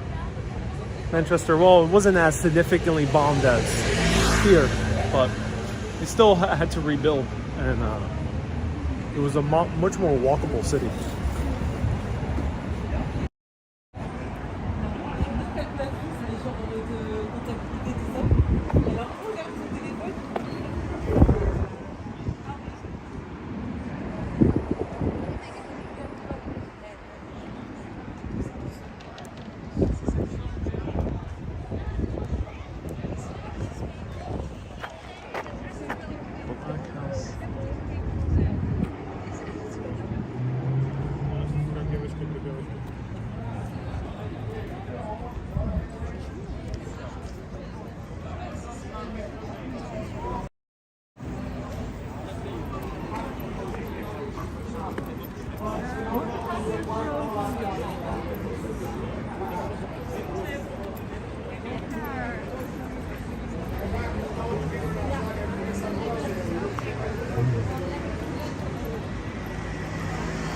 Tim says, when will the sun set?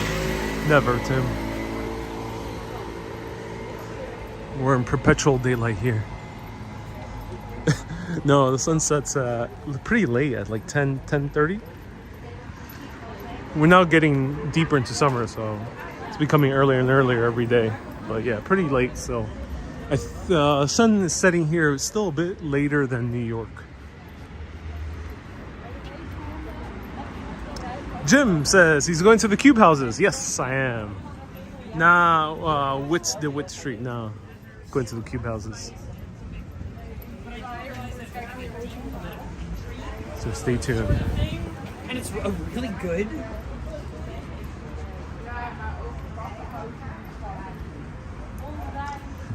Don says this is the finish line, one of the fastest, longest marathons in the world. Really? I feel like I walked a marathon, so that's good to know. That's awesome. Medi says, I code while watching your amazing walk. Oh, that's cool. Thank you, Medi. Rinke says, Rotterdam had bad luck that the city was being rebuilt in the period where a car-centric city was the future. Yeah, I think they did. It would have been wonderful to see Rotterdam have followed the philosophy of basically every other Dutch city, but just built it new. It would have been wonderful to see that. Because even New York, the reason New York is still very walkable, especially Manhattan, Brooklyn, Queens, is because most of it was built pre-car, but of course end up being restructured for the car. But this was built from the ground up for the car. Like, you wouldn't find this normally in Manhattan or in Brooklyn. That wouldn't be as common. But you would find this in newer cities. I haven't been to personally, but you'll find this in Brasilia, in Brazil, which was built from the ground up for the car.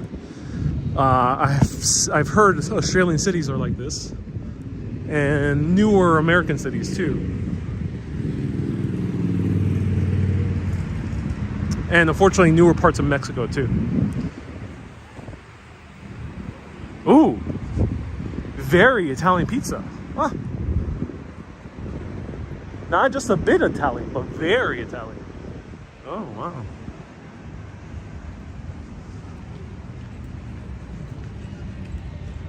Tamo says this area around the center were not bombed. Yeah, oh, interesting. Yeah, that's why we still see those shopping streets that we pass by. Oh. Whoa. That guy's going fast.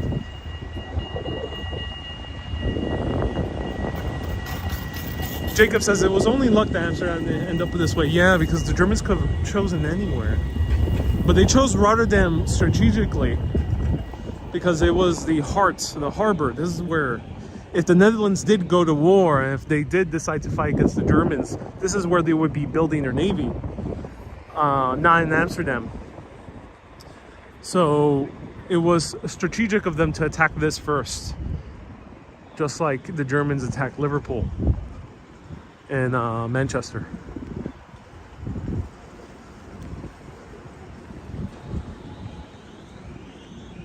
And the Japanese attacked Pearl Harbor. So if you attack where the ships are being built, you get a nice head start. Look at this. This is kind of cool. Ooh, bicycles.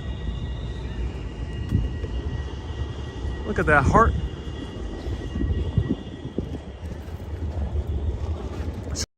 Pizza. I think I might have just got fine pizza. That pizza place was actually closed.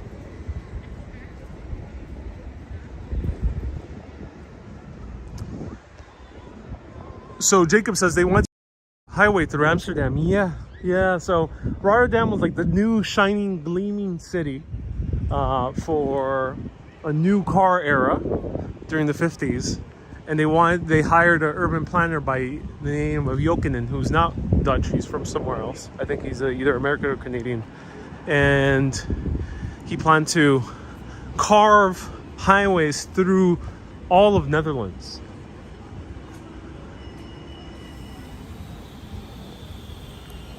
Ross says, no, you're close to the church. Or am I? What church? Do let me know.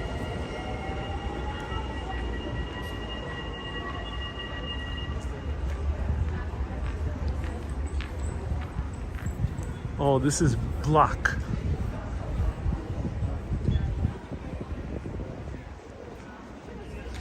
And here they are, the cube houses.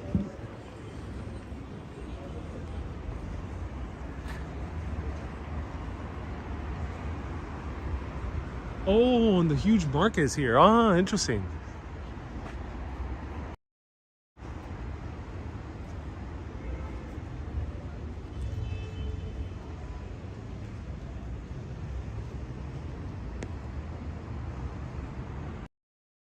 Someone mentioned the market? Okay. So let's, oh, that is the market building. Thank you so much. So these are the cube houses. This building is also famous. One of the earlier skyscrapers or high rises to be built here in Rotterdam.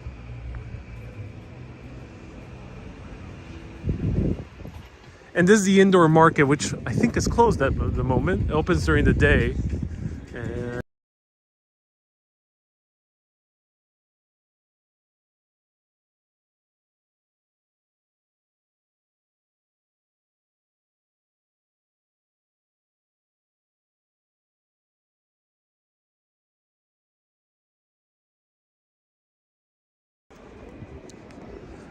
okay, I'm back.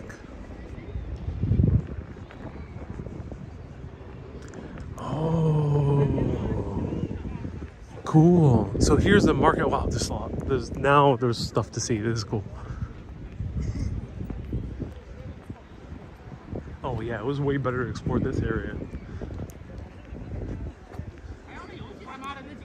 You live and you learn, ladies and gentlemen. Look at this. This is one of the largest indoor markets. I think, well, definitely the biggest one in the Netherlands. No, there's probably bigger ones in the world, but this one's the biggest one in the Netherlands.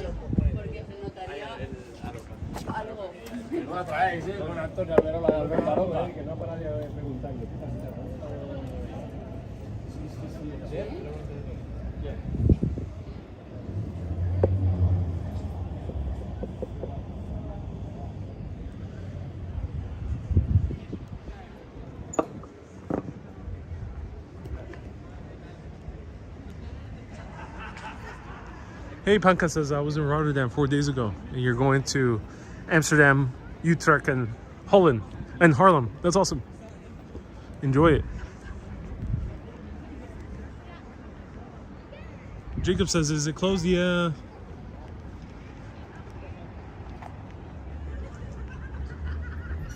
If I were to redo this live stream when it started here in this area, we could have had a good authentic Dutch Fridays, and we could have explored the church. Mika sent 1,000 stars. Oh, thank you so much. But is this the church from the photo? Oh my god. Yeah, it is. Oh shit, gunshots. What the hell? Why is there gunshots?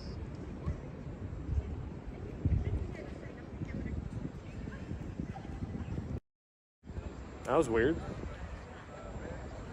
It sounded like an assault rifle. I think this is the church.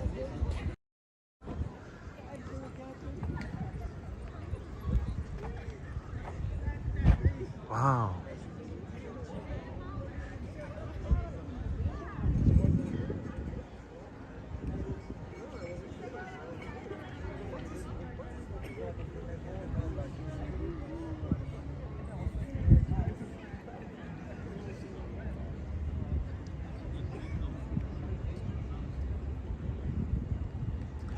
I had another photo of this.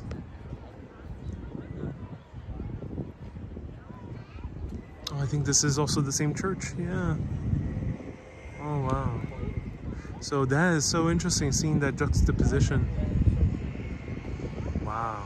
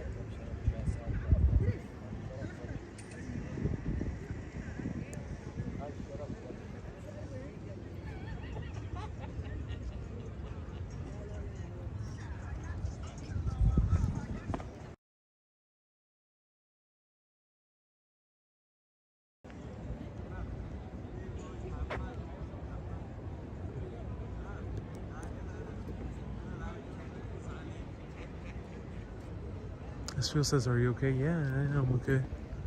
Just stunned to see that this church survived all these centuries. So sad to see the rest of the city gone.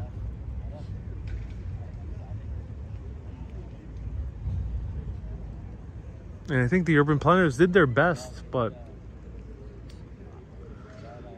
the best cities are the ones made for humans, not for cars.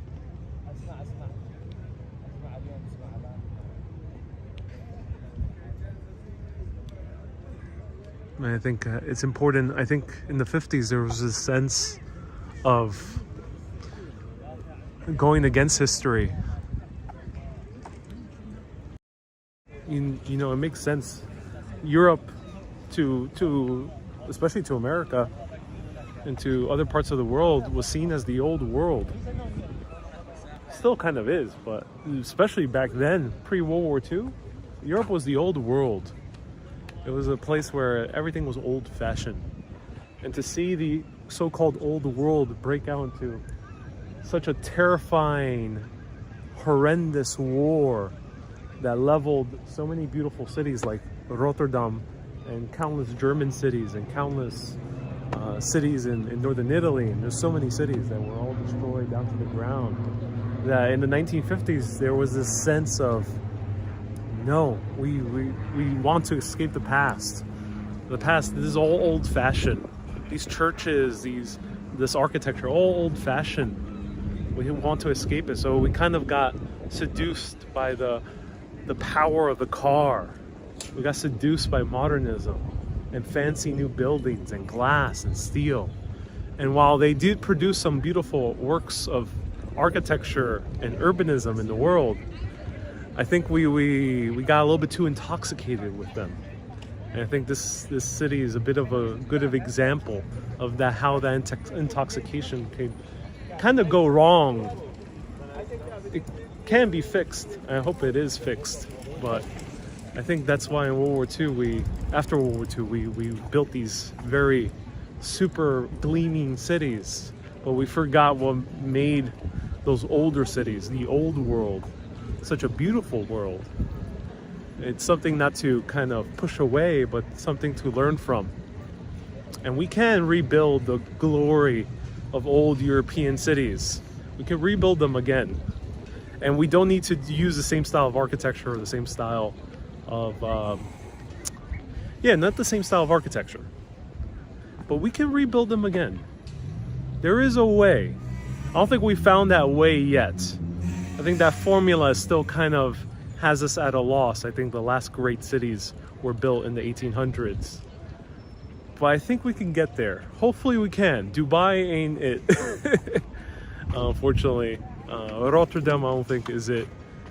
The newer parts of Seattle ain't it. But we can get there. We can rebuild great cities.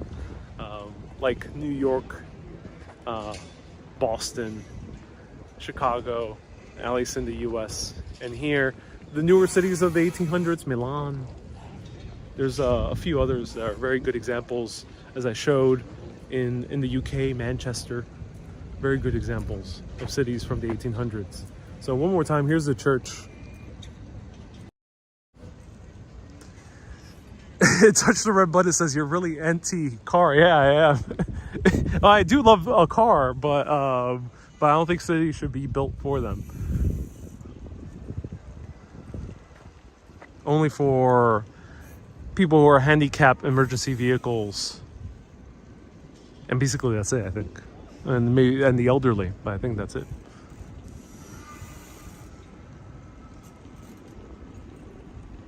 Wow, beautiful church too.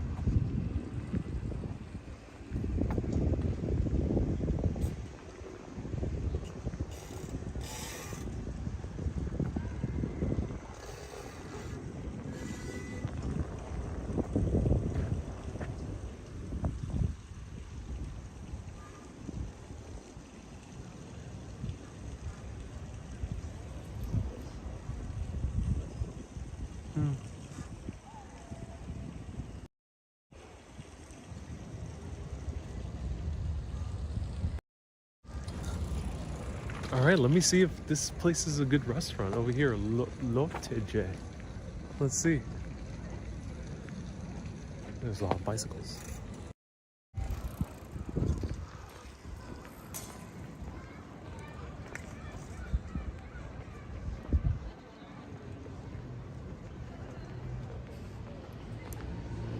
I think they're closed. Wow, things here close so early. Yeah, you really have to plan your meals when you come over to the Netherlands. Otherwise, you may get stuck. Yeah, this is closed already. Holy shit.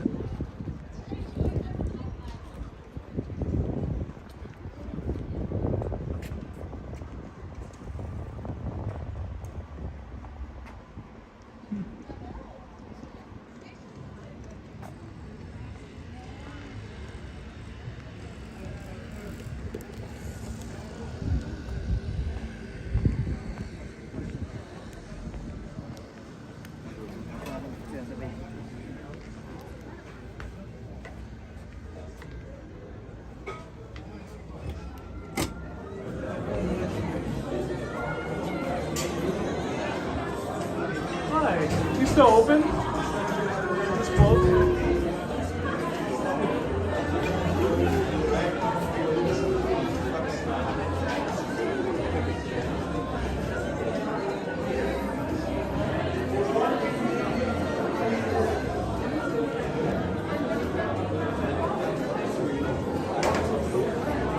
Hi. Table for one, please. zal wezen. Okay, cool. Thank you. If you order really quick, then I will. Yeah. Yeah? Yeah, let's do that. Thank you so much. I appreciate it. Yes. Yeah, thank you. Shipping is a big. Thank you so much. I'll order right now.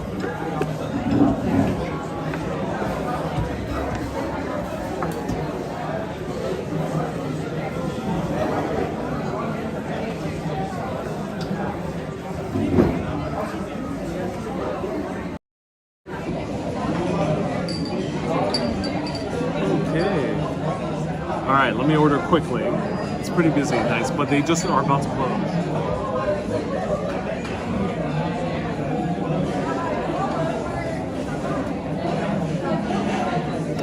Hi. Do you have the food menu? Okay, perfect. Thank you. Don't understand Dutch, so what do you recommend? Our tenderloin is the Steaks. yeah. Ah, that's nice.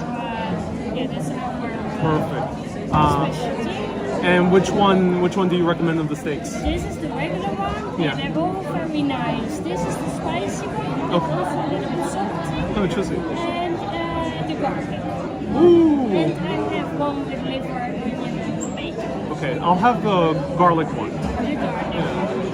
And does that come with the side as well? No, No? the side is separate. Okay. I have here the fries, but I have also have one portion fries. Okay. Yeah. And do you have mashed potatoes or potatoes, plain potatoes, or spinach or something like that? No, I have Vegetables.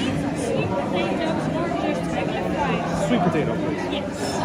And then for beer, I'll have the I think they did.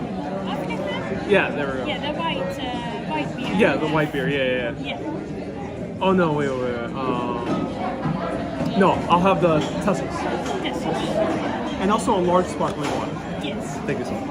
A large, like also in the bottle? Yeah, the big Yeah. one, yeah.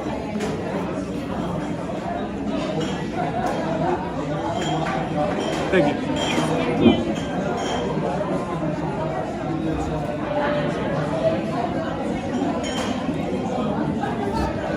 Alright. That's so cool. I'll show you the restaurant. Susie says, ooh, mashed potatoes. They don't have mashed potato, but they have sweet potato fries at least, which is nice. So look at that. Jessica says they're famous for their steak. Ooh, cool. Okay, I'm glad I'm here. So I'll show you the. They have a very big alcohol-free menu, which is very interesting. They have a lot of alcohol-free beers. I'm kind of shocked. So I ended up getting a Tessels, which I tried. Very, very good.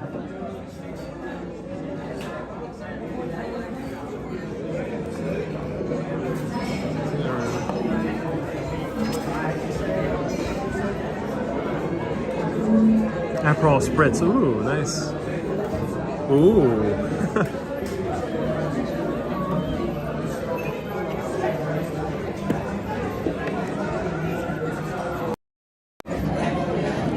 So Tessels is the one good Dutch beer I tried. Really, really good. Touch the red button. It says table for one. We're more than 400. Yeah, it'll be hard to fit 400 in here. They do have cool booths. Look at these. Susie says alcohol-free good. Yeah. This is the biggest alcohol-free menu I've seen. Usually there's only one, if any, alcohol-free beer. This is the biggest one. Yeah, look at that. Contra says pasta. I think they had other choices, but they're famous for the steaks. I'm glad the waitress was straight to the point. That's the Dutch spirit right there. It's cool because I've always been very straight to the point myself, very straight to the point. So it's very awesome that I can easily go straight to the point here, because sometimes I'm so straight to the point, it kind of throws off other cultures.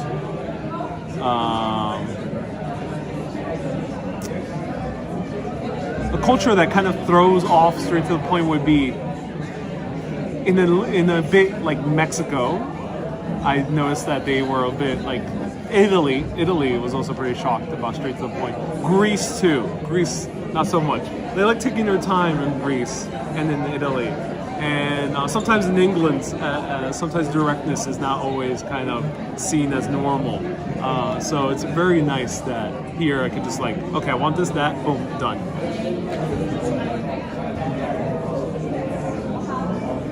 Susie said just get a nice cool beer. That's what I end up doing. I end up getting a cool beer. And Mariska says she was not lying. She was so nice to give me a seat. I was about to like think to myself, oh no restaurants open. Because there's a few bars open that you can grab a bite. But yeah, do plan your meals if you're here in Netherlands. Dia says it's assertive, not passive or aggressive. No, not passive nor aggressive. No, there's not that. In Paris, for example, the directness can be a bit more aggressive. Not here. It's assertive, it's direct. It's very interesting. Direct, but like done with a good intention most of the time. Is it medium rare or well done? Oh, I'm not sure. She didn't ask me. I should have said it off the bat, but she didn't ask me. Too late. I wonder how they will serve it to me default. Do let me know. What do you think? How do you think they'll serve it to me? I did not get the chance to say how I want it to be cooked. I don't mind either way. At this moment in time, I don't mind. But what do you think? Michelle says it's already late. You know, I'm from New York, and then I go to cities like London and Paris. I'm quite used to, and then Italy as well last year. I'm quite used to eating pretty late. So to me, it's kind of normal to eat later. That's why I am a bit shocked when I'm still kind of hard to get used to eating before 8 p.m. generally. There are places that are open, but you have to seek them out. Susie says, I missed it. What did you order? Steak. Garlic steak with sweet potato fries. A huge liter of sparkling water and a beer. Actual Dutch beer made in an island called Tusky.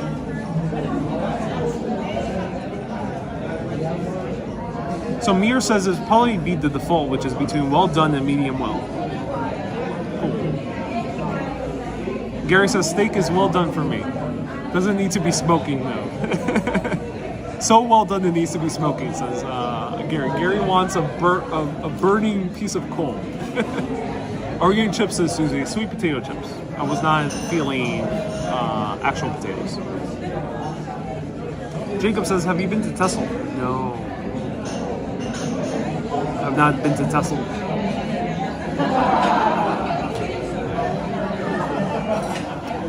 Don Giovanni says, also it's light until 21:30 p.m. Yeah, so it makes you want to eat.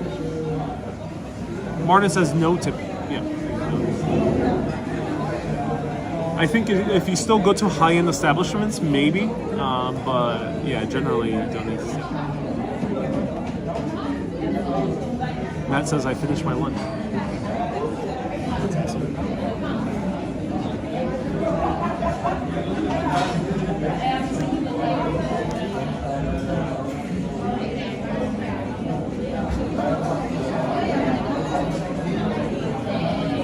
It says once I was. Thank you so much.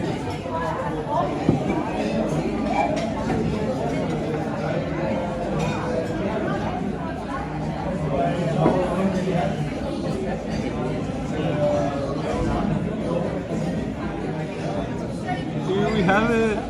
Tessel's Skumkoppe, I think it's pronounced. Skumkoppe.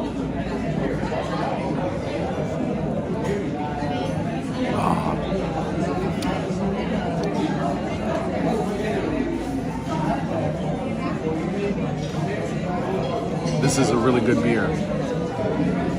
Mir says, is that pint? No, they don't serve pints. It's very rare to find pints in the Netherlands. In these low countries, in general in the low countries, Netherlands, Belgium, and Luxembourg, beers tend to be a bit stronger. This is 6%. So they don't tend to serve them in pints. Half pints. So this is a skinny half pint glass. Ooh.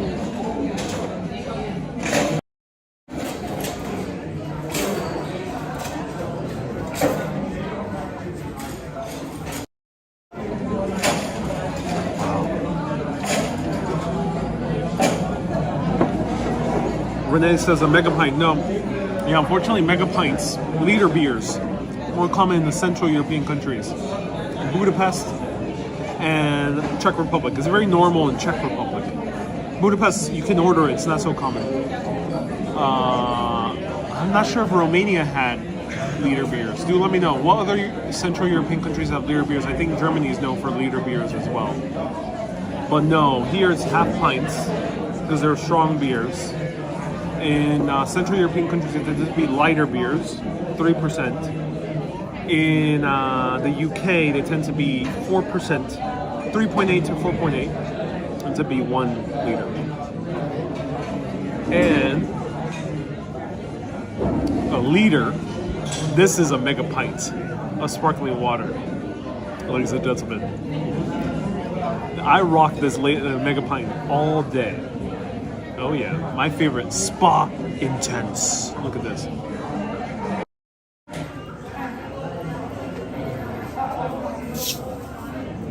Oh, look at those bubbles. Oh my god.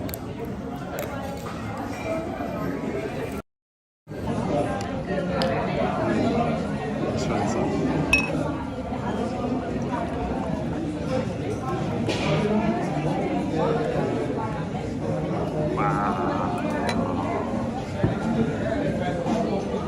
This is the bubbliest sparkling water, natural mineral sparkling water I've had. The only one that comes close is Hall's, but Hall's is not mineral water, it's seltzer water. So it's filtered water. So this is the most intense natural mineral water I've had.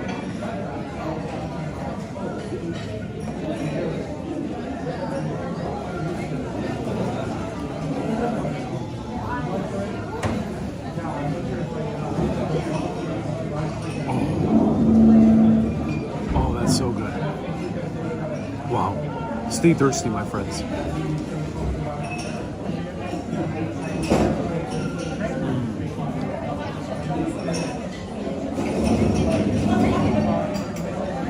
It's bubbling up in my soul.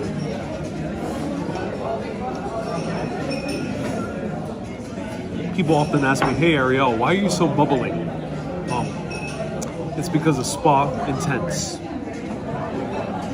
Intensely bubbles up the insides. Hence my bubbly personality. That's why. Dia says it's pure vodka. Don't tell anyone.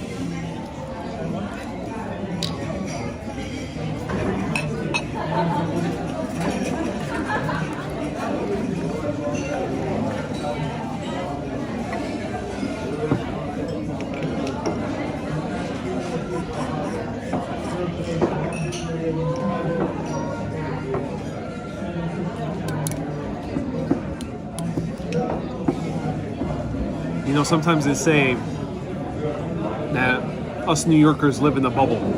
Well, I'm one New Yorker that lives in a bubble. With all these bubbles, oh yeah.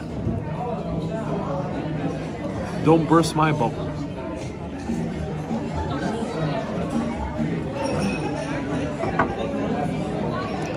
I'm bubbling up with all the puns.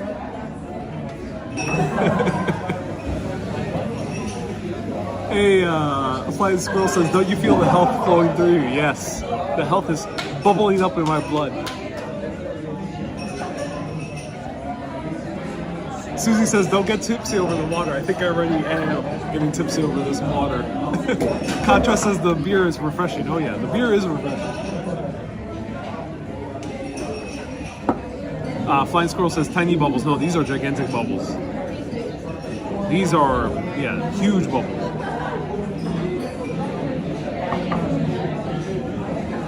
These bubbles are bigger than New York, Seattle, Portland, and Los Angeles combined.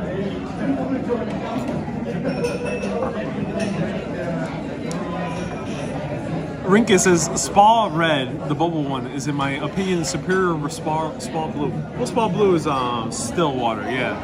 I do love Spa Blue is amazing. Still Spa Blue, wonderful. Wendy says he bursted my bubble.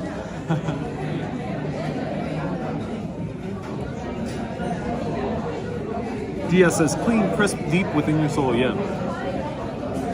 Warning: this will give you gas.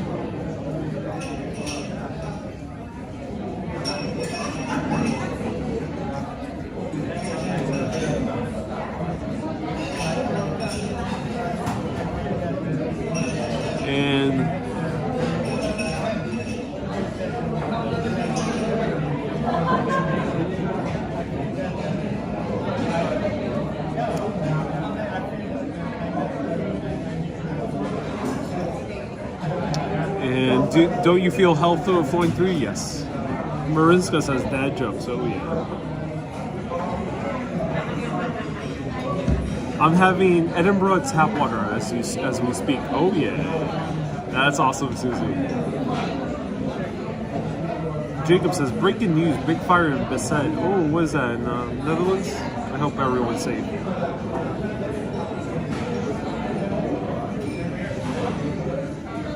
Is it big enough to be a thought bubble? Says POV. Oh yeah, John Green can fit into bubbles this big.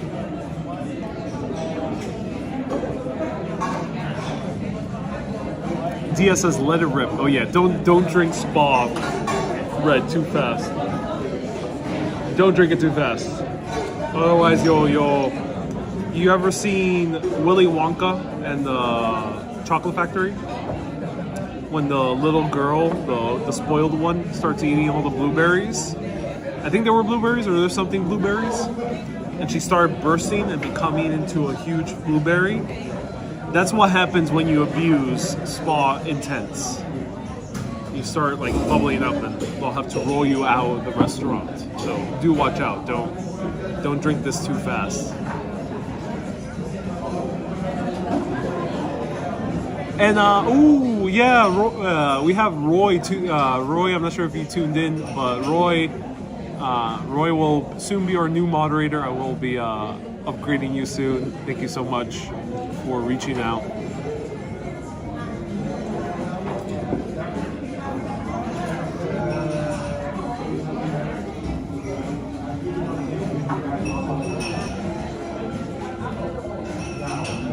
Oleg says you just released a portion of greenhouse gases. Yes, I have contributed to carbon dioxide with all the intensive gas from all these bubbles. Susie says that sounds a bit messy. Oh yeah, you get a bit messy.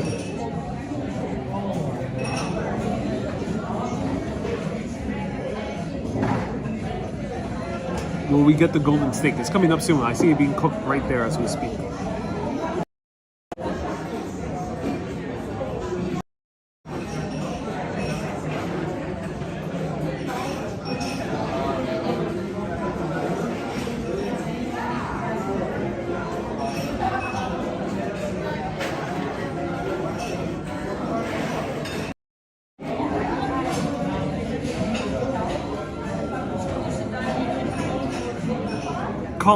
Colleen, did you end up getting your beer, Colleen? Let me know.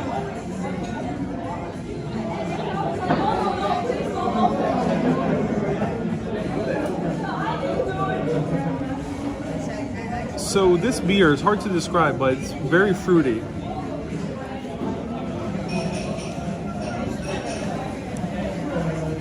Smooth. It still has that malty taste to it, like the Saison we had it, but a lot less intense. So it's smooth, which is good. Oh, I think Mikkel says 12 minutes till closing time. Eat fast. I'll do my best. This would be expensive because this is a $26 steak, so this is about New York City prices.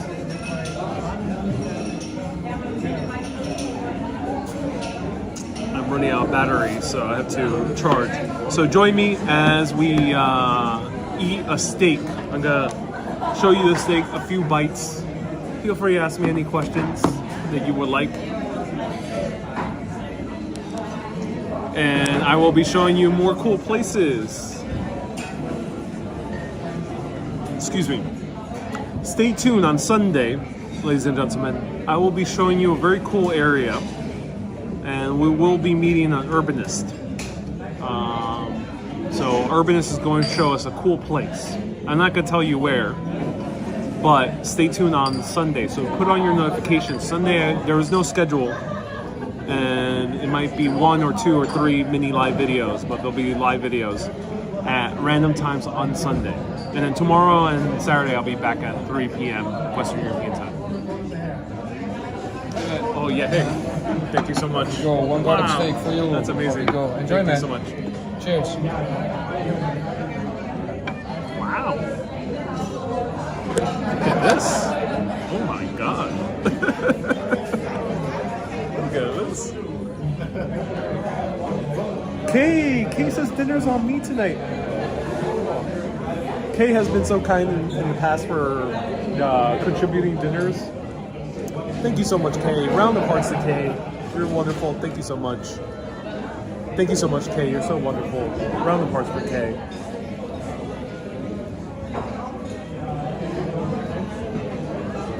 Don't look at me. Look down here. The show's not here. The show's down here. Look at that. Super close up.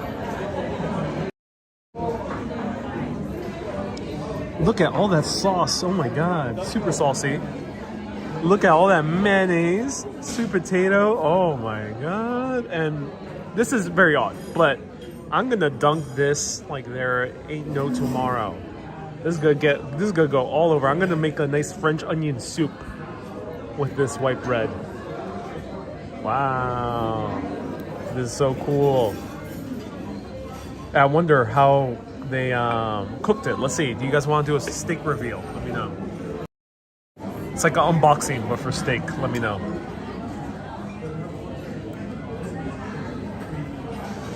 Esfiel says, I'm disappointed by the bread. The bread is a bit disappointed. This is a very high-end restaurant. I'm surprised they gave me white bread. They should have given. They should get some sourdough or some baguettes to make it a little bit more fancy. Oh, we got a medium rare. Nice. I dig it. I'm glad we got medium rare.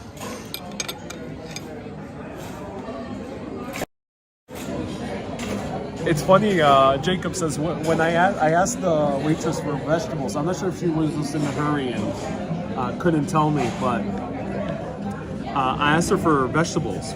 I said, hey, what vegetables do you have? And she said, oh, we have sweet potato. So no, I'm not sure if they have vegetables. I couldn't read. The menu was in Dutch. Let's try this out.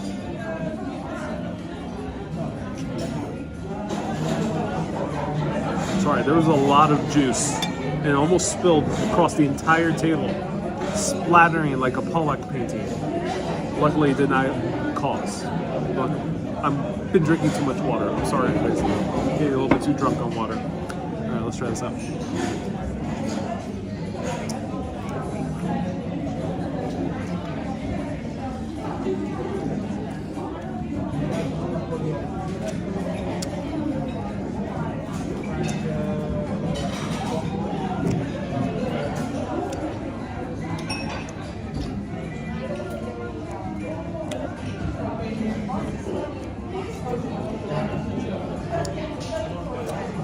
The meat is a bit rough.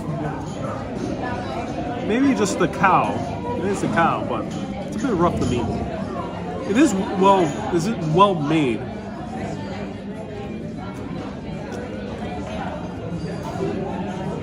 Huh.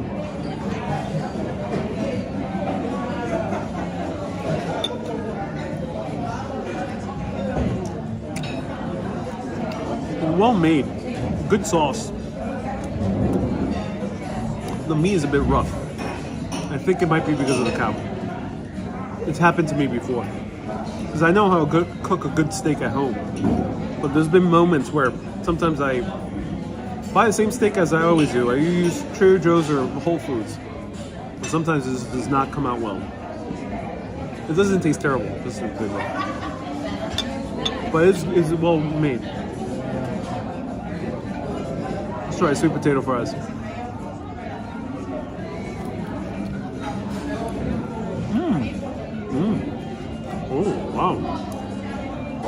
That's good sweet potato fries. Wow.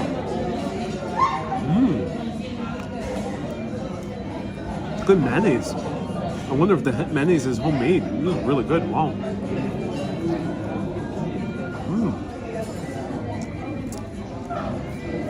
Excellent mayonnaise. Wow. All right, I'm gonna dip this bread.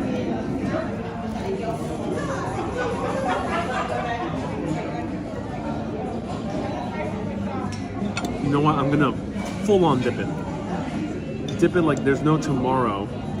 Soak up those juices. Soak it up so much. I'm basically making the bread pieces from a French onion soup. Look at that.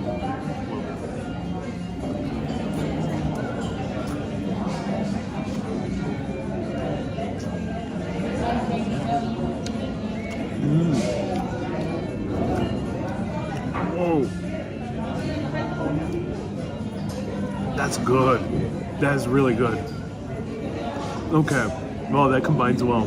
Wow.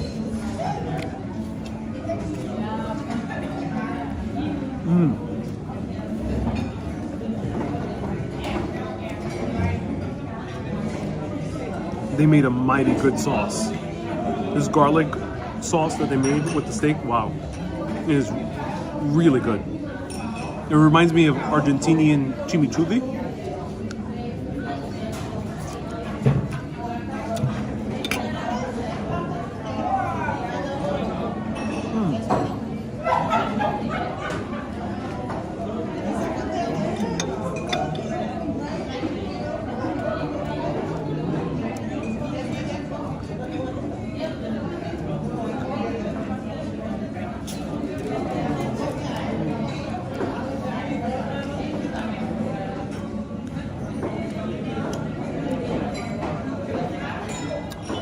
Wow, nothing beats a good meal after a 4.5 hour walk.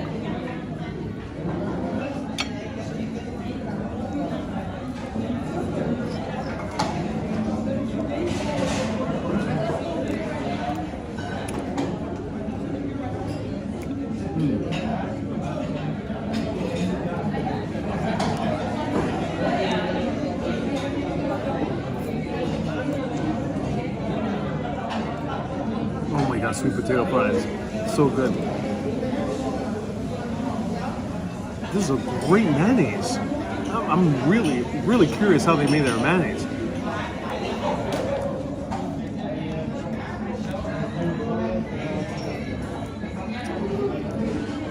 Is it normal to have mayonnaise homemade? I think it is in a nearby country. I think in Belgium they're known to make their own mayonnaise. But is that normal here? I'm very curious, Dutch urbanists. Do let me know, because for some reason this mayonnaise tastes incredible. Mirko says mayonnaise is our specialty. Mirko, do remind me, are you Dutch or are you Belgium? This is an incredible mayonnaise. I wonder if they made this here. I'm blown away. Like, this is a nice steak, but this is a great mayonnaise. Wendy says maybe you could dip it more. There you go.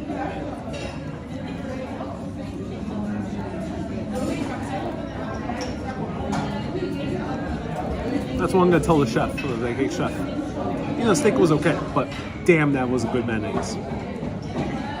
Let me know how the chef would respond to such accusation. Lino says, pretty normal, but the Belgians are another league. Mirko says, I'm Dutch, but it's also about the staple. So the Dutch do make their own mayonnaise at some restaurants. Ross says, you should try Zaan's mayonnaise. Interesting. At the grocery stores. Okay. Interesting.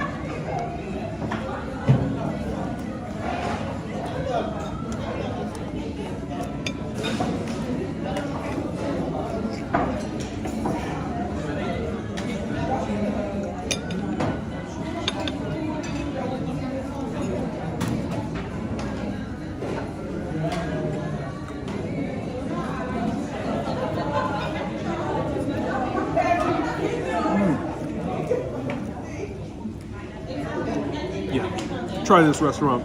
It is really good. I recommend it. Let me see if we can find the name. Yeah, here it is. How do I pronounce this? Multitude? Multitude?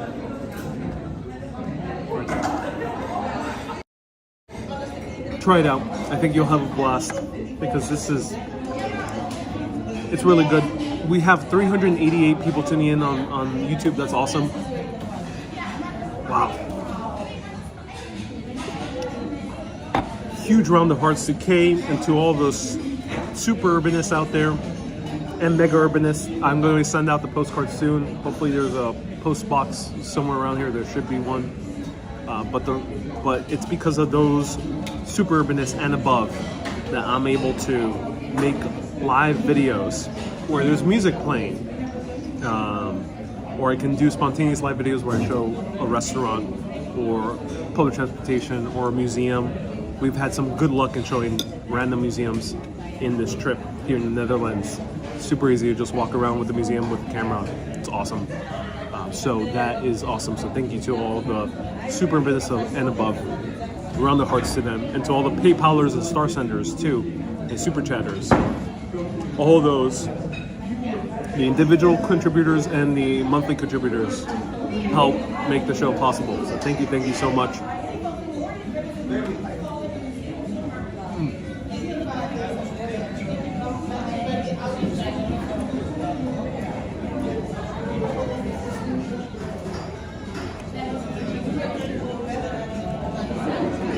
Loot job, says CB. Loot job. Thank you so much.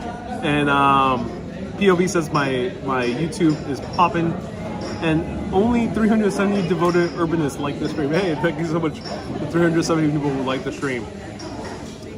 Try Loot job. I recommend it here in the city center. There's probably other wonderful places open a little bit earlier in the day. But I'm impressed by the restaurant atmosphere, the service, the beer, the steak, and everything. It's really fun. Lorraine says, I don't think my subscription worked. Can someone please forward me the link? Oh, Lorraine, it's better to go to Patreon. Patreon is the best way. Patreon.com/urbanist, right there. Patreon.com/urbanist. Lorraine, thank you so much for supporting. I know you managed to support before. Thank you so much for. Flying Squirrel says, what's over dessert? I think they're literally about to close. I don't think I'll be able to get dessert. I may be able to sneak in one more beer, but I don't think I'll be able to get dessert at this rate. Everyone, thank you so much for tuning in. That was very good. Yeah, thank you so much. Everyone, thank you so much for tuning in. I really, really appreciate it. This was Rotterdam. I had mixed feelings about the city, but even if you have mixed feelings about the city, it's worth visiting. It's worth walking around. It's worth experimenting. Sometimes go to the cities that you don't really think are, that you have not much thoughts on. I didn't have too many thoughts on Rotterdam. I went because I have family members that really wanted to come here, and I have a lot of viewers that recommended me to come here. But I think it's worth coming to these places, even if you don't really have any preconceptions about it. I think it's interesting, even if you find out that it's not your jam. I think it's still fun to go if you can. Otherwise, there's so much beauty to the Netherlands, so don't let this live stream deter you from the Netherlands, because the Netherlands has so much beauty. It is truly a wonderful country, and I'm blown away by this country. One of the more genuinely fun experiences I've had in a country. There's so much wonderful things to see in such a small little place. It's really jam-packed, and I think you'll get a better sense of that this weekend, how jam-packed it is. So everyone, thank you so much for tuning in. Keep being awesome, and always keep on exploring as I finish off the steak. Have a great day, everyone. Dank u wel for tuning in.